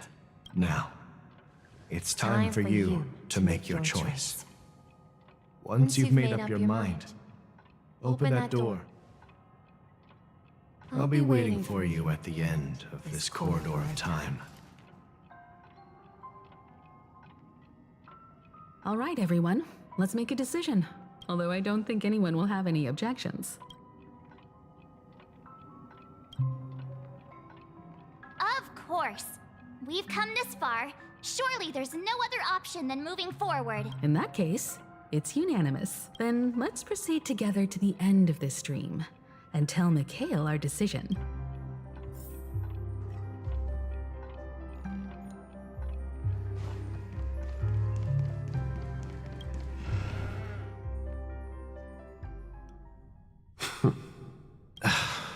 Mikhail, where are you going? Someone has to step up and save Lushaka. So why can't it be me? Please don't go. And if you must, please take me with you. Don't leave me alone. Even without me, you know how to proceed forward, brave Captain Misha. The compass is waiting for you. Haven't you always wanted to be a better adventurer than me? Now go, board that train and start your journey. Where are you going, Mikhail? I'm going to clean the floor in the parlor car. I've promised the conductor. Wait, first tell me. Yeah? I know what it looked like before. Its chain was broken, the back case torn, and the marks on the dial all worn out. How did you manage to fix it? Well, it's hard to explain, but I knew it could be fixed. It's the hands, Mr. Amundsen. Its hands were intact and pointing in the right direction, so I knew there would be a way to fix the rest. I see. You'll work with me from now on. Haven't you always wanted to tinker with this train? You're its mechanic now. As for the conductor, I'll do the talking. But I only know how to fix watches. Don't worry. You've got what it takes. Where are you going, legwork? I'm staying in Astana with Rosalina and Tiernan. I see. This place reminds you of home. The people of Astana have only achieved a tiny victory and still have a long way to go toward. Don't worry, not all journeys lead to the stars. Even if I leave the Express. Yeah. I knew you wouldn't stay on the Express forever. Leave in peace, my friend. And, take this with you. This is Mr. Amundsen's hat. But what? When he departed, he said he would leave it to his best student. Well, I suppose the time has come. Farewell, legwork. Take care of Tiernan and Rosalina. And don't forget to write to us. Where are you going, watchmaker? Don't worry, Micah. Just going on a little trip. Someone has to be at the forefront of the interstellar frontier, and I'm the only former nameless in Penacony. So why can't it be me? Because you're all we have. Have you forgotten about Tiernan? The cosmos is way more dangerous. But what will happen to Penacony if we don't find a way out? Tiernan. How could I ever forget him? I've spent countless sleepless nights asking myself why I didn't go with him back then. We Nameless won't stop. Don't worry, Micah. It's just a matter of getting back to my old profession. Just wait for me to come back. But if, and it's a big if I don't come back in one piece, then you'll become the next watchmaker. Where are you going, old man? Oh, you're here. Answer my question. What are you up to? Relax, Gallagher. I just came up with a great idea. Oh, come on. Aren't all your ideas just ways to get yourself killed? I may be blunt here, but you're the last remaining hero in Penacony. If you die too, the secret of the Stellaron will go to the grave with you. Yes, I'm afraid there's no way out in Penacony, so I'll have to consider alternatives. We'll organize a festival using the Watchmaker's legacy as a facade, and send invitations to the entire cosmos to gather people here. So... desperate? Don't we have you here, my friend? This time, make sure to send an invitation. Misha! Where are you going? Oh, it's you, Clocky. Last night, I had a long dream about the... Write it down? Why? Oh, so I won't forget. Of course! You told me that when you were a kid... Yes, but I was a kid. And there was always a special I wanted to have a pocket watch like that too. Yeah. But you know what? It wasn't it was. So, your name should have been Compassy and the Watchmaker.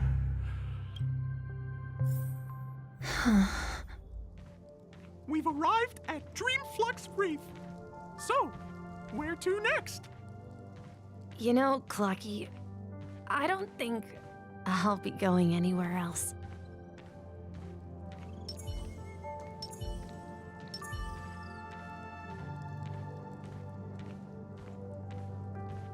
Yeah.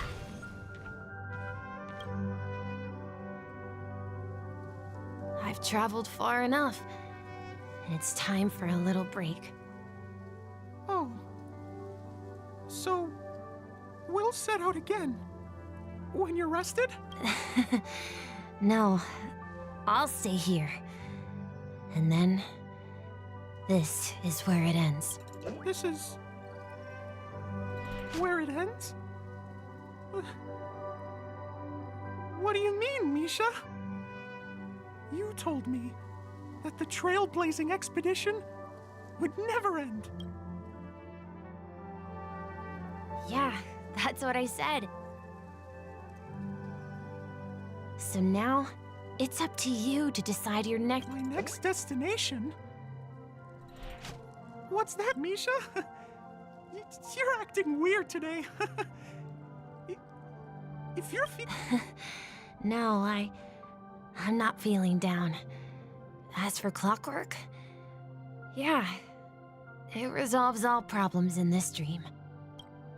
So, do you know what clockwork actually is? Well, everyone gets lost at times. They may hesitate and doubt which way to go. That happens in this dreamscape and beyond. But don't worry. Everyone goes through moments of uncertainty and hesitation. Eventually, they gather the courage to make bold decisions. Whether it's calming, joyful, angry, or sad, all they need is a little nudge to take that. I'm leaving that little nudge with you, and I hope you'll share it with others. Such is the essence of clockwork, the will of the Trailblaze. Clocky's hands spin around non-stop, indicating confusion, frustration, and weakness. But ultimately, people still need to move forward. Just like your hands, always pointing ahead. This is where my journey ends. From now on, it is your path to walk. Trailblazing means taking paths your predecessors forswore and venturing even further. The Penacony in Mikhail's dreams does not belong to order.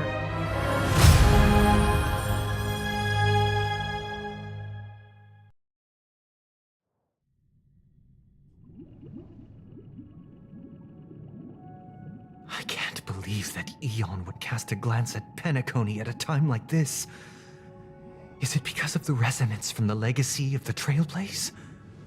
Or perhaps the bond between you is so strong that it even impresses an Eon? Well, there might be another possibility.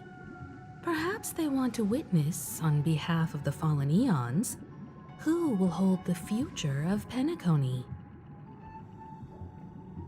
If that's the case, on behalf of the Dream Master of Penacony and the 107,336 members of the Oak family, I'm extending a formal invitation to all of you. I'm cordially inviting you all to the Penacony Grand Theater to participate in the upcoming Charmony Festival. And, of course, you won't be in the audience, but on center stage. Since the future of the Stellaron, Penacony, and even the entire cosmos is at stake, if you truly believe in Akavili's path, then show me their courage and determination.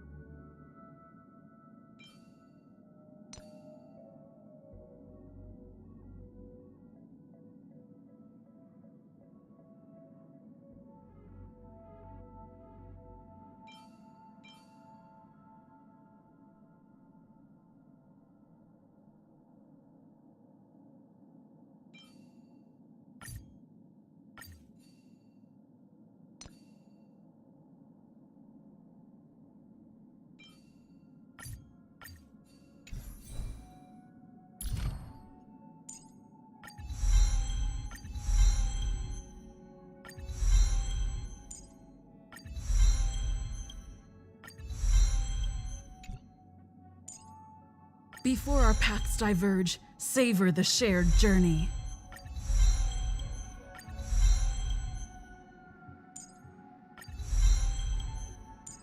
Before our paths diverge, savor the shared journey.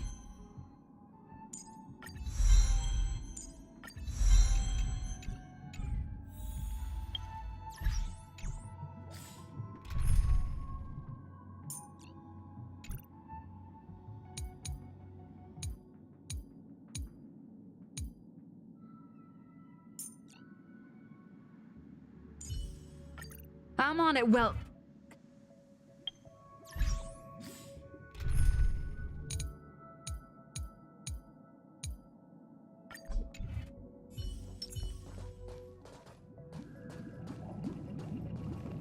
Does that mean he wants to fight us during the Charmony Festival? I'm afraid so. This is weird. Aren't Arc villains usually plotting some dirty conspiracy in the end? But he actually said something like, "In all fairness." Could it be that he's underestimating us? Well, in my opinion, Sunday is deeply committed to his own philosophy and genuinely wants to prove that the Order is right. I sensed a strong conviction and a desire for dominance in him. Maybe he won't accept the outcome unless he wins fair and square. That's why he'll give it his all in the upcoming battle.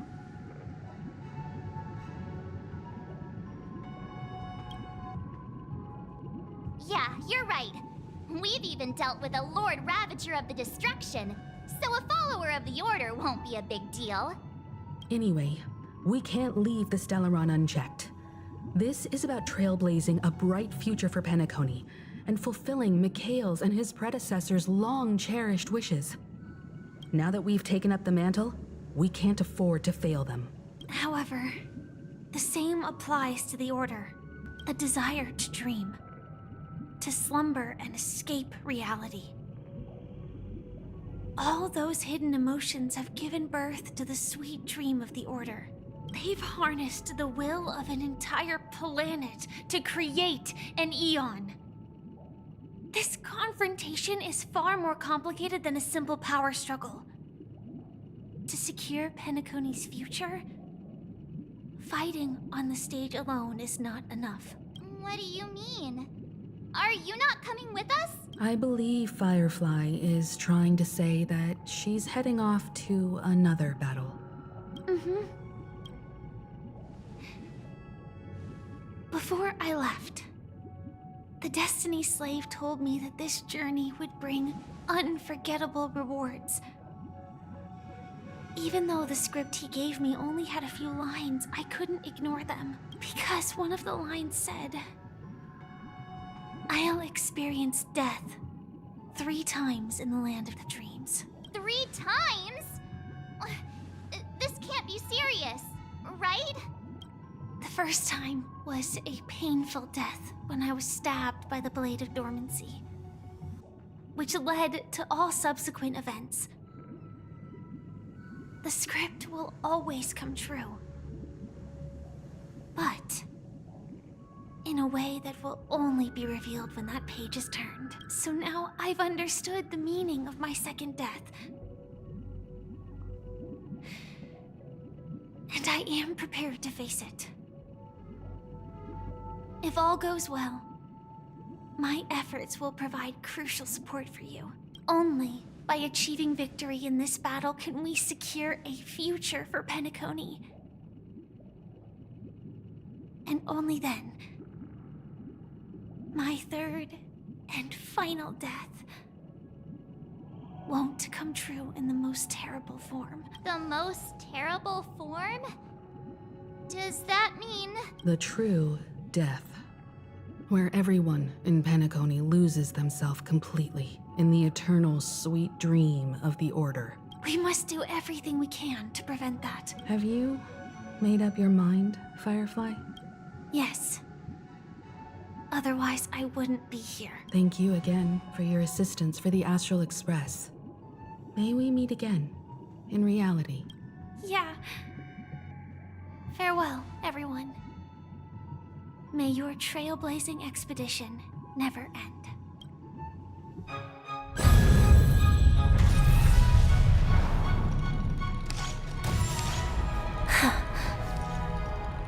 I dreamed of a scorched earth. Everyone, are you ready?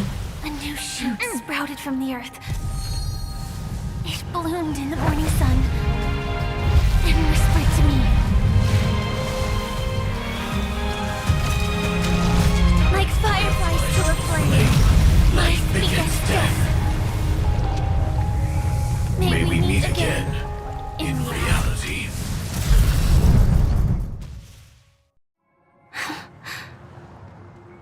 After today, Japella's name will disappear from cosmic history, and the Everflame Mansion will take its place. In the not-too-distant future, you'll receive an invitation. That's your next stop. Land of the dreams. Penacony. I hope you find whatever you seek there. Be it answers or salvation. You mean my 3 deaths? Silverwolf told me about it. It's such a shame that it's not part of my script. Well, I want to live. I'm never afraid of death. The opposite of death is eternal life, and that's something I'll never desire. People die, and I am no exception. Death is like a script, a fate that cannot be defied. But that's exactly why we have to choose where we want to rest forever. Do you exist just to perish? Are you not the same, Blade? The end you desire is not one dictated by others. If I were to die now, I would only be a weapon. I believe I should die as a human, though its definition escapes me. Isn't this the answer that ordinary people look for their whole lives? A name that can be carved onto their tombstone. The tombstone that belongs to me once bore the inscription, Glamoth's Iron Cavalry. Then it changed to Stellaron Hunter. But one day, it will bear the name Firefly. And all the brilliance she showed at the end of her life.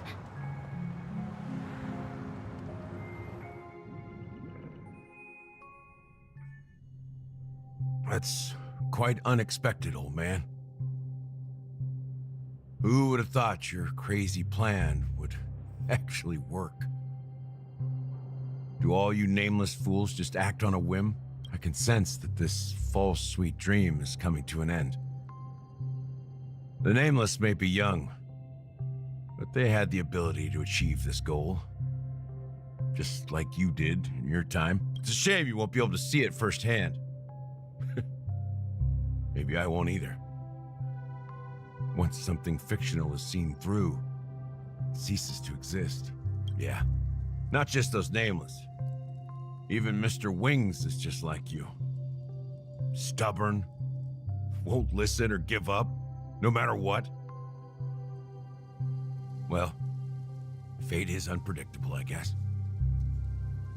If we weren't bound by those cursed paths, maybe we could have had some good talks. But in the end, we managed to do it. And now we can find solace. Remember how those idiots cursed us? They said, "Go to hell, you worthless traitors." Well, I don't know if they really meant it, but if longing for freedom means going to hell, then I'll be joining you soon, you fool. Let's get together and have supper again in hell. Oh, I almost forgot. There's one more thing. Here's to you. A glass of hello and goodbye, Trailblazer. To the imperfect tomorrow. It's warm here, isn't it?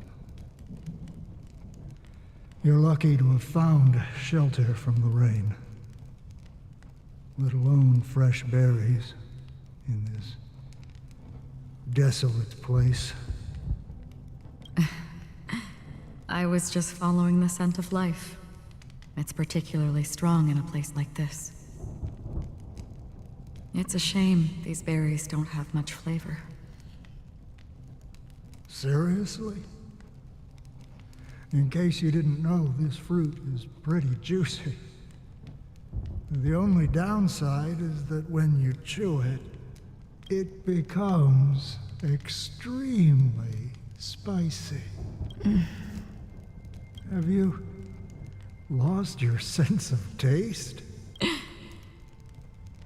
I can still taste certain things, like a faint sweetness. Before coming here, I stopped by a place called Orkron. It had barren cliffs and nights lit by bonfires. Burgundy snow would fall from the sky, and when it landed on my tongue, it tasted like raspberries. The flavor wasn't exactly sweet, but it left a lasting impression. When I think back on my past, I realize that what's tying everything together isn't the big events, but rather these small yet unforgettable moments.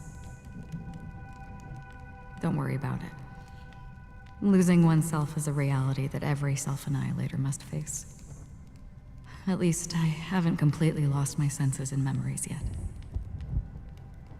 Well, congratulations on adding another footnote to your journey. By the way, are you always alone? No, I had a companion in Orkron. She's a short, nameless girl who aspired to explore IX. She always said she'd walk a path deeper and farther than Akavilis. Quite an ambition for such a small girl.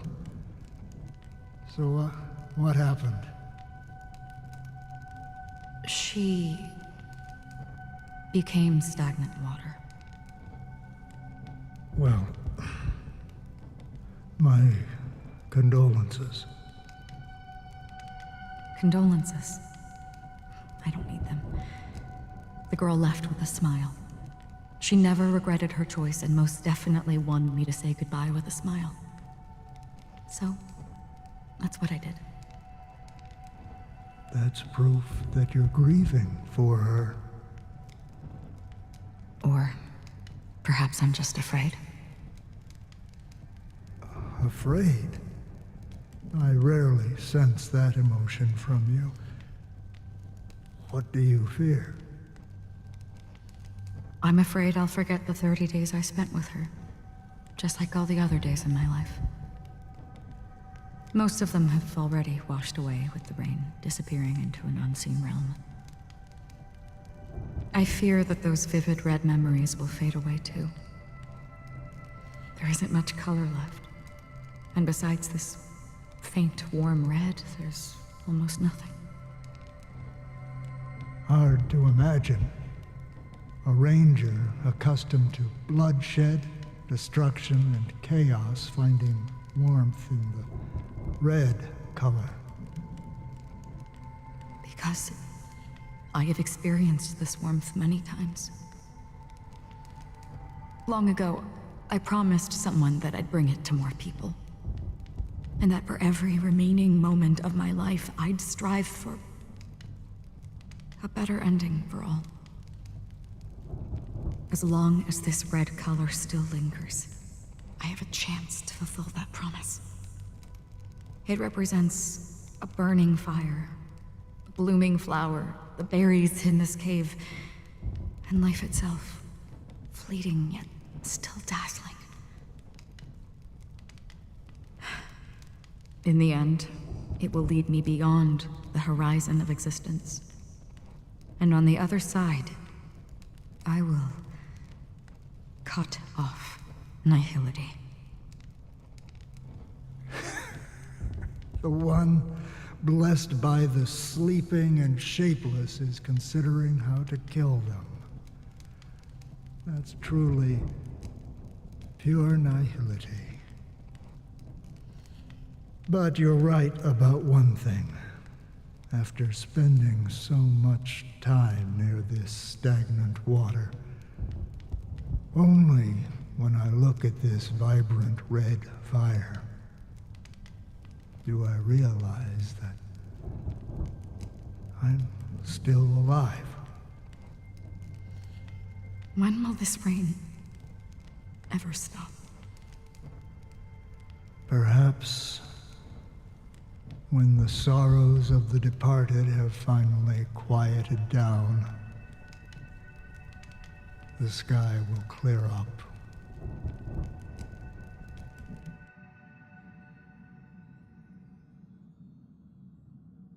Have you heard of a planet named Biari Scamandros, Don Hung?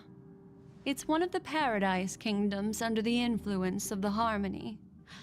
A sought-after wonderland for the inhabitants of the Dardanu major and minor systems.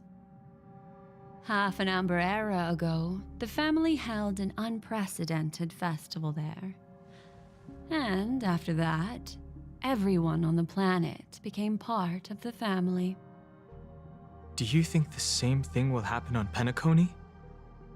Yes. Or how else can we explain it? The family deliberately used the Watchmaker's invitation to keep all the Pathstriders here, but banished the Emanator of the Nihility. Because of the Nihility, I'm rarely affected by the power of other paths, but somehow I can unconsciously infiltrate them. Maybe that's the risk they're trying to avoid. I would disagree. Biari Scamandros is not part of the credit system or connected to the Silver Rail. It's nothing more than a remote civilization sheltered by the Harmony. But Penacony is different. If the family messes with Penacony, that would be like declaring war on almost half of the factions in the cosmos. They have no reason to do that. No, they don't. If they truly serve the Harmony, that is. What do you mean? The path in Penacony is impure. The Harmony here has impurities. Do you remember the ancient swarm disaster? Tazeront, the propagation, brought endless havoc to the universe, and it eventually evolved into a fierce battle among all eons. 2 paths lost their eons in that war, the propagation and the order. Coincidentally, their downfall is related to a certain eon. Shipe, the Harmony. Legend has it that they participated in the crusade against the Imperator Insectorum and devoured Anna the Order for unknown reasons. Holy forgaroni. So you're saying that the 2 leaderless paths are working behind the scenes? But I don't see any descendants of the propagation in Penacony. Could it be that the remnants of Beyond the Sky Choir are hiding within the family, trying to resurrect a fallen eon? I can't say for sure, but they're definitely planning something for the Charmony Festival. Boo, this is getting way too complicated. Is this why you want us to leave Astana right away? Are you giving up? The Charmony Festival will start soon. There's one thing that I need to confirm no matter what. A warp jump is the best way to do so. Time is running out. I have another plan.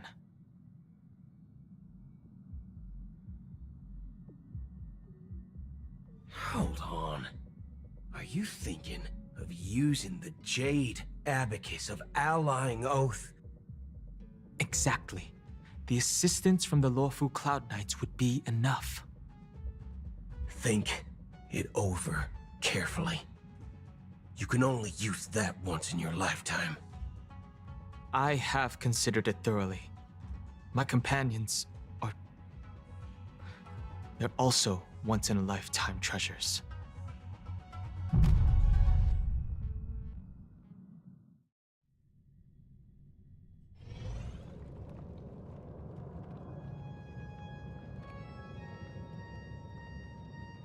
Are you the only one here, my child?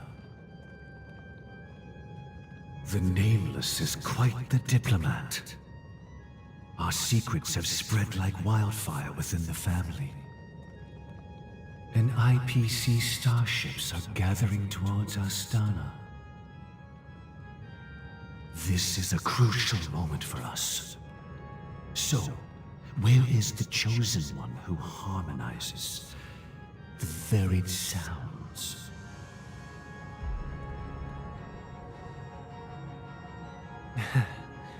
What do you mean, Master? I'm right here in front of you, aren't I? You know, she was supposed to be the star of the Charmony Festival in our plan. But the plan has changed. As her brother, I know she doesn't want to sing for the Order, so I'll take her place. You've always been wise beyond your years. I'm sure you understand the consequences of your choice. If you consider this a betrayal, well, there can't be two suns in the sky. I'll step up and take down the other sun if necessary. Do you believe in karma? If karma exists, then everyone has their own karma. You have yours, and I have mine. And my karma has nothing to do with you, Mr. Gopherwood.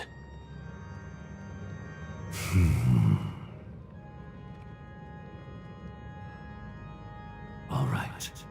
Since you're willing to sacrifice yourself for her, I'll grant your wish.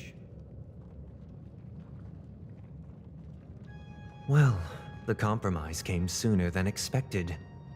Why? You and your sister were born as twins of the Order. And one of you is destined to follow this path to the end.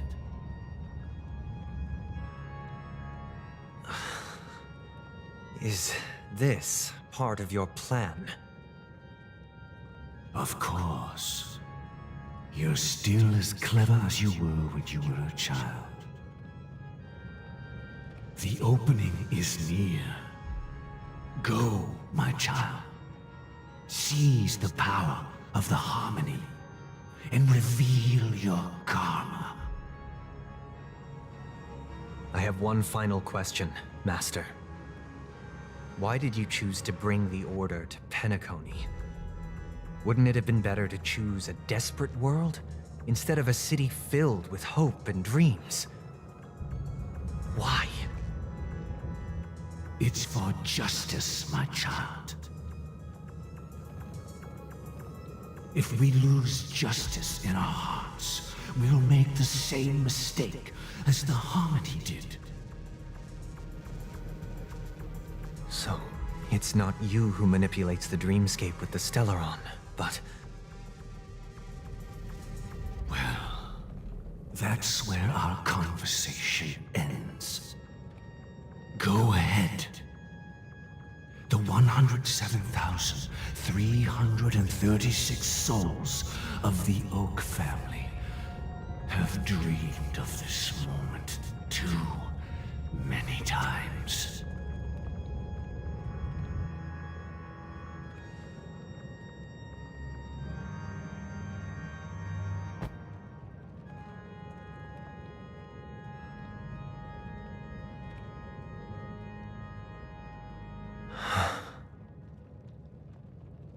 I shall ascend to the heavens, becoming the scorching sun.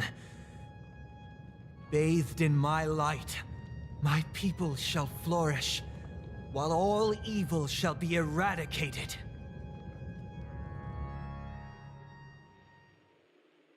This is the interior of the Penacony Grand Theater. It's quite exhilarating to be flushed into the air by Soulglad. But why is the venue still closed when the Charmony Festival is about to start? And not only that, the entire theater is eerily quiet. No audience, no staff, no one around. Even if we're late, a grand theater like this shouldn't be completely empty. Let's explore around. Be careful, everyone.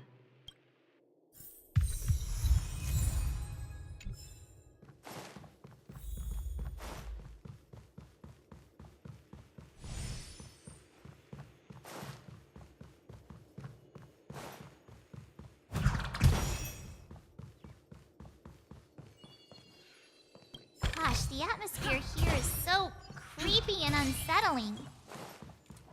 Even if there's no audience yet, there should be some staff around. Why is it so silent?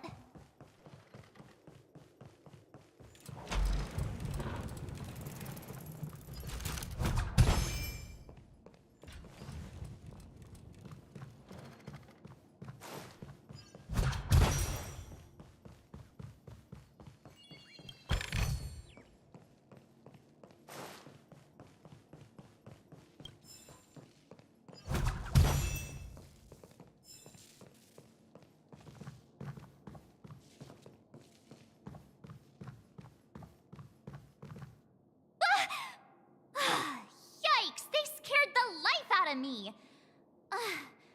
Why are there so many puppets at the ticket office?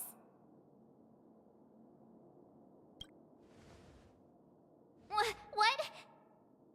You're so annoying. Stop scaring me. Are these puppets part of the stage setup?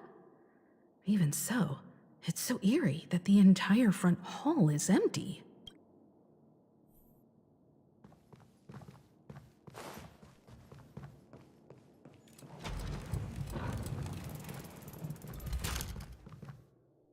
Something feels off.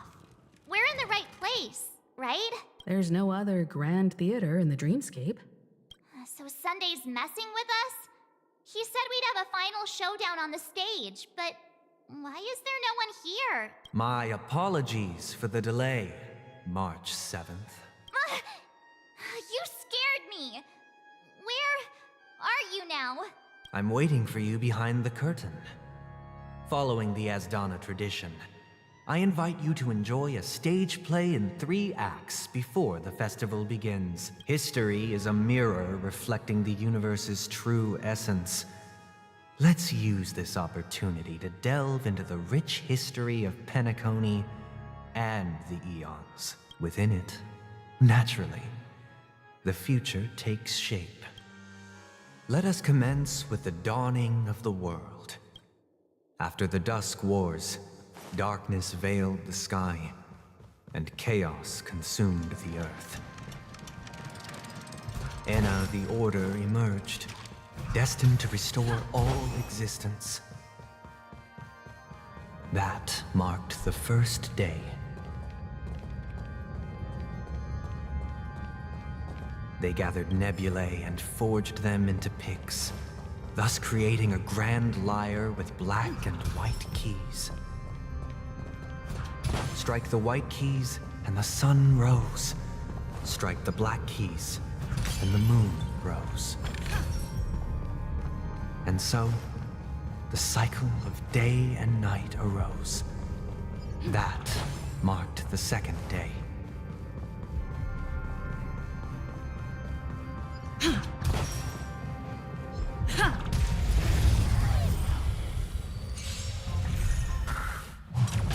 I'm fine.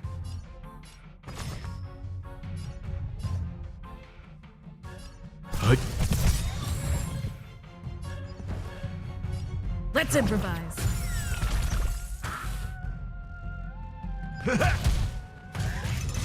Don't catch up. Destined for oblivion. Time for some hardship. I like that confidence. Take your positions. Dreams do come true. Step up, let's see ya. Time to mix things up. Timely treatment.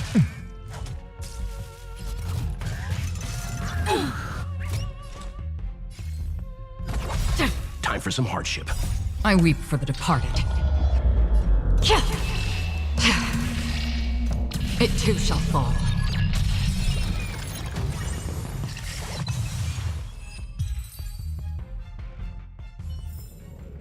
Reach the end of the story in your own way.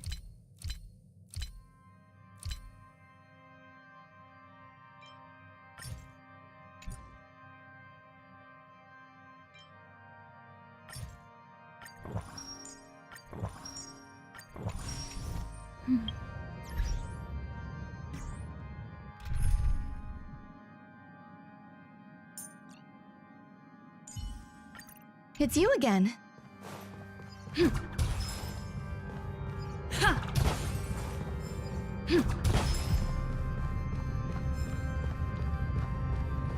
puppets are gathering around the frame. Are they expecting us to enter?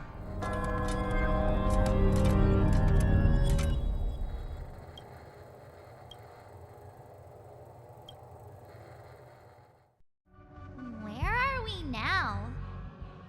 The atmosphere here looks similar to Sunday's inner world. Perhaps this so-called stage play is created with his ability. This act is named Ode to Prisoner. Given the atmosphere here, I believe it's about Penacony's past. I thought things were finally looking up as I managed to dodge prison during my recent trailblazing expeditions. But now it looks like I'll be back behind bars again. I genuinely wish to avoid a violent clash with my esteemed guests from afar. Therefore, I've arranged 3 acts before the situation becomes irreparable. Where shall we start our narrative? Well, let's start with the time when Penacony was still a frontier prison.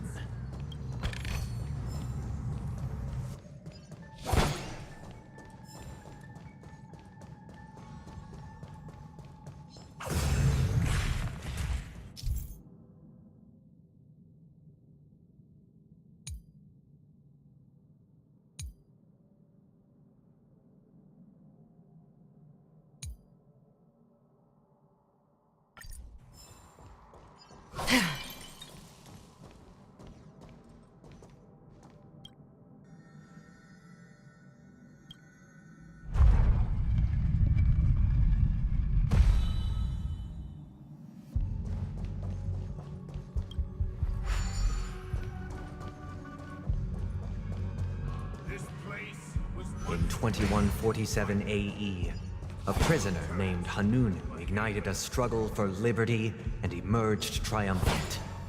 IPC referred to it as the War of the Frontier, while the Asdanians dubbed it the War of Independence.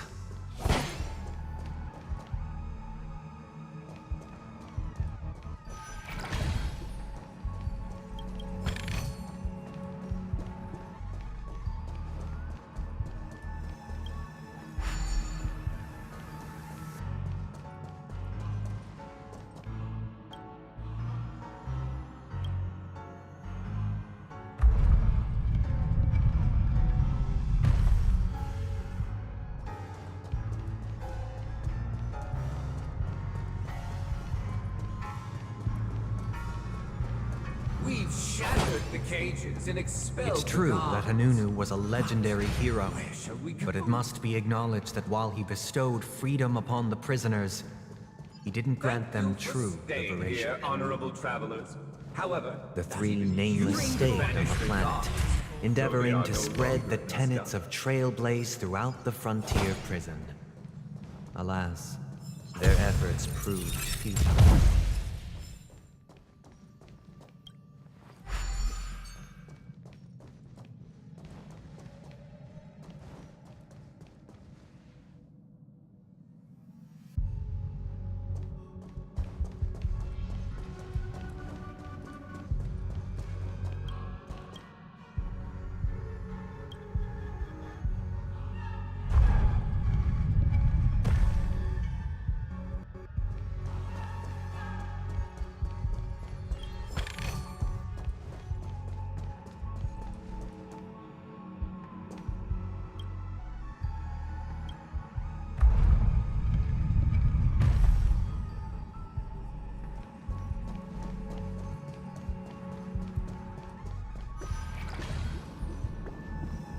build another prison, not within the vicinity. Once again, as Donna was engulfed in war, this time the enemies originating from within. The prisoners remained prisoners for the rest of their lives, fighting for freedom rather than living for it. I hope you like this land of freedom on a scorched earth. As you can see, their sentences have long ended, and the IPC guards have long been expelled. Yet, these prisoners remain enslaved, not by external forces, but by the confines of their own minds. Freedom permeates every corner, except fragile souls. It gives solace only to those who believe in its existence. Prisoners, this is my order. Learn the essence of freedom and teach your fellow prisoners to fight for their lives.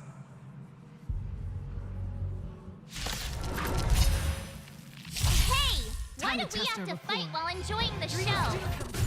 For I desire not only your enjoyment, but also your assistance in its completion. Every petal, all will be swept away by the wind. How familiar. Stay away! Destined for oblivion. Stay in step. In the mood for another beating? There's more to life. Nice, like my friends? Indulge yourselves! That's all you got? It ain't over. Another journey begins. I weep for the departed. It too shall fall. On the still waters of oblivion. Let's improvise. Step up, let's see.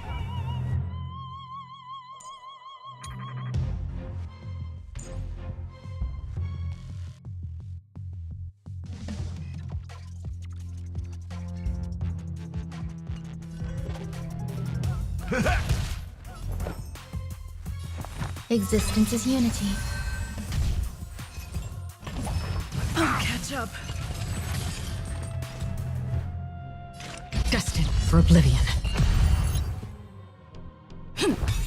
In the mood for another beating? Some value,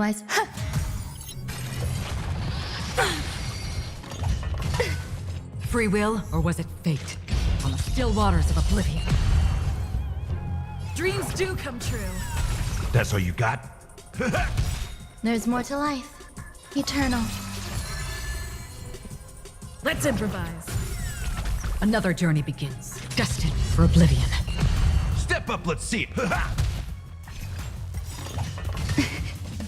Let the show begin.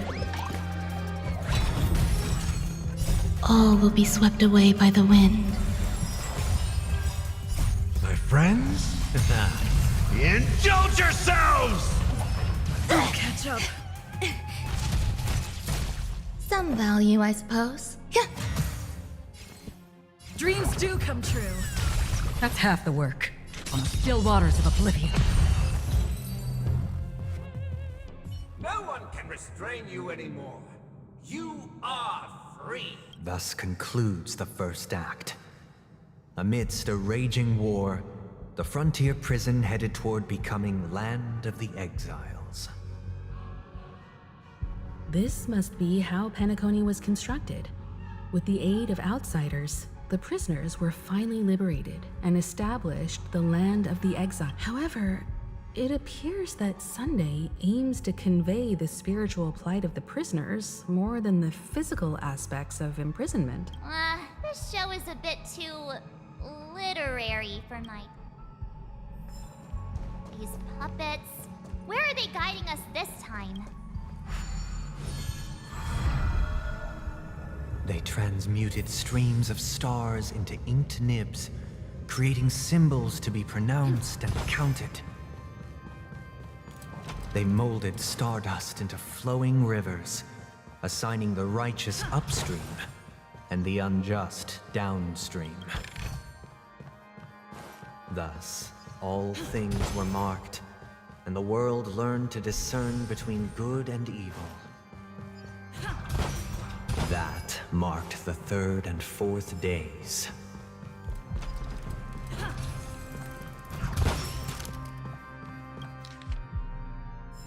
Look, another frame.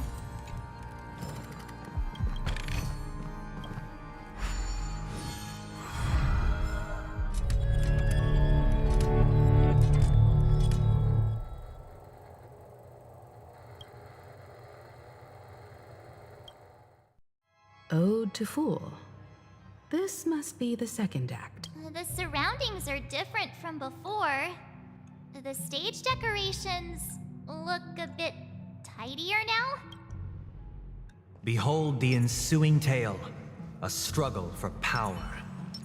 Penacony witnessed the ascent of the 7 major lineages: tree, grass, flower, bird, beast, fruit, and insect.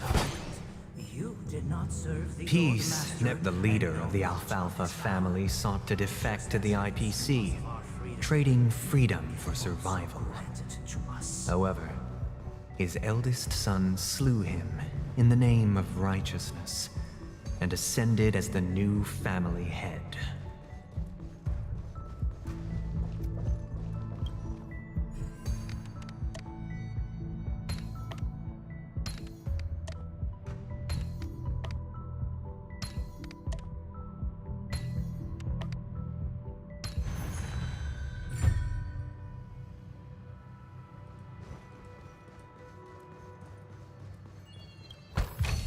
Welcome to this mansion, dear outsider. Land of the Exiles was in disarray, besieged by both internal and external perils. Though the 7 major lineages appeared united on the surface, each harbored their own ambitions, leading to ceaseless conflict.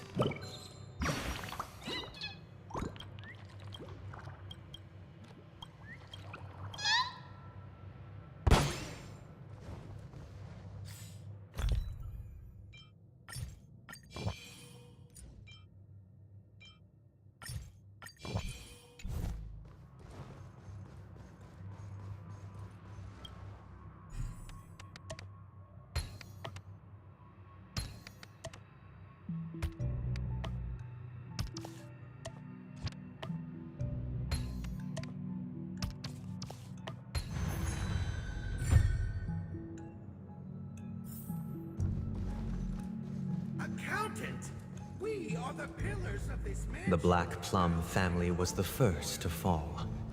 They withered away in the White Desert event, orchestrated by the Alfalfa family. Because Master shaped you from clay, but forged me from fire. I'm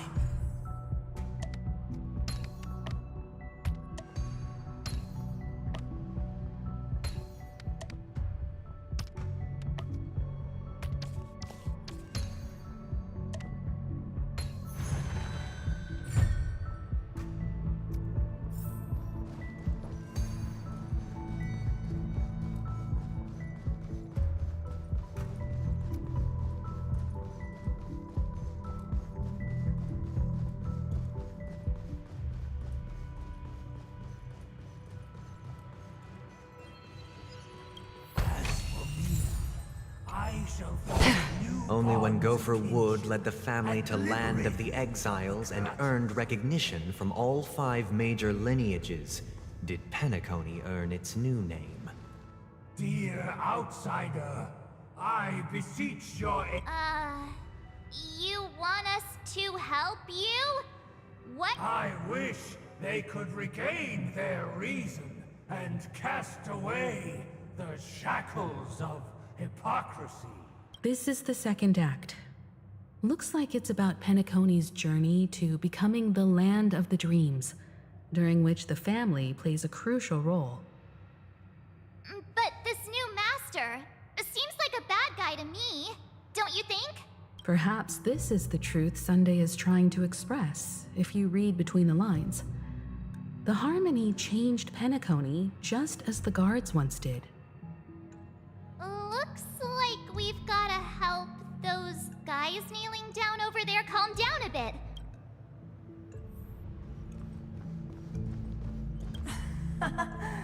In the absence of my master, I am free. But without their guidance, for whom shall I sing?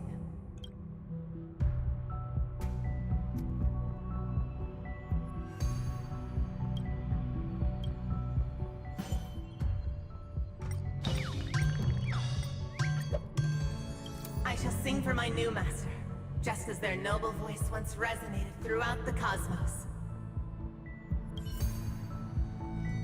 Master! Oh, you will return in due course, and I shall stand vigilant, awaiting the...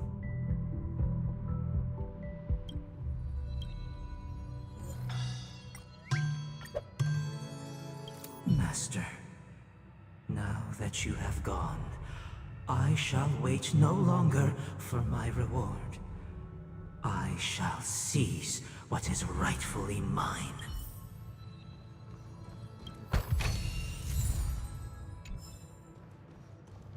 Once, I stood as the most loyal guard among all the servants. Now, with my master banished, it's my right to assume control of his dominion.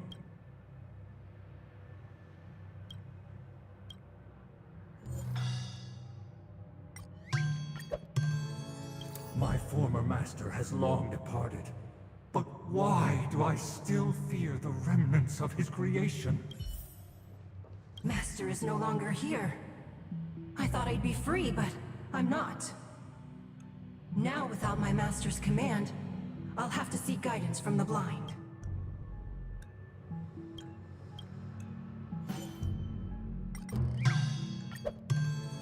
Master is no longer here. I must seek a new master and serve them faithfully. Either I shall be my own master, or I shall return to my former master.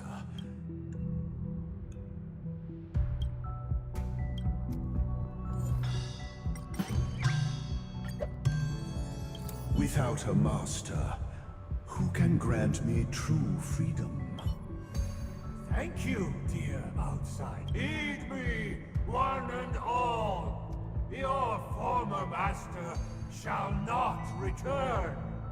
It is through righteousness and unwavering support for one another that we shall attain true perfection. Cast aside the veils of hypocrisy and embrace one another. Get ready. Looks like another fight is about to begin. Listen, the snow rises almost on. The sky trembles. Time to test our tears on the brink. Let's go. At the edge of the silver universe, the first buds sprout from the rising sun. That confidence. Free will, or was it fate destined for oblivion? Enjoying yourself? Stay in step.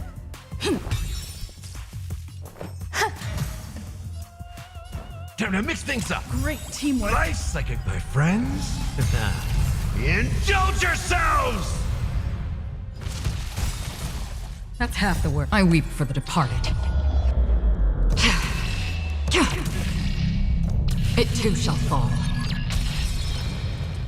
On the still waters of oblivion. Take your positions.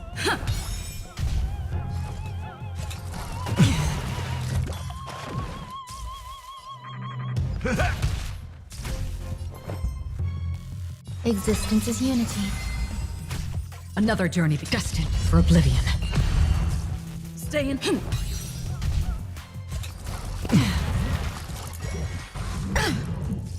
Step up, let's see ya.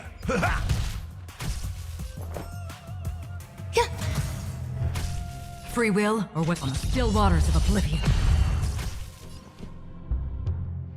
Dreams do come true. That's all you got? Some value, I suppose. Eternal. Enjoying yourself? Let's improvise. Another journey begins, destined for oblivion.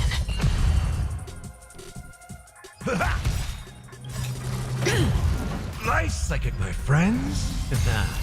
Indulge yourselves!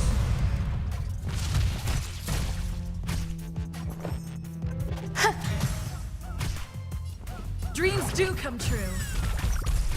Free will on the still waters of oblivion.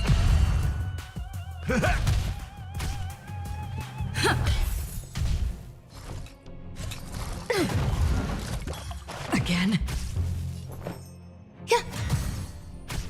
Another journey be destined for oblivion.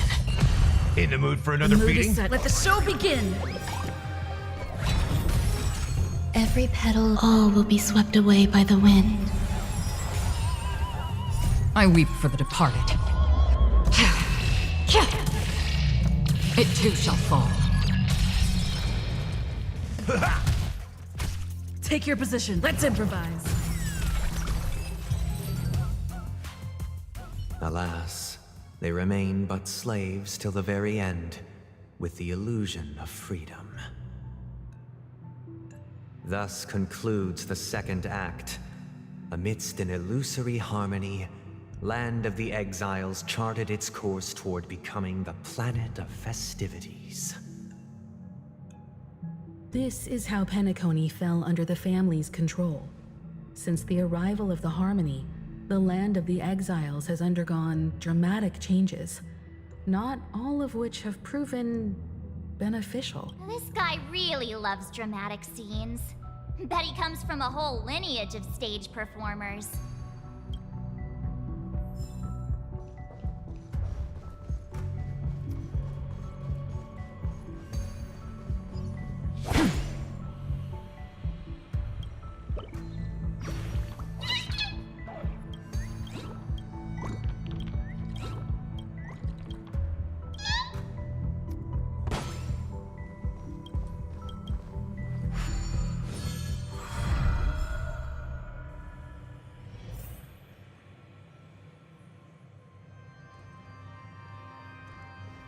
They used the planetary rings to establish the law, forging a code of conduct among the masses.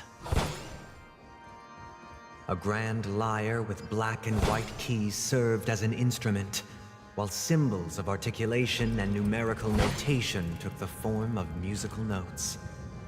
The downward flowing river became a melody, and the canon of law dictated the form. Thus, all mortals found their unique place within this symphony. That marked the 5th and 6th days. This guy is really into these puppets. Stream forth, the gleam of old blades.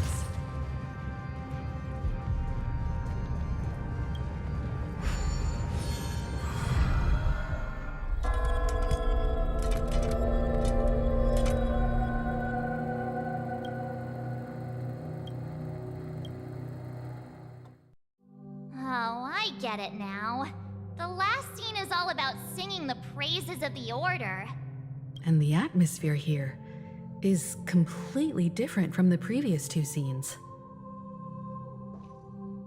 This is the concluding act of this play. I have showcased the past.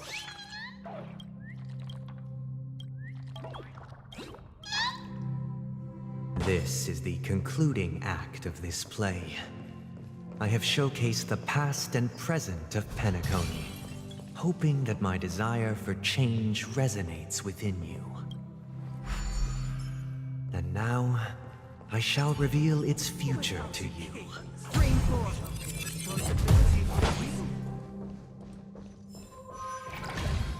If the people lack foresight, we will make choices on their behalf and bear the responsibility. Without a king, who shall protect the weak and stand against the mighty? We shall support one another. Stream forth, the gleam of And old standing blades. against the mighty.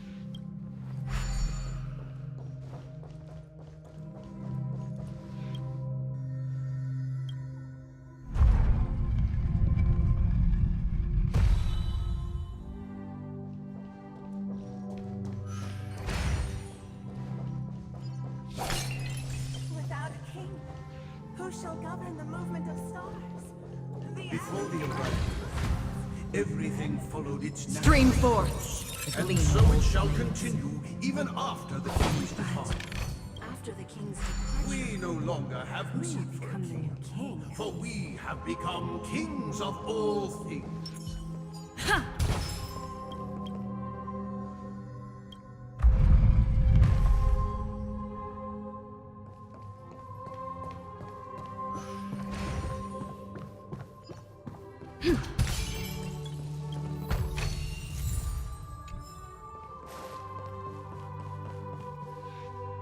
Hey, aren't we supposed to kick off a short story and have a fight here just like we did in the previous acts?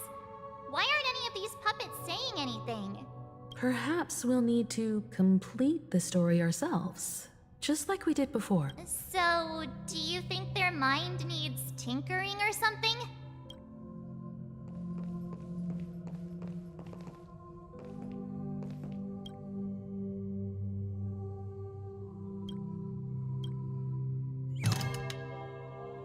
Farewell, former king. How did it go? You can't change them? What does that mean? My apologies for my negligence. I forgot to inform you that the final part was scripted long ago. Let our previous king recount it to you. Now it is time for the final rite. Prepare for battle. Looks like we'll have to fight again. Descending from the infinite spiral staircase, I traverse towards the future with measured steps. No need to remember me or seek my assistance. For the contours of my mind shall intersect with other experiences.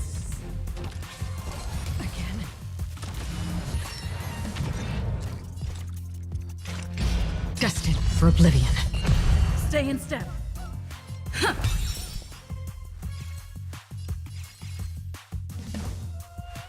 Time to mix things up. So this is the warmth of life. Yeah.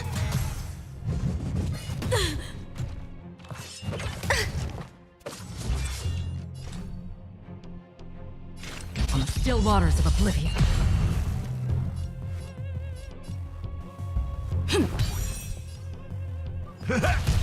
Some value, I suppose.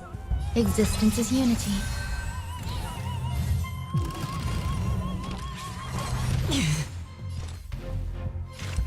Destined for oblivion.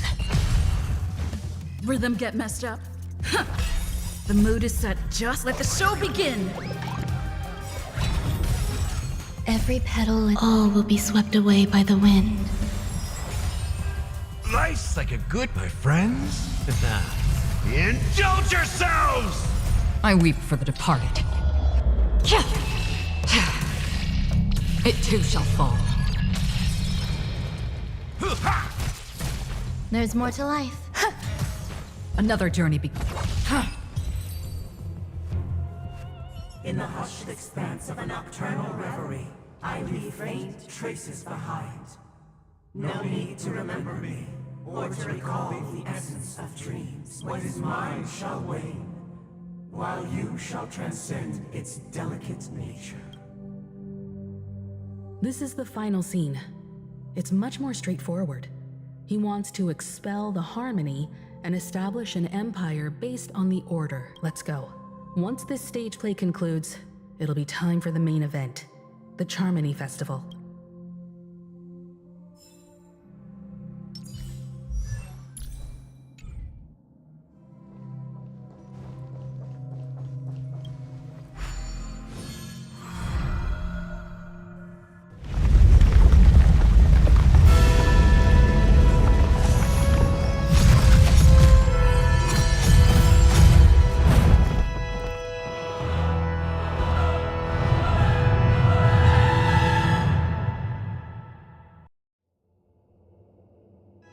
They imbued the world with meaning, perfecting all things in the heavens and on earth.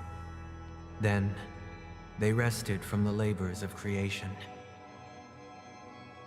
Yet, all beings cried out to Enna. Under the banner of the Order, You have defined all things in the cosmos. But this made us realize that we are but puppets in your hands. Thus, on that day, all beings united and cast the Eon into the abyss of oblivion. This Grand Theater looks totally different. Is this the power of the Order? Everyone, get ready.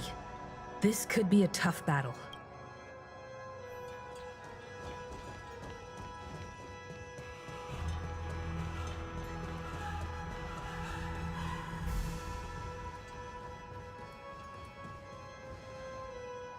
That marked the 7th day.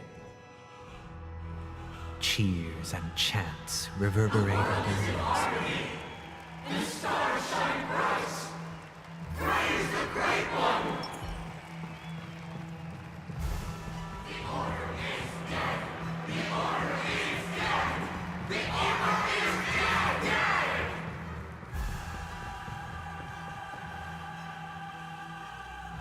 Look, there he is. That concludes everything related to the Order.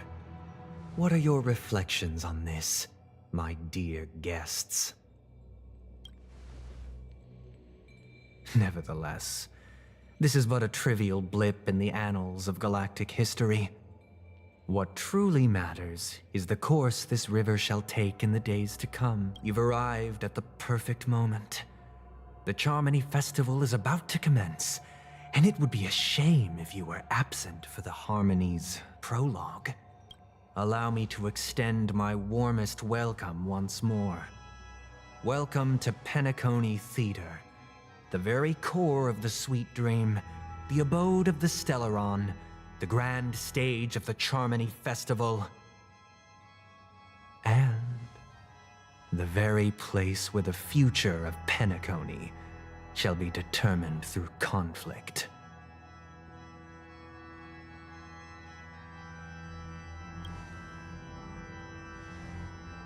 Because our shared goals give equal weight to the beliefs we strive for.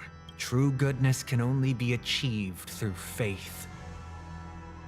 Allow me to point out that falling into a permanent slumber is not happiness, especially when those people are driven by someone else's will in their sleep. Do you still believe that the Order only seeks to control the universe as their puppet, Himiko? No matter how perfect your vision of paradise may be, a cage remains a cage. People will never achieve true happiness in a world like that. They would just be toys for the Eon. It seems you have misunderstood my intentions. Allow me to clarify. My desire is not to resurrect a fallen Eon, or become one myself. My sole objective is to create a paradise free from Eons, where the Order ensures the dignity and happiness of all humanity. A paradise exclusive to us human beings. That's not the case. If people are to live with dignity, there must be nothing and no one above them. In your so-called paradise, you would be the one reigning supreme. Looks like we won't be able to convince each other.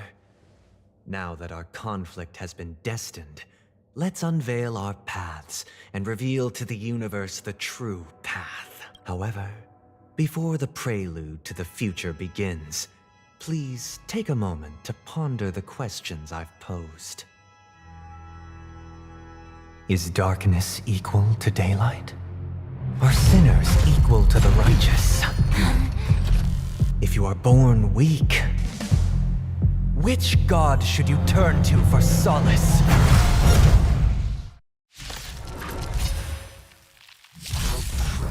Time to test our rapport. With great might. Let's improvise. Under the banner. Step up, let's see ya. You have defined all things in the cosmos.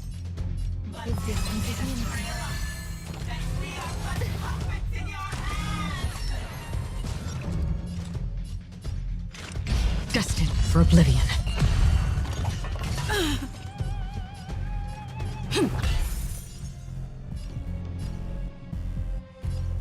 Ha!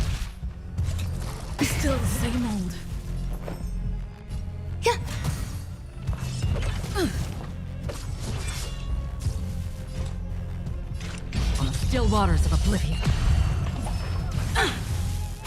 Take your positions. Dreams do come true. In the mood for another beating? Time to mix things up. Great teamwork. Enjoying Good yourself? confidence.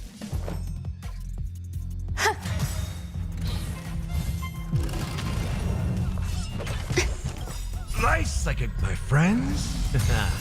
Indulge yourselves! Every petal, all will be swept away by the wind. I weep for the departed.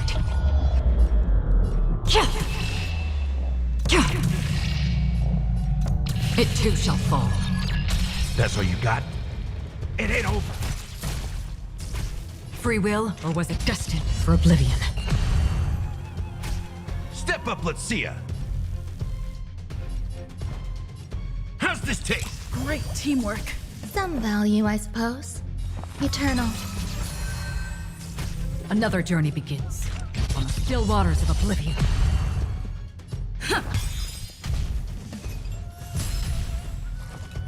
In the mood for another beating?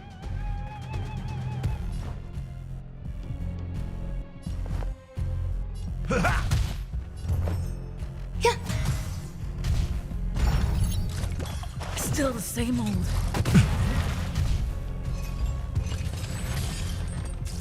Stay in step. Let's improvise. Destined for oblivion. Step up, let's see ya.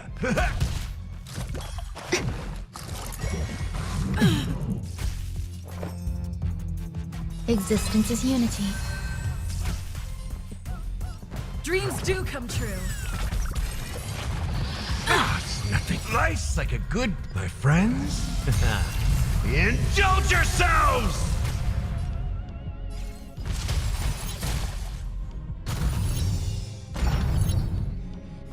The world is in harm.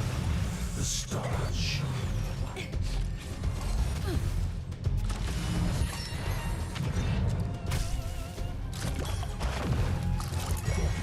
Still the same old.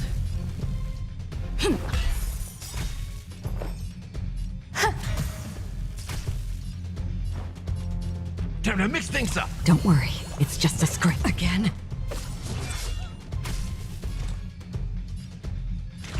On the still waters of oblivion.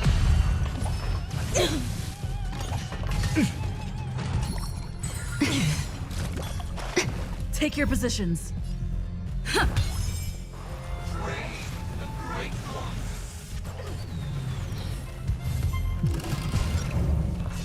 All will eventually rest upon.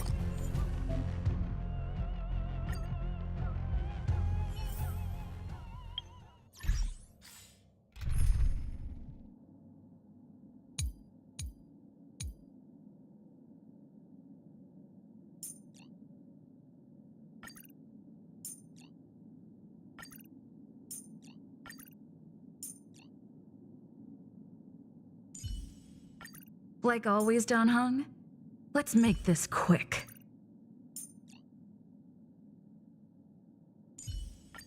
Yet another journey.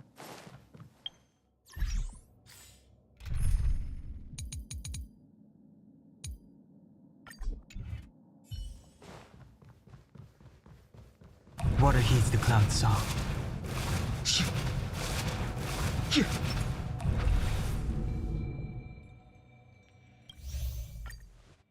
Is darkness equal? Stay calm. The Eon, the great light. None survive or be destroyed. There is no other choice. All things in the cosmos. Let's improvise.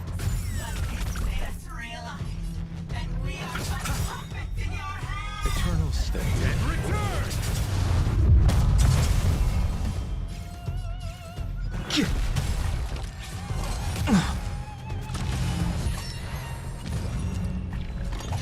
Still the same. Time for some hardship.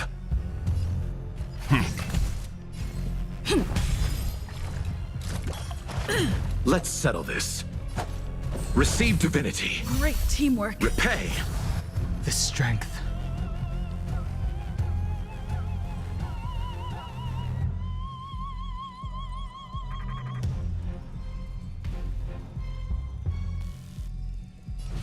Heaven's surge. Rise! Let's begin.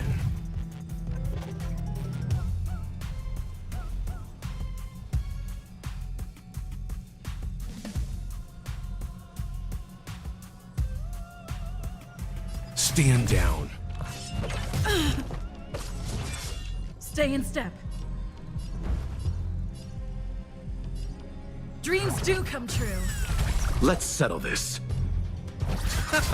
Leave it to me. Heaven's surge. Break! Awaken, dormant scales. World-cleansing dragon. Heaven's surge. Rise!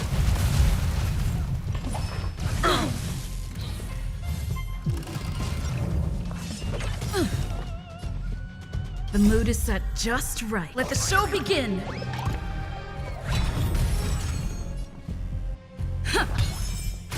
You chose the wrong enemy.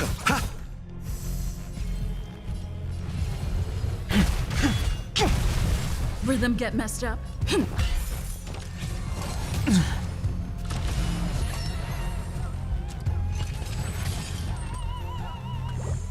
Let's begin.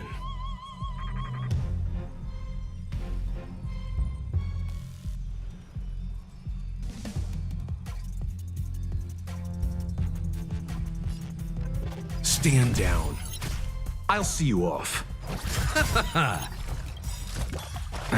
Eternal slip. The dead return!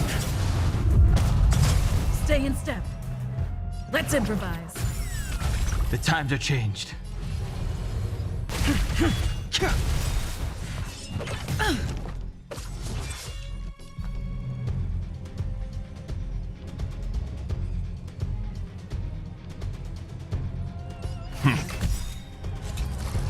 I'm fine. You chose the wrong enemy. Rhythm get messed up. Dreams do come true.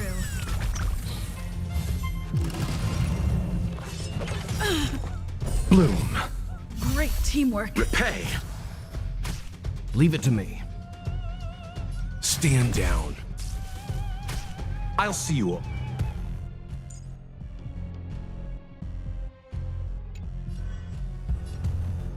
The mood is set. Let the show begin!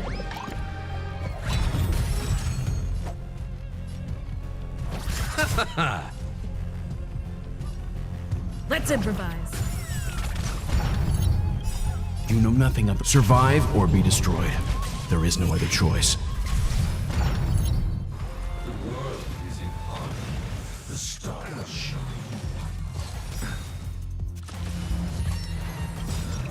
Eternal slip. The dead return!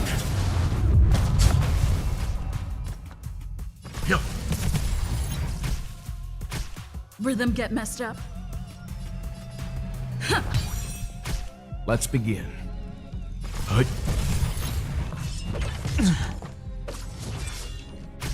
Let's settle this.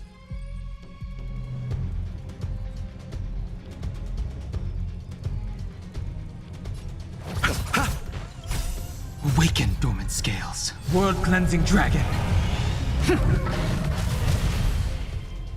Heaven's surge. Rise!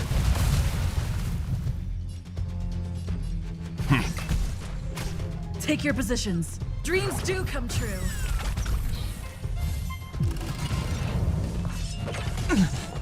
Bloom.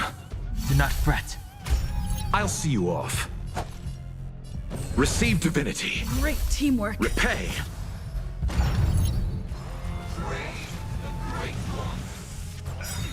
Eternal sleep. The dead return!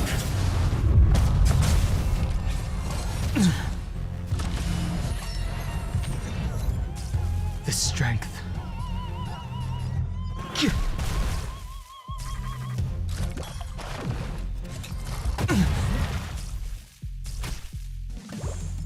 Leave it to me.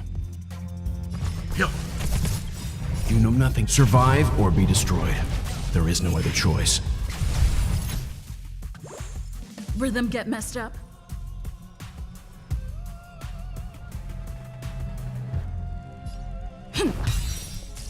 The mood is set. Let the show begin! I sense a storm.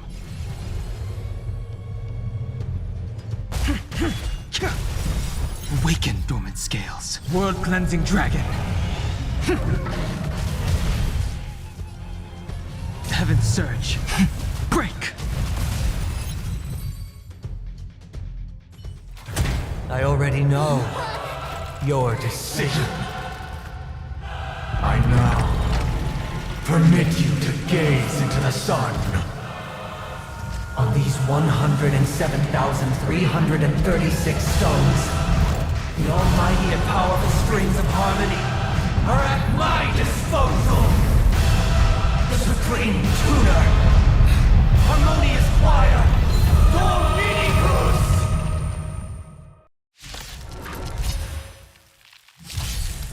Oh, lost souls, come and meet your master. The embodiment of the harmony? So the true purpose of the Charmony Festival is to usurp it? I'll take the lead. Listen up! How noisy. How noisy. Disorderly noise.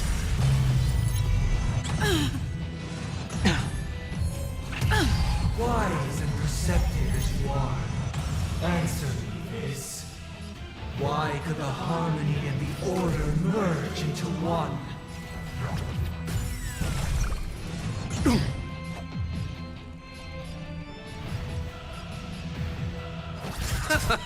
Because neither side could tolerate discord. Things are part of the melody. Stop. Awaken, dormant scales. World-cleansing dragon. Heaven's surge. Rise! Disorderly noise. Eternal The dead return! I'm fine. We're finally waking up from our dreams. Let the show begin. You know nothing of the weight. Survive or be destroyed. There is no other choice. You chose the wrong enemy. I sense a storm. Disorderly noise. I'm feeling like there's another world in front of my eyes. It's the power of tuning. Don't let the song distract you. Leave it to me. Sing together. The strength. Heaven's surge. Break!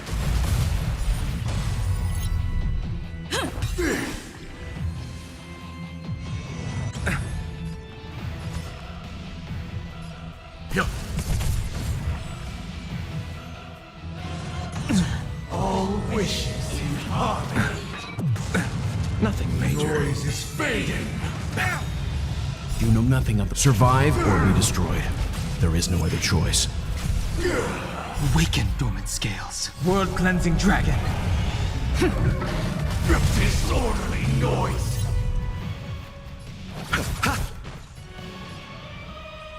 Heaven's surge. Rise! Disorderly noise. The time has come. Creation will be reborn from the remains of the gods. Dan Heng?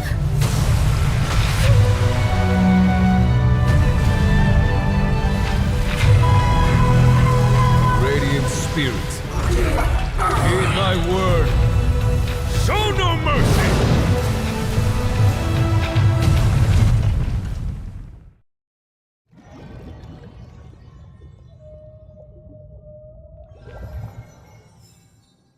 Wake up! Wake up! Hey, wake up! The sun's frying your butt!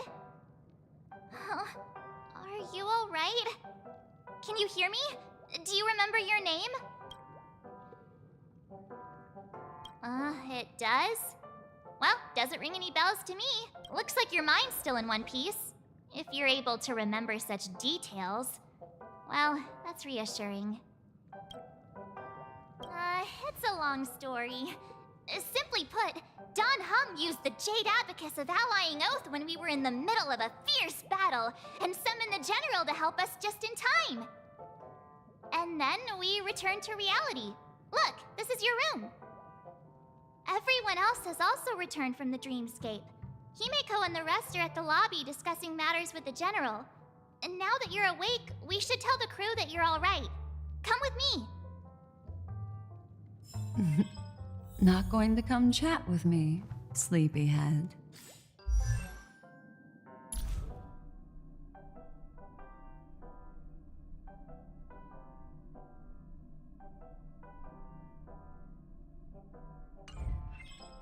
That voice.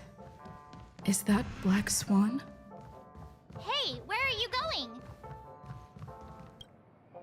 Hey, we meet again, sleepyhead. What's Miss Black Swan doing here? Nothing, Miss March. I noticed she was awake and wanted to check to see how she was doing. Though the strike from the General was timely, its destruction was also immense. When emanators collide, ordinary people inevitably suffer. But, luckily for them, the dreamscape is my home turf. Thankfully, I managed to get everyone out before the harmonious choir collapsed. Oh, so that's what happened! Thank you, Miss Black Swan! Don't mention it. After all, I wouldn't want to see such precious memories vanish. You're heading to see your friends, aren't you? Would it bother you if I walked with you for a short while? Of course not. But you're not planning on doing something like last time, are you? Why would you think that? I've never harbored any ill intentions. Well, not when you were around, anyway. Himeko and Mr. Yang are probably still busy. Let's go look for Don Hung first. Seems the older I get, the harder it is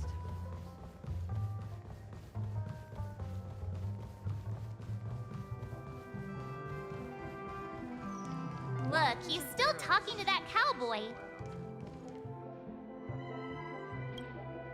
You're awake. How do you feel? Well, fork me. You must be that Stellaron they were talking about. Allow me to introduce him to you. This is Boot Hill, a Galaxy Ranger. During our pursuit of a certain person, we crossed paths and just so happened to uncover a shocking plot being concocted by Mr. Sunday. Which is why we sought you out, to help the Astral Express save the world together. No need for thanks. The Galaxy Ranger's principle is correct every injustice one sees. That's how you lot in the Cienjo put it, right, Don Hung? More or less. Wait, hold on a sec. This is the first time I'm hearing about this certain person. Who are you chasing? And why would that lead you to the Express? Good question. It's, who was it again? Don Hung. Do you remember? No, that ain't it. I just can't seem to recall. Weird. My neurochip hasn't registered any malfunctions. I can't seem to remember either. What's going on? Heck. Forget about it. If it slipped all our minds, reckon that person was just a minor scoundrel. Unimportant. Ain't gonna stop us from piecing together the story anyhow. Yes, when the dust settles, I'll just think of a way to recall it in the memory zone. Everyone, let's hurry up and look for Miss Himiko, shall we?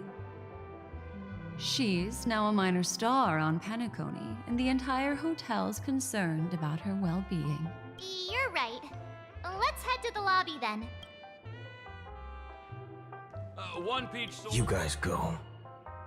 I'm an outsider, after all. I'd rather not disrupt the long-awaited reunion.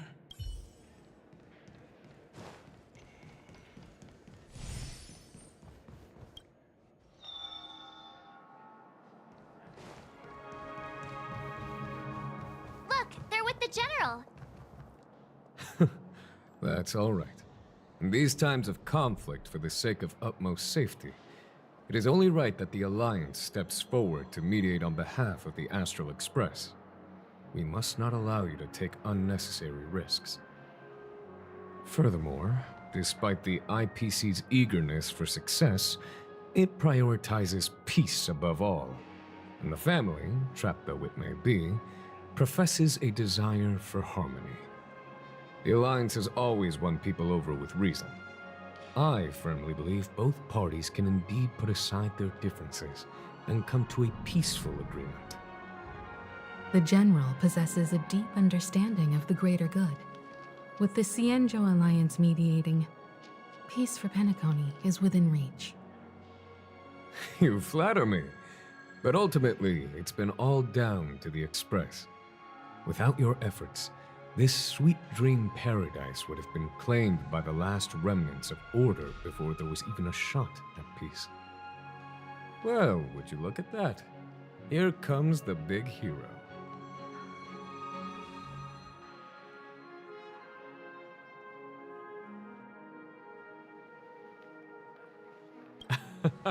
If it isn't the galactic baseballer, a hero with unparalleled insight. Are you okay? I heard you couldn't wake up. Are you feeling unwell? Don't worry, Mr. Yang. There's nothing wrong with her. She practically burned through a lifetime's worth of jokes on the way here. What about you, Mr. Yang? I heard that even Miss Robin wasn't spared. And that guy locked you both up. It's a long story. But at least Mr. Sunday took it easy on us. He used an ability called tuning to connect our consciousnesses with his. In other words, he imprisoned us within his consciousness. Thanks to General Jing Yuan's destruction of the Harmonious Choir, we were able to escape. He used that tuning on us too. Does that mean that we were almost imprisoned as well? I can confidently say now, he was truly after a fair fight with us. Had he wanted, he could have easily taken us down, without so much as lifting a finger. Speaking of the Oak family head, where is he now? It's complicated, but in a nutshell, he's now the former Oak family head. The IPC has named him the key figure in the family's Penacony split, citing a threat to cosmic peace. He must represent the family and answer for the unrest caused. His trial is set to take place at Pier Point. The family quickly labeled him and the remnants of the Order as enemies, declaring the turmoil an internal rebellion. This move effectively barred the IPC from intervening in family affairs on both moral and rational grounds. Everyone really has their own agenda, after all. Then, what's going to happen to Miss Robin? She and Sunday won't be able to deny their involvement in the Charmony Festival. They're siblings, after all. Why the sigh, General? I can only say that this incident is an unexpected mess for the girl. The Alliance will try to persuade the family to consider this matter carefully during mediation. It's time, everyone. The IPC's key members and I have agreed to consult one another before the upcoming negotiation. Do any of you wish to sit in Given the General's invitation and the matter's significance to the universe, the crew will naturally accept. However, if the IPC has any reservations... Why, of course you're welcome. They've mentioned that your team is a trusted ally of the IPC in Penacony, so there's no reason not to welcome you. Besides, if there can be reliable observers from the Astral Express present, discussions will go more smoothly. So, what do you all think? Well then, we shall oblige. I'm kind of allergic to those types of situations. I think I'll just head back to my room and start packing. Not to worry. Himiko and I will take care of things. I'm afraid I'll also have to return to the Express first. The conductor is worried about us. It's best I go and explain the situation. Thank you. What about you, Will you join Welt and me? Or have you got other plans?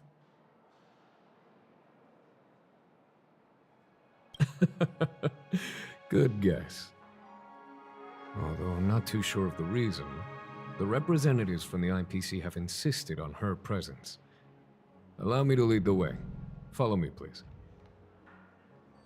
The negotiation will commence at the hotel lobby.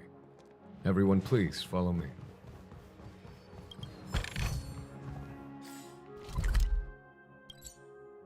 Mr. Aventurine and Miss Topaz are here too. Oh, and who is that over there? The Intelligentsia Guild's Dr. Ratio. This assembly is quite something.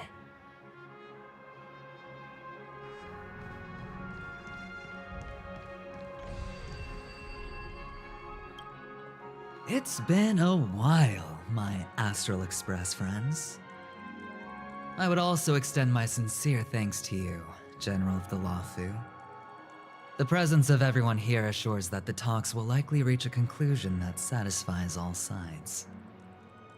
Oh. Looks like everyone has come with expectations. Care to share? Of course. Topaz, if you please. Sure, leave it to me. In summary, it's good news. After much deliberation from the Strategic Investment Department's Council, the absolute majority of members have agreed to the following resolutions. In light of long-term considerations for interastral peace, and by authority of Pierpoint HQ, the Strategic Investment Department, on behalf of the Interastral Peace Corporation, will permanently relinquish its claim on Penacony sovereignty and offer unconditional support of the family's rebuilding efforts on Penacony. Now that's something.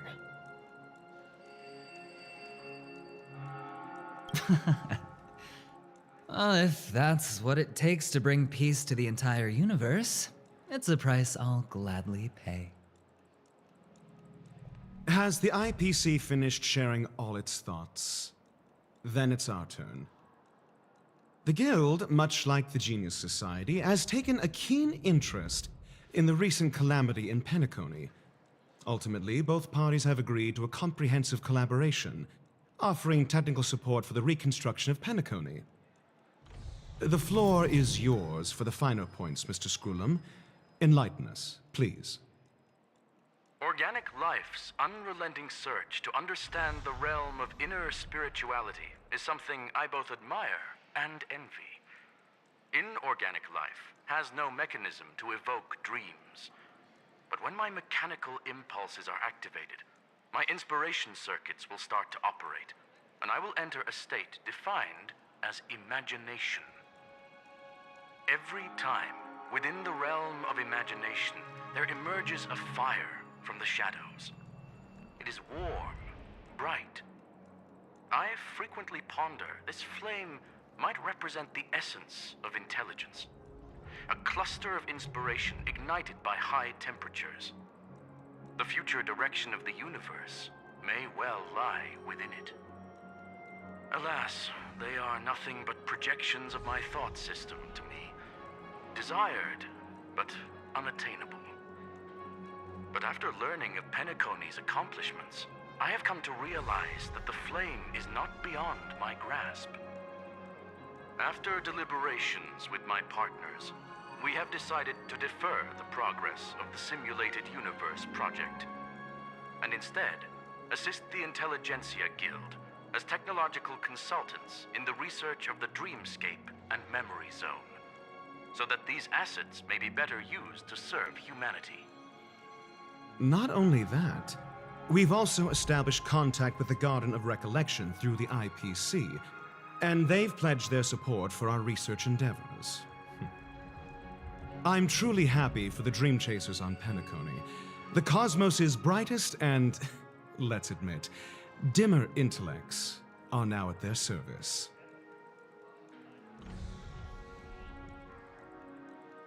Agreed. It's hard to imagine members of the Genius Society taking an interest in such mundane research. Never mind. At the end of the day, this is a positive outcome. No wonder everyone insisted that she be there. It heartens me to learn that everyone is willing to put aside their differences for Penacony's plight. I trust that everyone will surely reach consensus in the upcoming negotiations. Looks like Penacony's future is decided. I'm wondering, is there anything else the crew is concerned about? Peace is our greatest wish. Beyond that, we desire nothing else. Well, that's good. Now that everyone's minds are at ease, I shall take my leave. You may now depart with peace of mind. The Alliance will deal with all subsequent procedures. If that's the case, it appears that we have nothing else to worry about on Penacony. Looks like it's time for us to embark on a new voyage. Sounds good to me. You two head back to the Express first. I'll pick up March and deal with the checkout procedure. Oh, also, Miss Black Swan, you have a matter to discuss with me, yes? Nothing escapes your attention, Miss Navigator. You've been with us this whole time, huh? In any case, she and I will be waiting for you and March on the Express. Let's go. Our time on Penacony has come to a fruitful end. Penacony's journey ends here. I guess it was pretty fruitful. Well, seems the dust is finally settled now. Well done, friend. This is all due to your heroic deeds in Penacony. Everyone's been moved by your integrity and selflessness. I am truly happy for the Dream Chasers on Penacony. The cosmos' brightest and, let's admit, dimmer intellects are now at their service.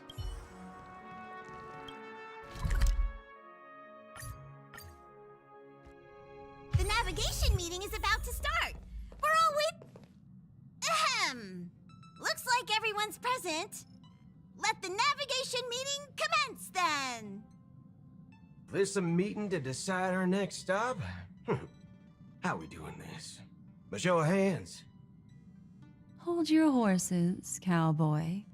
It's for those to decide. Allow me to explain. Mr. Boothill and Miss Black Swan submitted a request to temporarily travel with the Express for their own personal reasons. As you all may know, the Astral Express never declines any passenger whose heart yearns for the distant stars. Therefore, they will be traveling with us for a while until they reach their destinations. Whoa, the Express is going to be much livelier now. But, Miss Black Swan, you better not use your memo keeper abilities to pull any pranks. Understood, Miss March. I promise you, you'll never see me in your room while you're taking a break. Don't! You're freaking me out. All right. Now that everyone's met everyone, we can continue our navigation meeting. Firstly, Pom-Pom wishes to thank everyone. If it weren't for you all unearthing the truth about Penacony, Pom-Pom would have never known where Mikhail and the rest had gone. What they had to go through was regrettable, but I reckon they all fulfilled their wishes. And it was thanks to all of you. Thank you, everyone. Now then, we come to the crux of this navigation meeting. We must decide on the Express's next stop. Let me introduce our current options. The first choice is from Himiko, the oceanic planet of Lushaka, a planet composed entirely of water. Many aquatic races reside there. Of course, it's also the home planet of the venerable, nameless Mikhail. The second choice is the agate world Melustanen, suggested by Welt. It's famed as one of the initial sites of the Stellaron disaster, and the place where the beauty Idrilla ascended. Today, it's celebrated as a planet of undying allure. The third choice is Edostar, a planet nestled within a vast ion storm region, currently under assault by the Antimatter Legion. However, the distress signals from there have recently ceased, prompting the IPC's wish for us to check in on the situation. The last choice, courtesy of Black Swan, is the glass belt Petravia, a massive belt of asteroids that was turned to glass by the Lord Ravager Zephyro. These days, it's apparently known to house one of the branches of the Morning Actors Troupe. Ooh, so many options. I'm seeing stars already. Next up, everyone will select the destination that they wish to visit, and then we'll put it to a vote. Though the fact that the distress signals have ceased means we're probably too late. But I still think we should investigate the situation there. Yes, I agree. As Nameless, should we not extend a helping hand? You and Dan Heng make good points. I'll throw in a vote for Edostar too. If that's the general sentiment, then we should indeed investigate. I vote for Edostar too. All votes for Edostar! Looks like we have a winner! Next stop, Edostar! Then this navigation meeting is adjourned. I'll go check the warp jump coordinates. Everyone can catch up on some rest in the meantime. When it's time to make the jump, Pom-Pom will make an announcement. There's still some time before the jump. What should I do? How about a chat? Over here. Please let this trip be uneventful. Please let this trip be uneventful. Please. What's with you and always copying the way I talk? The last couple of trailblazing expeditions have been downright terrifying.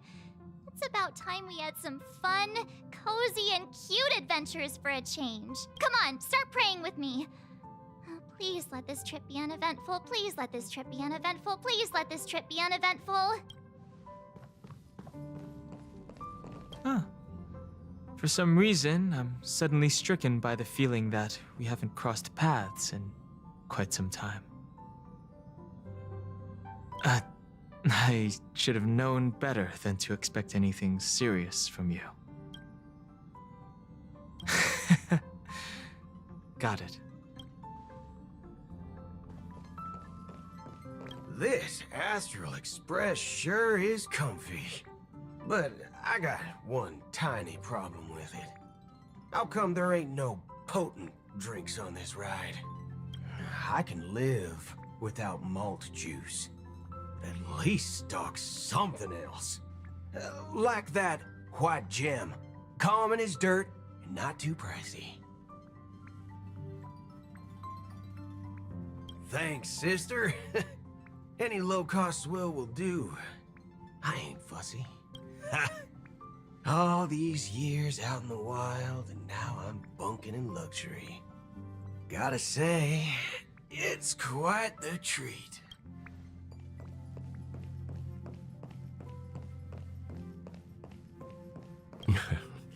You're fast becoming an excellent trailblazer.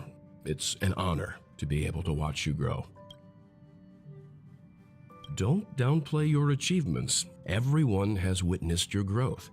I've known many warriors in my time, and only a few achieve the kind of growth you have. Back home, where I'm from, you'd be rated at least an S tier. It's not been easy for you these past few days. You've earned some downtime. I'm looking forward to seeing how you'll perform on our next journey. Come to think of it, this trip to Penacony was the first time we trailblazed together, wasn't it? Don't worry, we'll have plenty of time to spend together on the Express, so there'll definitely be more chances for adventures like this. Turn in early today. You've really been pushing yourself hard recently. If you don't take this chance to recharge, it could lead to long-term problems. It seems fine when you're young, but it's a different story as you age.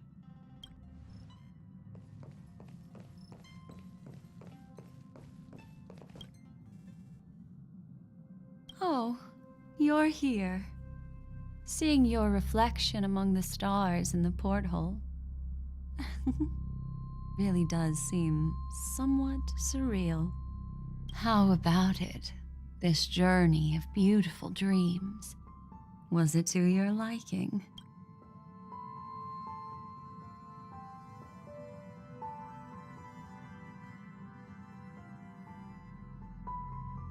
That tinge of regret I sense.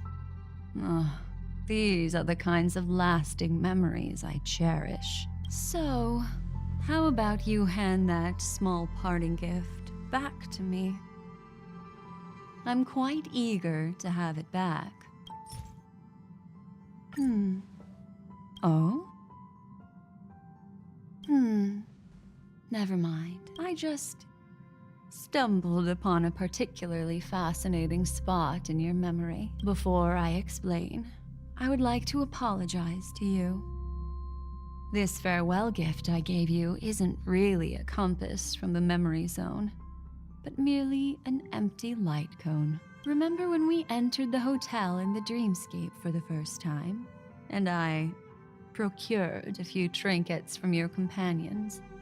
Their functions are similar. This way, I can always be attuned to your location, ready to assist immediately if you encounter any threats. But this is not its most intrinsic function.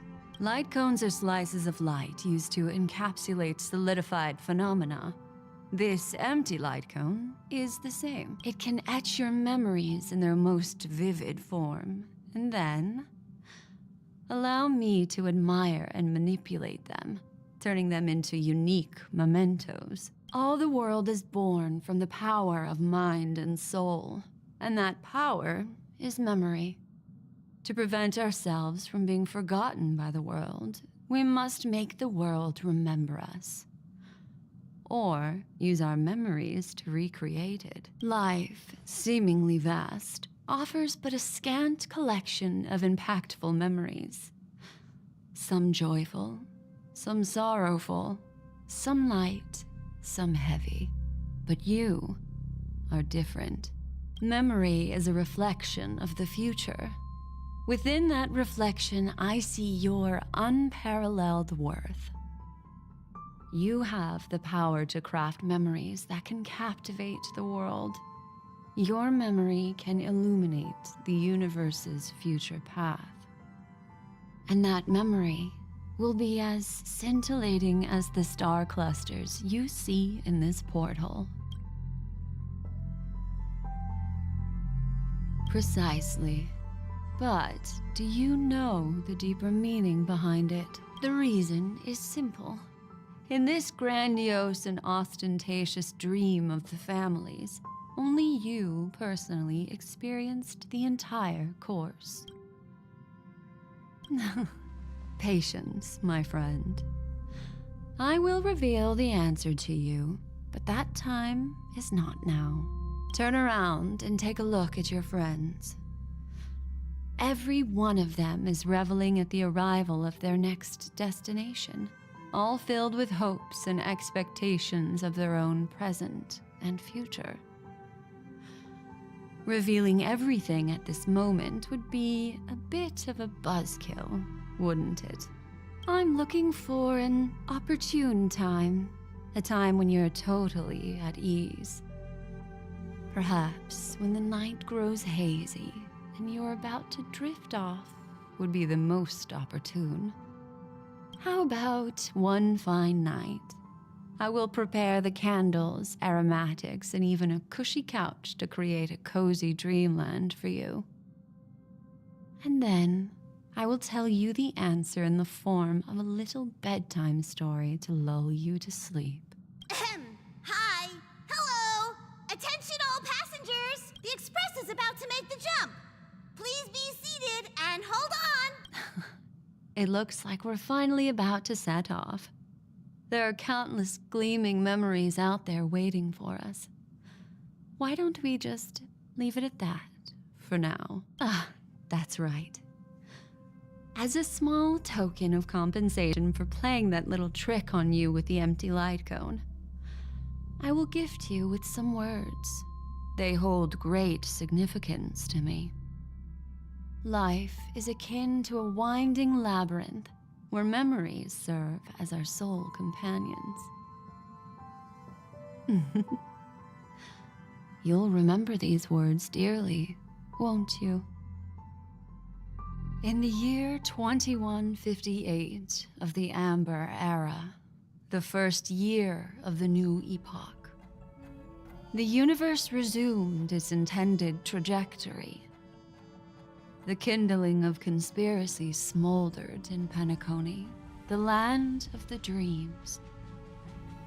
Failing to erupt into a blaze, it instead flickered briefly on Klapoth's anvil, before vanishing in the blink of an eye. The dead and those fated to die remain in their eternal slumber, while the living find solace in deep sleep. All clamored in a cacophony of silence, and then went about their own ways. The cosmos emanated a vitality characteristic of a new era, all for the modest price of a brother and sister's mild grief. Babies are born as stars extinguish. The silver rail unfolds. The story of the Astral Express comes to a close, yet it also embarks anew.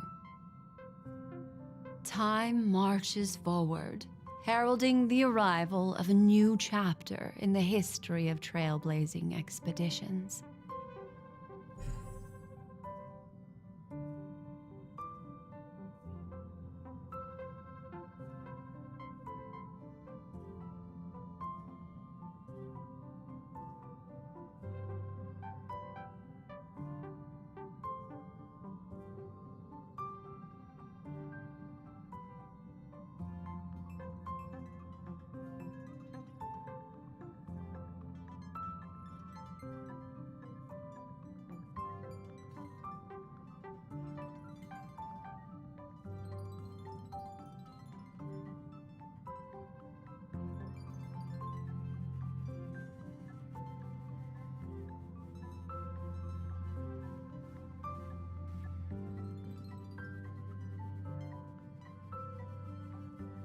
Countless shooting stars streak the sky tonight.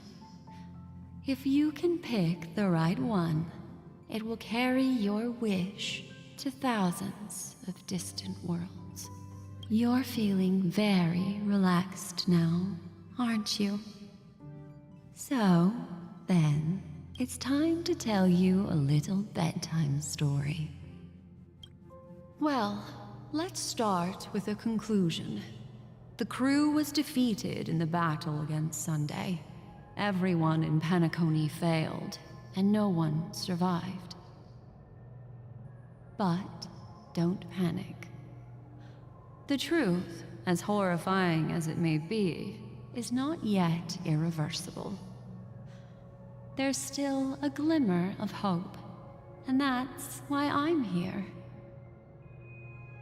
Next, I'll use this empty light cone that carries all your memories to relive everything that happened before.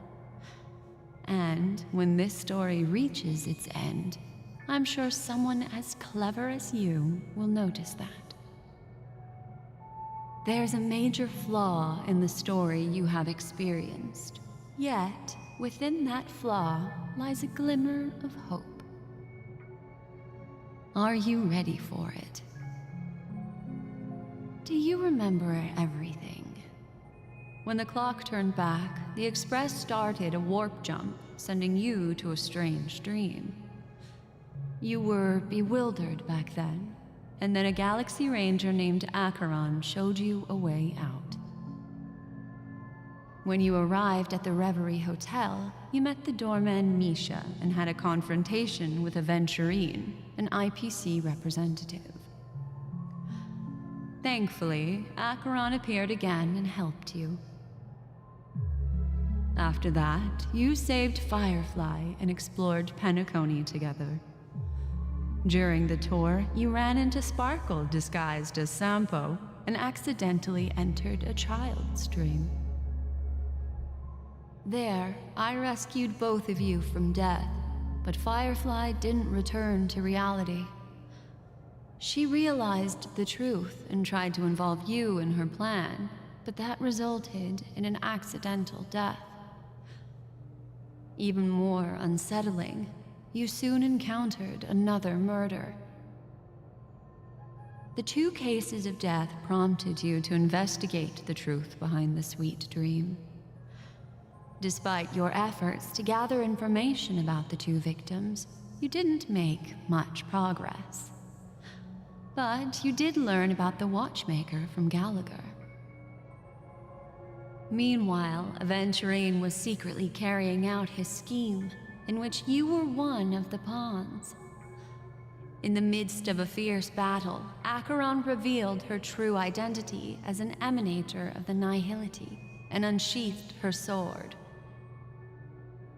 That strike foiled Aventurine's plan and opened a passage between the sweet dream and the original memory zone. Upon your arrival at Dreamflux Reef, you learned the truth that death was actually dormancy, as well as the truth about the dreamscape, the Stellaron, and the bellboy, Misha. You split up with Sunday and Robin, looking for a way to seal the Stellaron. However, it turned out that Sunday and the Dream Master had their own hidden agenda. And you had to engage in an ultimate duel on the stage of the Charmony Festival. Finally, the story reached its conclusion. You emerged victorious, with the Trailblaze triumphing over the Order, and Penacony embracing a bright and peaceful future. This marks the end of the thrilling journey in Penacony. I'm sure you've already noticed something unusual, haven't you? The major flaw, which contradicts all the known information, hides in this story.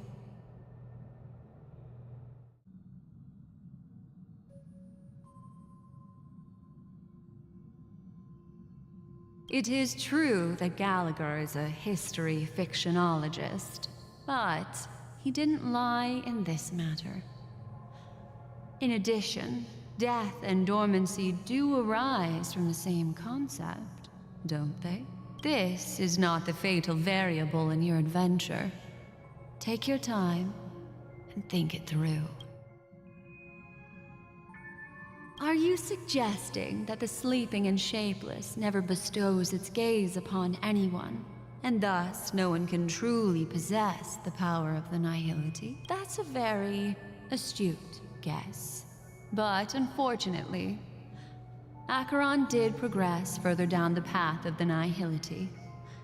Her unwavering belief in liberating the world from the grasp of paths surpasses the capabilities of ordinary humans. I'll discard that incorrect answer for you.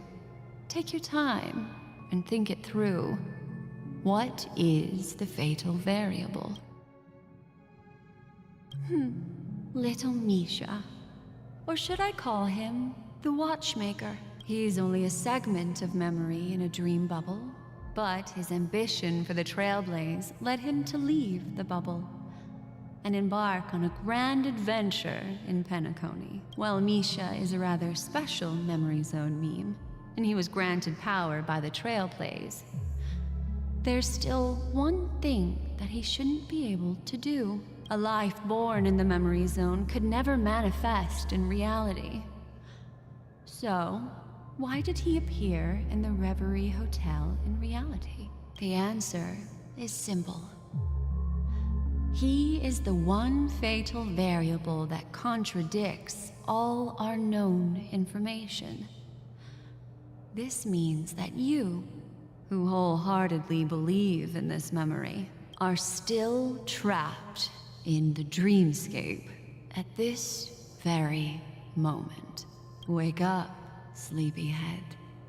Break free from this eternal dream and return to the real world. We'll find our answers there. The train is about to make the jump. 5, 4, 3, 2...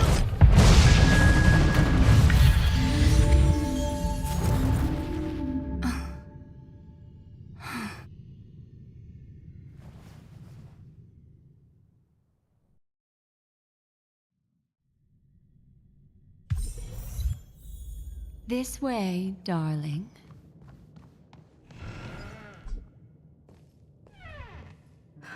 Not another one.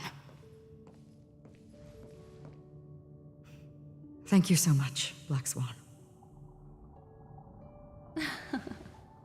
Finally, I can breathe a sigh of relief.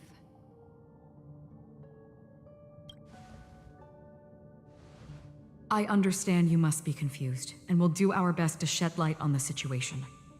However, before that, it's essential to know that this place is the rift between dream and reality. A place reserved only for those who have awakened from Enna's dream. Do you remember Sunday's ambitious plan? He intended to harness the power of the Stellaron, the collective will of over 100,000 Oak family members, and the desires of everyone in Penacony to usurp the harmony and restore the order. Unfortunately, it didn't stop there. From the early days of our journey into Asdana, we were already affected by the Stellaron. That strange dreamscape where we met. Maybe it was a sign that your thoughts were beginning to drift away. I don't think the goal of the Order was to put everyone into a deep sleep. Quite the contrary. They used the Stellaron to catalyze the leakage of Asdana's memoria into the material world, allowing the dreamscape to blend with reality. And that included a lot of memoria from the Beyond the Sky Choir. As time came and went, the dreams eventually became indistinguishable from reality, and reality became an illusion.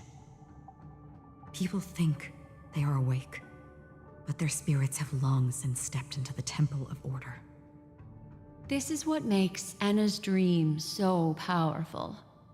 In this paradise governed by the Order, everyone indulges in their delightful dreams and lives happily ever after. I believe what you experienced in the sweet dream, except for that flaw, was real. Only in this way could you reach the destination, lifting the crisis in Penacony and embarking on your next trailblazing expedition. If it wasn't for Acheron's plan, we might have been trapped in this dream forever. Fortunately, while the path of the Order governs all things, it can't affect the Nihility. I came to realize this when the Dream Master tried to expel me at any cost. This is also why you felt a sense of peculiarity when traveling with her. Well, I'm not as fortunate as she is. Even if I'm a memo keeper, I was still influenced by the power of the Order and fell into hallucinations. However, thanks to your memories, now we still have a chance to turn the tide. For mortals, even if they possess the great power of a path. They can't create a flawless world like gods do. That's why there was a flaw in your dream. In other words, once you have realized the world is not real, you'll have a chance to break free from the dream. The flaw in your dream lies within Misha, who could have never appeared in reality. When I turned the pages of your memories, I realized that I was in an illusion too. Now Sunday has usurped the power of the harmonious choir through the Charmony Festival. Asdana has thus fallen into Enna's dream, transforming everyone equally into the notes of the Aeon. Failure doesn't mean weakness. Only the strong can gather the will to resist the order and try to break free. We still have a chance, though. To make it happen, please, Black Swan, guide us to those with a strong will. All right, please come with me. These people are... They're the ones who accept Enna's dream and indulge in their happy illusions.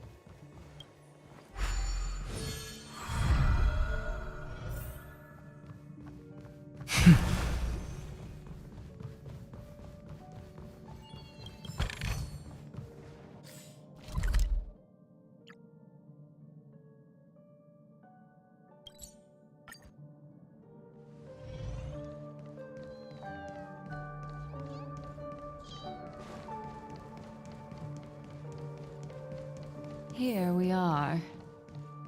It's... Finally, you've arrived. Let me introduce you to Robin. She woke up from Enna's dream by her own will, and it's this tough lady who led us here with her song. I woke up for the same reason as all of you. In the dream, I experienced something that could never occur in reality. Are we going to lock it up in a cage?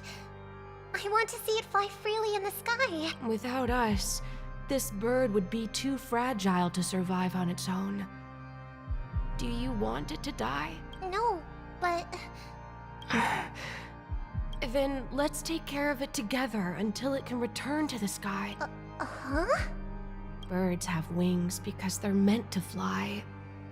Even if they may crash on the ground one day, they shouldn't be trapped in a cage.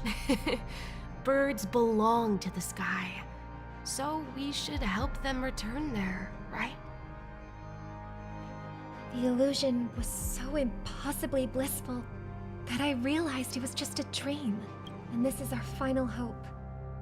Enna's dream is founded upon the harmonious choir, namely everyone's shared wishes. It will only materialize once the aspirations of all beings in Penacony merge as one.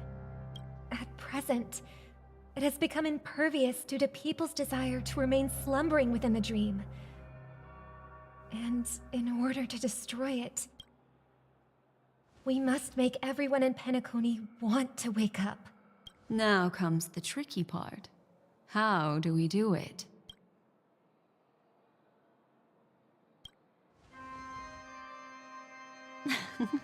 You want to go back? Unfortunately, human consciousness always gravitates toward reality. Now that you've seen the flaw in the dream, there is no turning back.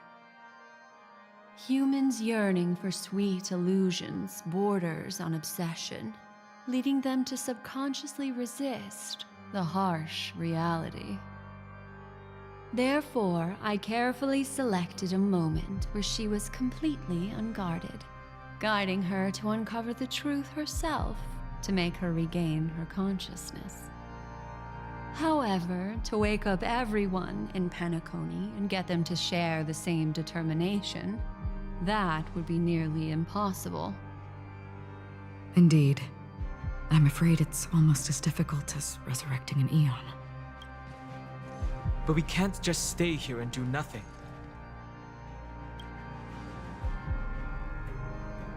This is a critical moment for the whole universe. Who cares about some dumb number? Thanks to Black Swan. You're welcome. And thanks to the Memo Keepers in Penacony, too. I believe your partners have also awakened from their dreams. This is the first step of our plan. With the assistance from the Garden of Recollection, those who possess a strong will, like you, will gradually awaken from the dream. These free wills are the discord that will sway Anna's dream. However, awakening a mere handful of individuals is insignificant compared to the vast number of people immersed in the dream.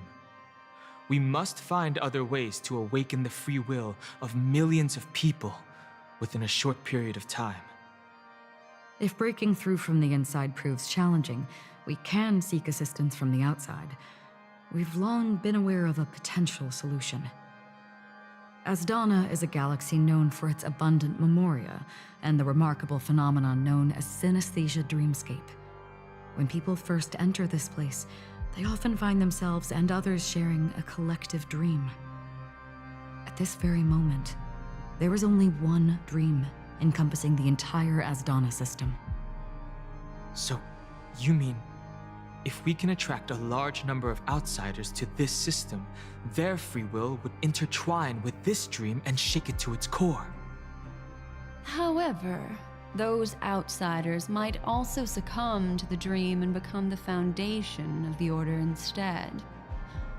The real challenge is, how can we gather a huge number of people as determined as you within a short period of time? Looks like the Jade Kiss of Allying Oath will be the only solution. No. No need for that. Keep your once-in-a-lifetime treasure. We don't need to bother the Cienjo Alliance for such a tiny request. You want thousands of people with unwavering free will? That's easy. Just leave it to us Galaxy Rangers. You can gather Galaxy Rangers? Outsiders may see Galaxy Rangers as elusive and disconnected individuals, and actually, they're right. And that's why we have a tacit understanding among us. Do you know what it is, Acheron? It's the relic I returned to you. Exactly.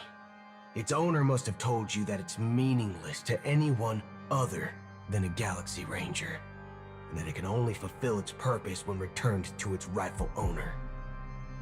Because it's a burial artifact, worthy only of a hero who has served the Galaxy Rangers with honor.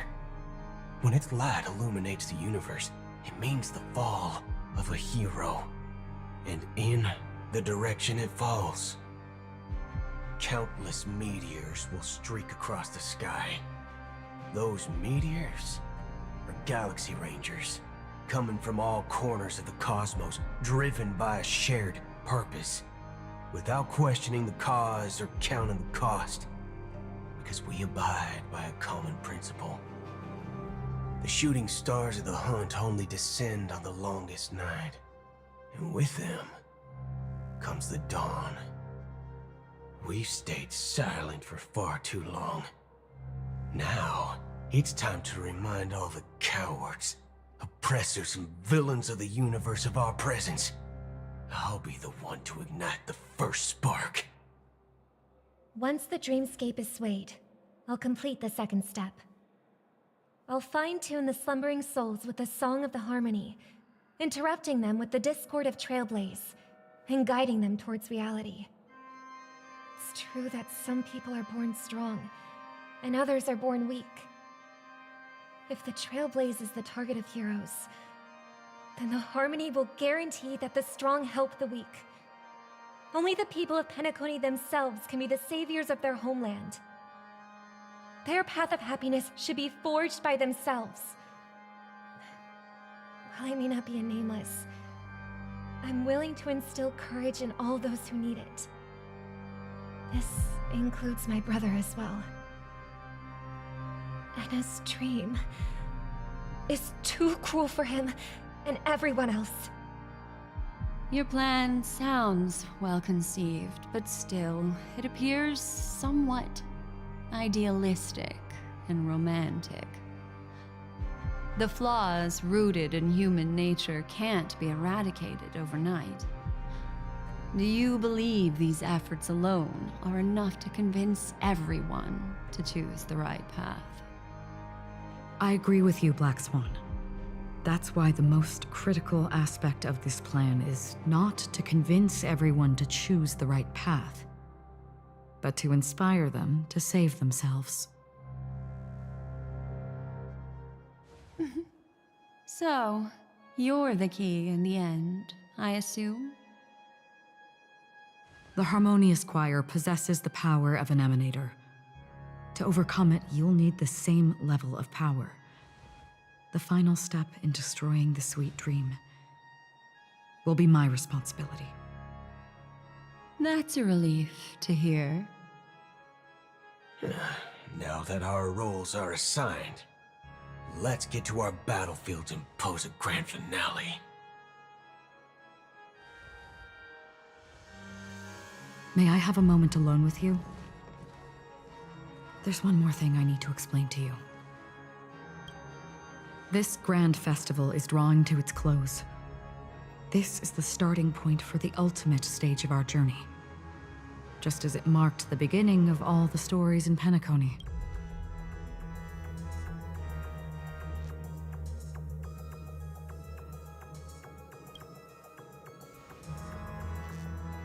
Indeed, she was the first to discover the world. There's something you should know. We were able to locate you within this boundless dream and find the key to breaking free from the dream. All because of one person's unwavering dedication. Firefly. She awakened from the dream ahead of others, discovered the Express amidst the stars, and brought us valuable information about the remnants of the Order. She may have been aided by the script, and it came at a cost. As you know, Firefly is a stowaway who entered the dreamscape in a different way from ours. Without the dream pool in the hotel or assistance from the family, she can only awaken from this dream in one way: a real death. We mustn't fail her determination. I'm not implying that we must win this fight no matter what, but our resolve should match that of that courageous lady. Are you ready?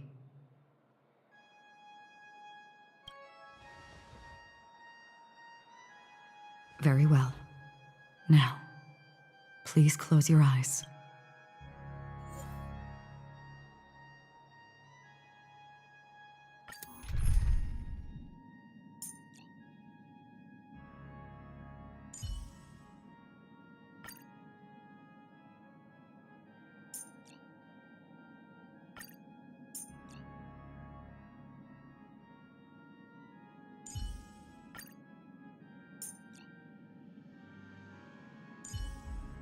Like always, Don Hung?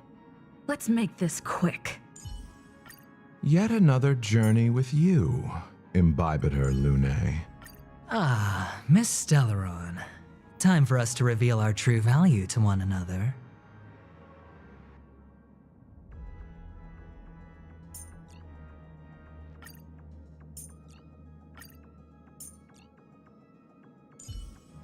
It's you again.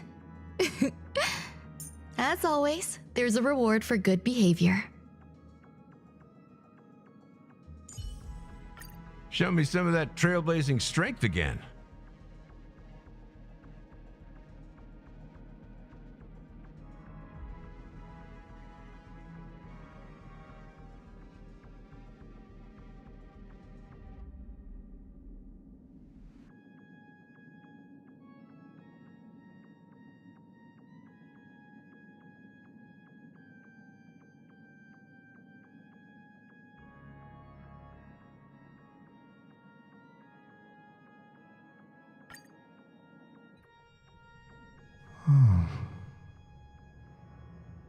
How long has this reign been ongoing?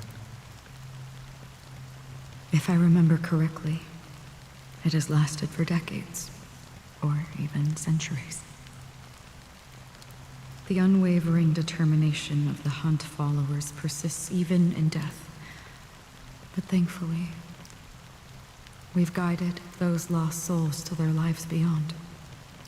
They were heroes in their time. And they won't be reduced to puppets of the nihility in their death. You see, the shadows on the sea have vanished. Do you remember? He once said that the sky would clear when the regrets of the departed had faded away. But it's still raining. I know. So, why is all this? Why did this rain choose me? Because someone's regrets haven't been fulfilled, perhaps. Mortals who walk the paths are like sailors on a vast ocean, leaving behind a trail that creates countless ripples of possibilities. These ripples last longer than the fleeting lifetimes of humans. And for some, their presence leaves such a strong mark that it's reflected in the waves. Sin-thirsters, the obsessions of the Pathstriders. They emerge from the depths of Ix, seeing themselves as masters of their own destiny, unknowingly repeating the actions of their past lives. They emerge from the nihility and head toward it, leading purposeless lives. However, these hollow phantoms, they have journeyed with me for such a long time.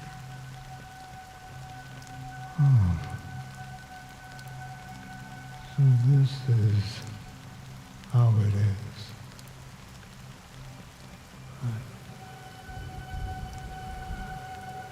I'm already dead. Yes. Are you watching over me? This is my duty as Acheron the Watcher. I'm guarding the path to the abyss of the nihility, guiding every soul reluctant to become one with it. Back to this side. But if this is what the departed ones expected, should you try to change it? I don't know. But someone once told me that when the inevitable moment came, he hoped that someone would stand at his grave and place a bouquet of flowers. Even if it doesn't make sense at all? Some tasks have to be done, even if they are pointless. I have experienced that much already. Please extend your hand and then close your eyes. I'll carry your wish with me and fulfill it. Only then will I be able to put an end to the final regret by the Dead Sea. Will I ever see them again? Yes. That is certain. Because it was you who told me about the Express, your two former companions. The expedition cut short by the swarm, your narrow escape from death, and your encounter with the Galaxy Rangers. And Penacony, the hometown to which you could never return. Yeah. For countless times, I got rejected by the family and had to pass it by. But I knew that my companion was still there. Alone. Mikhail, are you still there? Take my hand and come with me. We'll leave this place. You'll embark on a long, long journey, shrouded in darkness. But fear not, as a touch of red will be awaiting you at the end of the path. That's the color of existence. Follow it, and it'll guide you and illuminate the way out. By doing so, you'll eventually reunite in the warmth of the sunlight. Thank you. May death be the end of your boundless dream, guiding you back to the waking world. Welcome to the horizon of existence. This place is one of the thousands of manifestations belonging to the sleeping and shapeless. And it's also an exit out of the nihility for the awake ones. Let's bid our final farewells here.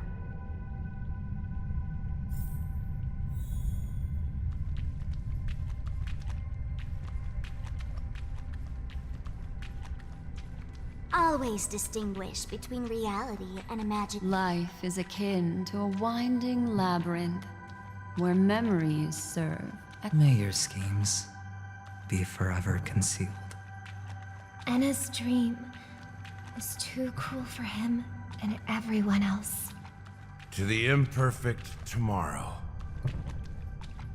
I still remember the question on the invitation letter. Why does life slumber? Why does life slumber? We don't know the answer yet, but we're about to awaken from this dream. Or perhaps such is the answer itself. Leave this place, return to where you belong, and awaken Penacony from this dream. As I said, our plan is not about convincing everyone to choose the right path, but about inspiring them to save themselves. So, when will people actively save themselves? The answer is when they are in desperate situations. Like a drowning individual in the deep sea. When one's body and mind bear immense pressure, agony, confusion, and despair will follow.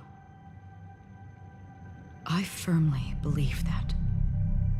The fragility of humankind often freezes them in their tracks. But in truly desperate situations, they will strive to save themselves. And now, Penacony has enough heroes to lead them forward. It's through this inherent, self-centered instinct that people exert their utmost effort, even when they know their struggle is fruitless. As absurd as it may seem, it's their resistance. As for now, it is time to guide them, not as a savior, but as a nameless among those mortals. In this way, you will reunite in the warmth of the sunlight. The rain is intensifying. Before we part ways, please allow me to ask a few final questions. So far, you have forged unbreakable bonds with numerous individuals and entities in the Sweet Dream. Might I ask if you fear severing these bonds with your own hands?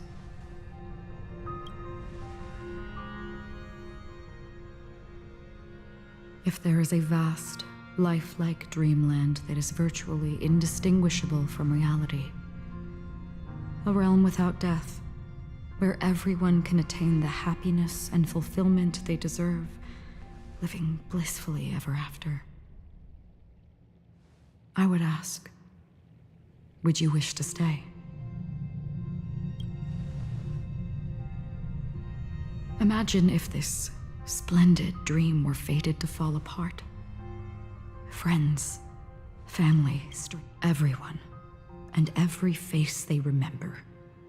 The joy and the heartaches, the vows sealed and those left hanging. All will inevitably march towards a predetermined ending. If you had grasped the journey's finale right from its inception, I would ask, would you still embark on this journey?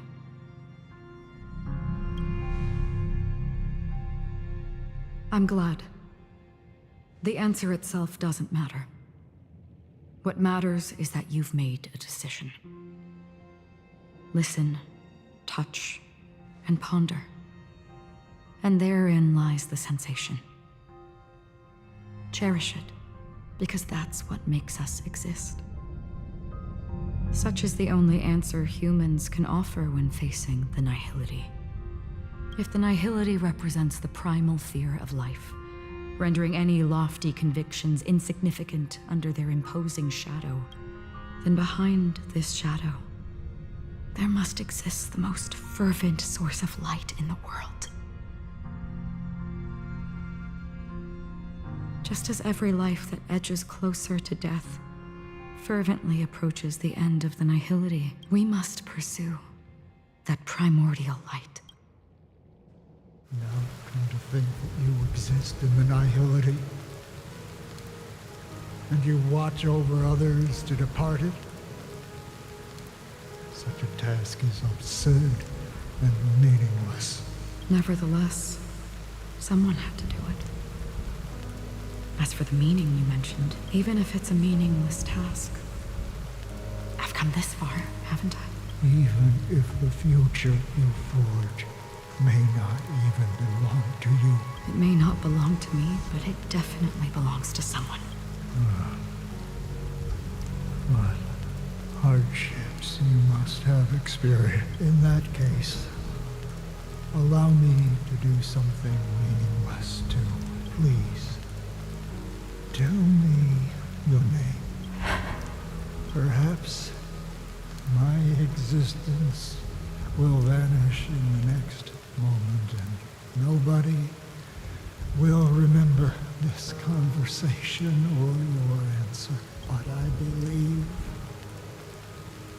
that your name should be remembered, and this universe will remember it as well.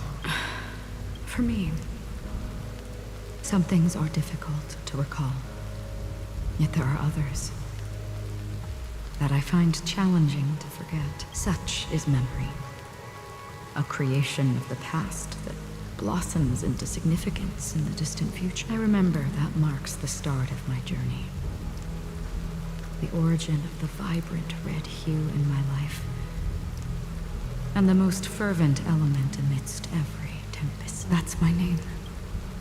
Raiden Ozenmori May.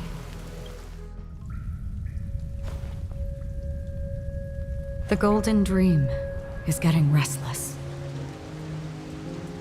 In the coming long nights, I'm afraid you will face many setbacks and witness many tragedies.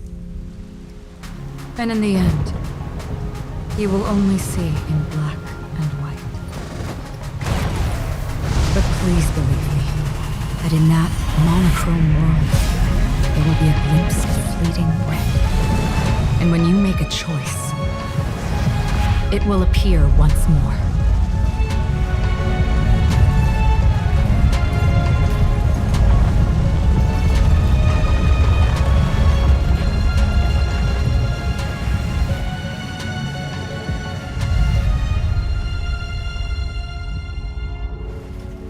What you must do is ponder its significance, then return to the waking world.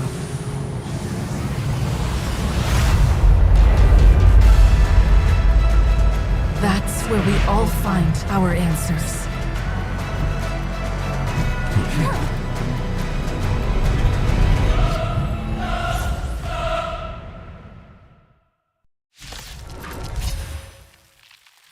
Have you broken free from the dream of order? We've done enough sleeping already. Let's show them a wake-up call. There's more to life. Eternal.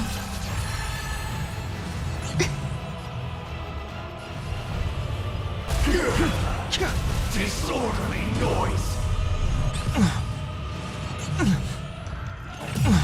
Without order, how can the weak be righteous? Disorderly noise! Heaven's Surge. Rise! Keep up with me.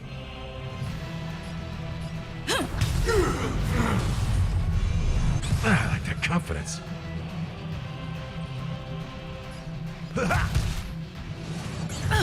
Some value, I suppose. Listen up.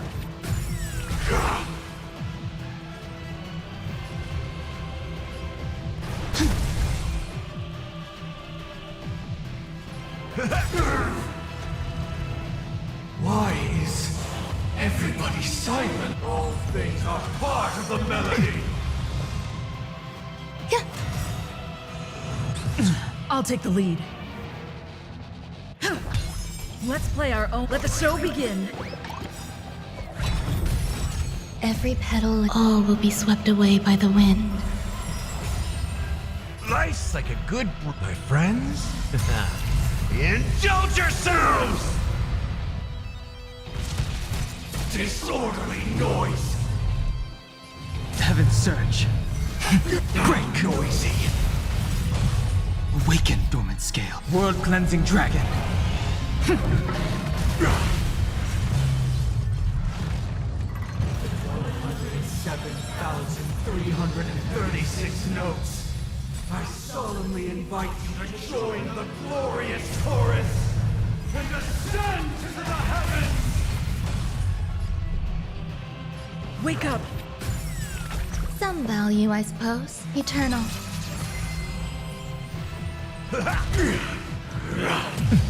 With wisdom comes protection.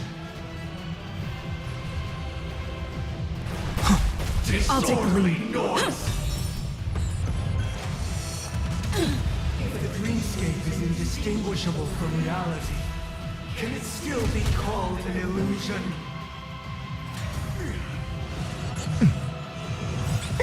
Let's play our own. Let the show begin.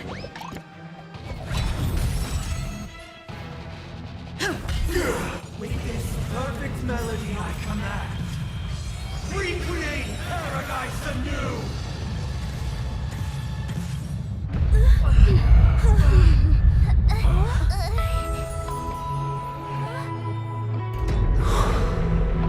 Music.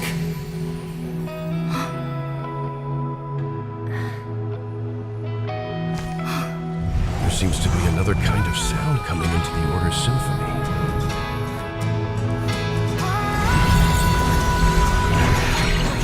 Penacony's first and last disharmony.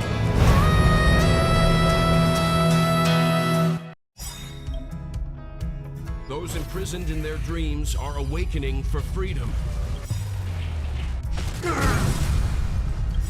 Robin, is that you singing? Brother, you have heard their cries. This is not the paradise they hoped for. Even so, They don't know where they should be heading. That's why I had to become the lone star in the sky to guide them.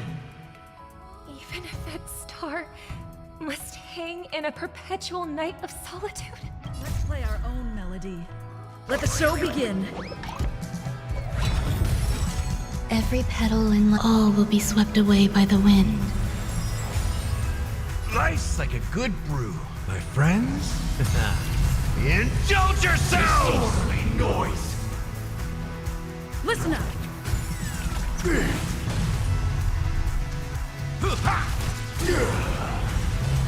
The times are changed. Heaven's surge. Rise! Awaken scales. World-cleansing dragon.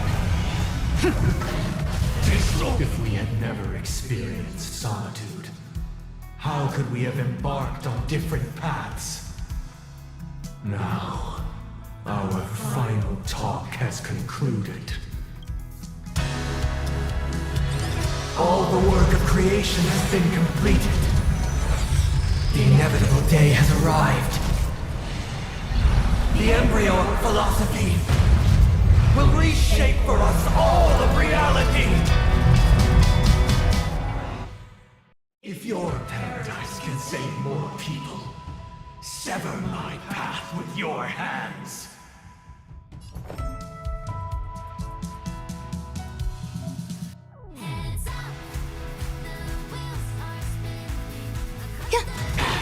I swear on truth. Heaven's surge. Break! Oh, fallen beyond. May I honor you. I swear on words. With this 7-day vow, I command you to heed. Uh-oh. I have a bet. Even if the future is full of pain, we won't escape from it.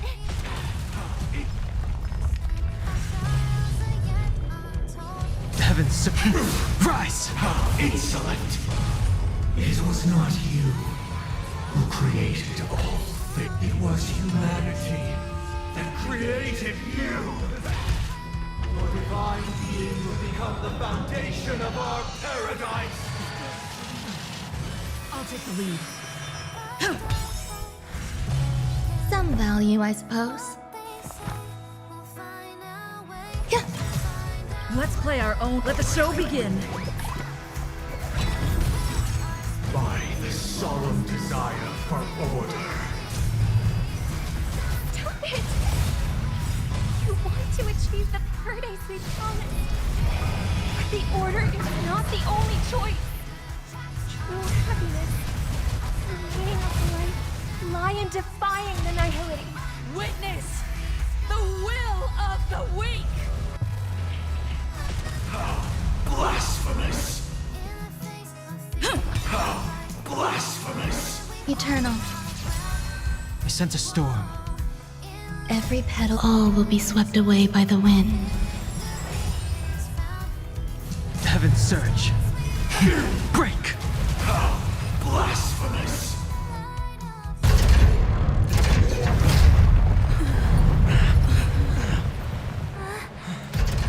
So, why does life slumber? Because someday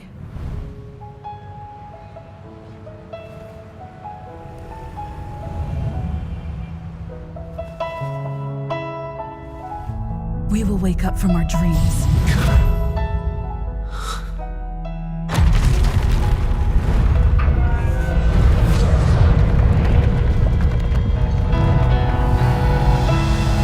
The night is still too short.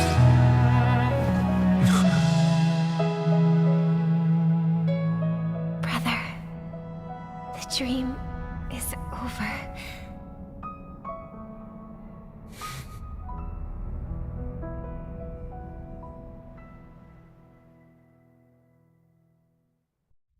In the first year of the AE 2158, a fiery conspiracy erupted in the land of the dreams. but soon faded in chaos and destruction. Whispers carried the tale of those fateful 48 system hours, when a sun teetered on the precipice of collapse. A paradise stood on the brink of destruction, and a world was poised to surrender to its new master. Amidst it all, a body decayed, a pack of vultures gathered, and a brother and sister were doomed for eternal separation. And so, an eon succumbed to slumber once more. Some celebrated this fall, while others mourned.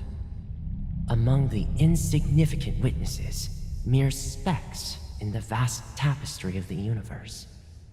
It was said that this time, the Eon met their demise with dignity. As the cosmos bathed in the radiance of a pure dawn, a tempestuous storm brewed on the horizon. The chant of everything for the Amber Lord grew ever louder. Yet, no matter how one contemplated, time inexorably swings Klapot's colossal hammer in eternal cycles. The tale of the Astral Express reaches both its conclusion and a new beginning. Time marches forward, heralding the arrival of a new chapter in the history of trailblazing expeditions. Brother, do you think the stars will fade away? Where did that come all of a sudden?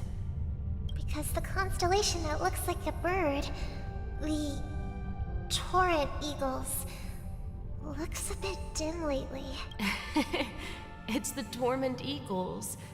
Don't worry, it's still there. It's located in the inner ring of Penacony and can only be seen when spring and summer overlap. As for the question you asked, I think stars do die, just like people. But do you know, sister? No star actually belongs to the present. The light we see from them is from a long time ago, even after the stars perished. Their light will travel millions of light years, spanning countless years, to illuminate the night sky of another. In our paradise, I believe there will be a star like that, shining with the same light. Its radiance will last forever, and its name will be Happiness. No, not just one star. We should have 2 stars. Or maybe even more. Yeah, you're right. It's a deal. It's a deal then. This is our promise, and nothing will sway our idea. Yeah, you bet.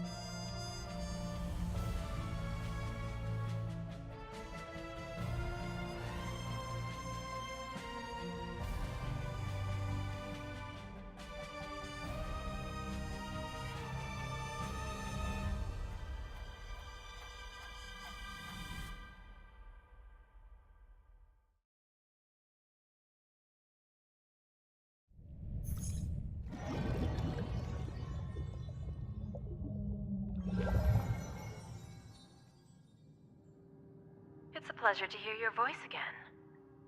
Congratulations. You've become the biggest winner of this festival. Are you calling just to poke fun at me? No. I'm just impressed. Not only did you venture alone into Penacony and discover the truth of Dreamflux Reef, but you also managed to escape with the help of that Knight of Beauty. Remember the recording you received from your Trailblaze friend? It's now the most valuable chip in this game. However, this came at a high cost. Losing a cornerstone is a hefty... Just as I expected. So is Diamond planning to demote me or kick me out of the 10 Stonehearts? Why don't you take a wild guess? Well, alright. Then I'll guess. He's going to promote me to P46? Alright. What will you wager? Are we talking about a real bet here? I don't want to wager anything just to escape your clutches, but if it's just a friendly bet, I'll put on the line what I did when we first met. I'll bet my life, ma'am. Interesting. But since it's Diamond's call, no one can predict the outcome. I'm on my way to Penacony. Once everyone is settled, we'll return to Pier Point for the final showdown. Sounds like I'll be out of the action for a while. Finally, a chance to kick back and... Yeah. Leave everything to me and Topaz, child. Thanks to you, as soon as the Jade Stone was delivered to the family's compound, we finished up our preparations. The seeds we planted have taken root. Soon, it'll be time to reap the rewards. Huh?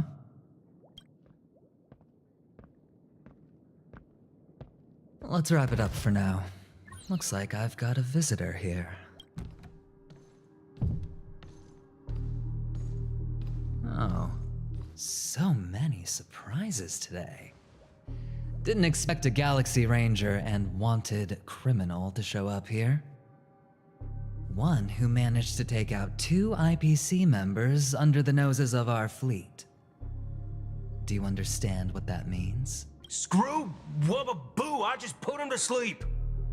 Don't try to intimidate me with that nonsense. Besides, I've taken down more IPC lackeys than the residual value you squeezed. And I don't mind adding a few more zeros to my wanted poster. I have a question for you. Be honest, or I don't mind putting a bullet into your head. Tell me, where is Oswaldo Snyder?